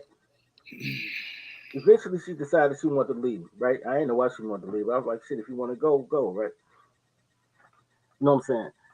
she'd use the excuse I had lost my job, but I was just waiting for my unemployment. She was like, "You at home too much." It's like an NFL play. You know, how all the NFL players get divorced like 1 year after they retire. She's like, "Damn, you at home too much. I want a break, right?" I'm like, "All right, shorty, want to leave go." Talk to her 20 years later. She comes to me. She said, "Well, man, you was the best relationship I was in, but I didn't feel like I had a voice." She's like, "I just wanted to talk. I want somebody to." I said, "But bitch, I found you in the gutter and I put you in the condo. You didn't need to say shit. You was along for the ride. You were my accessory. You're not. My goal is not to get a woman. You're an accessory to my life, so I don't have to fuck a lot of bitches. I could just come home and get some pussy. You're the accessory. I still got to take these out of town trips. I still got to make these moves, and I treat you fair. Treat your kid fair. Like, nigga, you got everything you thought you wanted. You know what I'm saying? I'm a 6-figure nigga introducing you to 8-figure niggas, and I'm on a chase to be an 8-figure nigga. Like the 8-figure niggas that I'm in the passenger seat, I want to be in that driver's seat. You an accessory. Enjoy the ride." But black girls can't do that because they can't play their position. So then she spent the next 20 years being the dominant in her relationships and never leaving the hood. So that's my synopsis on black women. If they knew how to play their position, they could be along for the ride. But the problem is they raise the same type of black men that they don't like, who thinks that both of them should be driving at the same time. Like, you get one side of the steering wheel, I get the other. That should never work. Y'all gonna crash, B. Either you gotta be either you gotta be the man bride or you gotta be the man that's driving. But two chefs can't be in the kitchen, B. So y'all gotta figure it out. But I already figured it out. I'm gonna let y'all have these goddamn quiches. Mm-hmm. I don't even know what I'm gonna do. Here's the thing. I don't think that any woman is. I think all Tyras are the same. The only thing that I need is for them to follow instructions, be coached. I don't care what color they are. If a black girl popped up, she can't be black no more either. I'd be like, "Shorty, bam, you no longer black." And I love girls that's so black they purple, nigga. The bottom of their feet black, nigga. I love black, but then they talk. Fuck. And then I'll go down while here. their clothes is on. They talk while their clothes is on. That's the problem. All right, Pete. 9 minutes. 9 minutes. All right. So I'm gonna just add: should black women abandon black men? Yes, I want them to, because I want them to see if the tactics that they run on black men work on every man outside of our race, and really give us like rest of this Biden thing, and let them do that. Let them not fuck with no black men. That includes felons and everybody, and go for the Asian, and go for the Arabs, and go for the white men, and go that way, and see how it fares out. See if the tactics you pull on black men work in other races, and see if they treat you any better. You know what I'm saying? Because obviously that's the first thing they say when they be like, "Oh, white men don't complain about spending money." Well, then go to a white man. Since you want to date all of them, don't marry any of them. Just date and get fucked by them. Don't let me bring up the Iceland chick. Matter of fact, somebody posted on my thing. So I'm going to tell a slight story like Vaughn did. And where is it? Okay. Shorty. This is what a shorty posts. Black girl. I met a guy on Tinder in Iceland last year. He came to my hotel with exactly one beer for himself. A few weeks later, I flew out on a whim to see him again. All that money that she spent for a bad dick and anti-vax lecture and to be called nigga to my face. Best believe I made it a fun solo trip. So he never brought her a beer. He showed already she wasn't even good enough for a beer. She leaves, comes back, spends all that money to go fuck a white man that she said had bad dick, but he later called her a nigger just for her to make more fun in the trip and fuck more men. That's just the mentality of toddlers, right? So my thing is, I'm using that example to say, yo, black women, go ahead and abandon black man. See how that fares for you. See how far you get with it. See all the shit that you do to black men, if that fears for other races. Because guess what? Other races have their own culture. And let's see if you adhere. And I'll actually be glad if you adhere to it, because then you'll finally get some motherfucking discipline and some structure. And you won't be out here making these bad decisions and creating this much chaos. You know what I'm saying? Let me get with a man that follows Sharia law, and let's see if you can hang with that. And that's where I feel black women should abandon black men. And I feel that black men need to abandon black women, because the term of black, which only refers to gays, to women, gays, and felons, which really encompasses all the same thing, right? Is just really one person just divided into three. Because men have to, black men or tawny, whatever men, we have to abandon that culture that it comes with. We can't build with these type of women. I'm not saying you can't get a sister. I'm not saying, but you don't need a sister to build what you're trying to build. The biggest problem we did as men was give our power to women and not build. Even though the civil rights was matriarch part, the moment we had a right that couldn't be infringed on because of what we consider race, we should have been buying up real estate. We were making heroin money. You know what I'm saying? But we were so worried about impressing broke black women. You know what I'm saying? Frank Mathis, $4 million, was it $4 million a day or $4 million a week? Frank Lucas, and these are just the people in New York. Every black city state had their biggest drug dealers.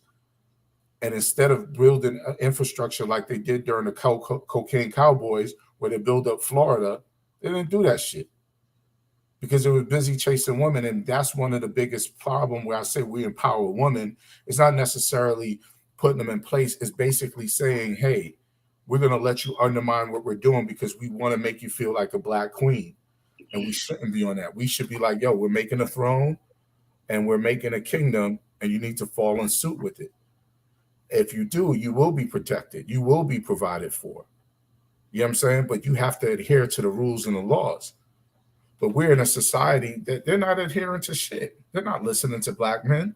Even black men with money and power, they don't want to listen to him, because the moment he give her instructions, no man can tell me what to do.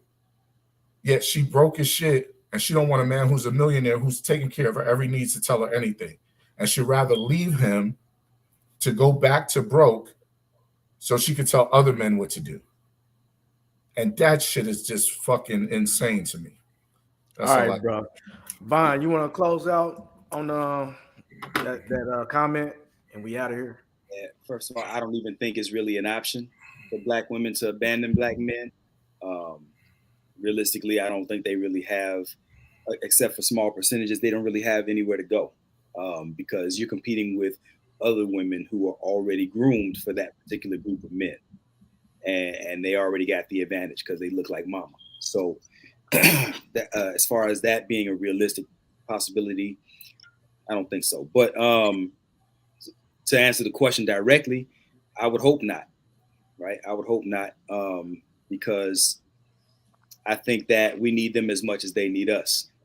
And I don't think that we get built what needs to be built by not learning how to form some type of cooperative union with the woman that with black women. And I'll even go a step further, and I'll say one reason that, to Pete's point, and to Oak's point, women will behave. If black women did leave and go to other men, they would behave differently, because the standard of manhood is going to be very different, which means that they're going to be required to behave differently. And so my assertion is that our focus needs to be on establishing the level of manhood that would demand the same level of respect. And to this point, I think we've had tremendous challenges doing that. There are reasons for that, but the bottom line is that's the result. We've had tremendous challenges doing that. What else? And also, let me add this, man. I end right here. With this being a game of war, these are strategies, right? And different things like beating your women and selling dope and turning them into, crack whores and pimping. That's checkers, man. Your enemy has empowered your woman to function independently of you, right? Theoretically, because they still need you. But the point is still the same. Your woman has the higher propensity than any other group of women to function without you, because your enemy has empowered her. So you have to then learn how to strategize in the next highest function. You don't get a chance to come in and smack your woman around, and strong arm your woman. You got to play chess. How do you play chess? You have to learn how to work a cooperative union, and that's going to be based on how well you can establish some sort of harmonious relating, some sort of relationship based on reciprocity. And to the point like Kwesi was just making, if your woman ain't happy, you got problems. And in this society, our woman is empowered to, if she's not pleased with the relationship, she can bounce. Right? And as quiet as it's kept, that's an American thing. That's not a Black woman thing. Any ethnic demographic that's represented in America, all divorce rates and all dysfunction rates, through every demographic that's being represented, every ethnic group is being represented, they're all very high dysfunctional rates, or high rates of dysfunction in these relationships. And so I think, again, until we learn how to strategize and overcome the obstacles that have been put before us, we're gonna keep losing, man. Regardless of who's losing who, Black men ain't going no damn where in large enough numbers. And if you do, you're gonna be leveling up so much to the point where if you would have did that same shit at home, you wouldn't have had those problems. So I'll land my plane there. It's out to you, Black. All right. I want to say that, with these intelligent brothers tonight, I sat back and learned some stuff. We got 3 intelligent men right here, and I'm glad they chose to come together to give some value, because I'm sure no matter our differences or what we agree on and what we disagree on, because some things we all agree with each other, some things we disagree with each other.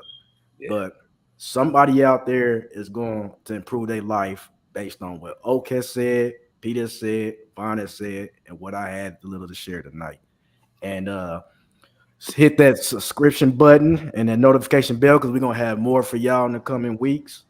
And these men are giving their time. They do it for free. It's their passion. You know what I'm saying? They don't charge. They really don't be out there asking for money or like that. But for their time, I asked that y'all send a little cash app for them. And stay tuned for the next episodes, y'all. Real quick. Subscribe to the Dirty Folks channel, y'all. Subscribe to the Dirty Folks podcast. Yeah. Y'all want to give out? Yeah, give out where y'all can be found. Yeah, sub to the Dirty Folks podcast, man. Just put in Dirty Folks. I'm the only one. I keep it toxic. And I appreciate y'all tuning in, especially those that stayed in 4 hours. And where can they find you at, Vaughn? Go on. Yeah, you can find me at The Love Alchemist on Facebook. You can find me at Vaughn_The Love Alchemist on IG. And I have a YouTube page too, The Love Alchemist. You'll see the logo everywhere that I'm at. And you can find me on Facebook even at Vaughn Says, like Simon Says, but Vaughn Says, because I'm better than Simon. Now spell the first name Vaughn, because VAUN. Right, because some people add a G and an H in it. Yeah, appreciate that, bro. They can find you at Pete. Find me on Facebook. If I'm not in Facebook jail, now that shit go. I always say some shit. Motherfuckers put me in a slammer for 30 days. You know what I'm saying? You might find me on Dirty Folks. So when you chime in on Dirty Folks, I'll be on there. One time I was on the Love Alchemist show, right? We had our first discussion. So whenever Vaughn decides to invite me again, I'll probably be on there, So, and then, hey, on, what we got going on right here. So one day I'll create something, because I'm getting tired of Facebook putting me in the slammer. You know what I'm saying? But hey, I want to say these 4 guys, these 3, well, all 4 of us spectacular, but these 3 guys is great. The only thing I had a problem was when I was on Facebook jail, not one person sent me at least $1 in my commissary. You know what I'm saying? So, Look, I fresh 30 days out of Facebook jail yesterday. I was hyped. I was talking to Oak like, look, I can share shit now. Yeah, for to get your ass locked right back down. Anyway, hey, look. One other thing I want to say too, man. Y'all don't get it twisted, man. We might get passionate and have our little spirited disagreements, but it's all love, man. We all brothers. It's all love. It's all love. Y'all should have heard the 5-hour production meeting we had a couple of days ago. That shit was probably. My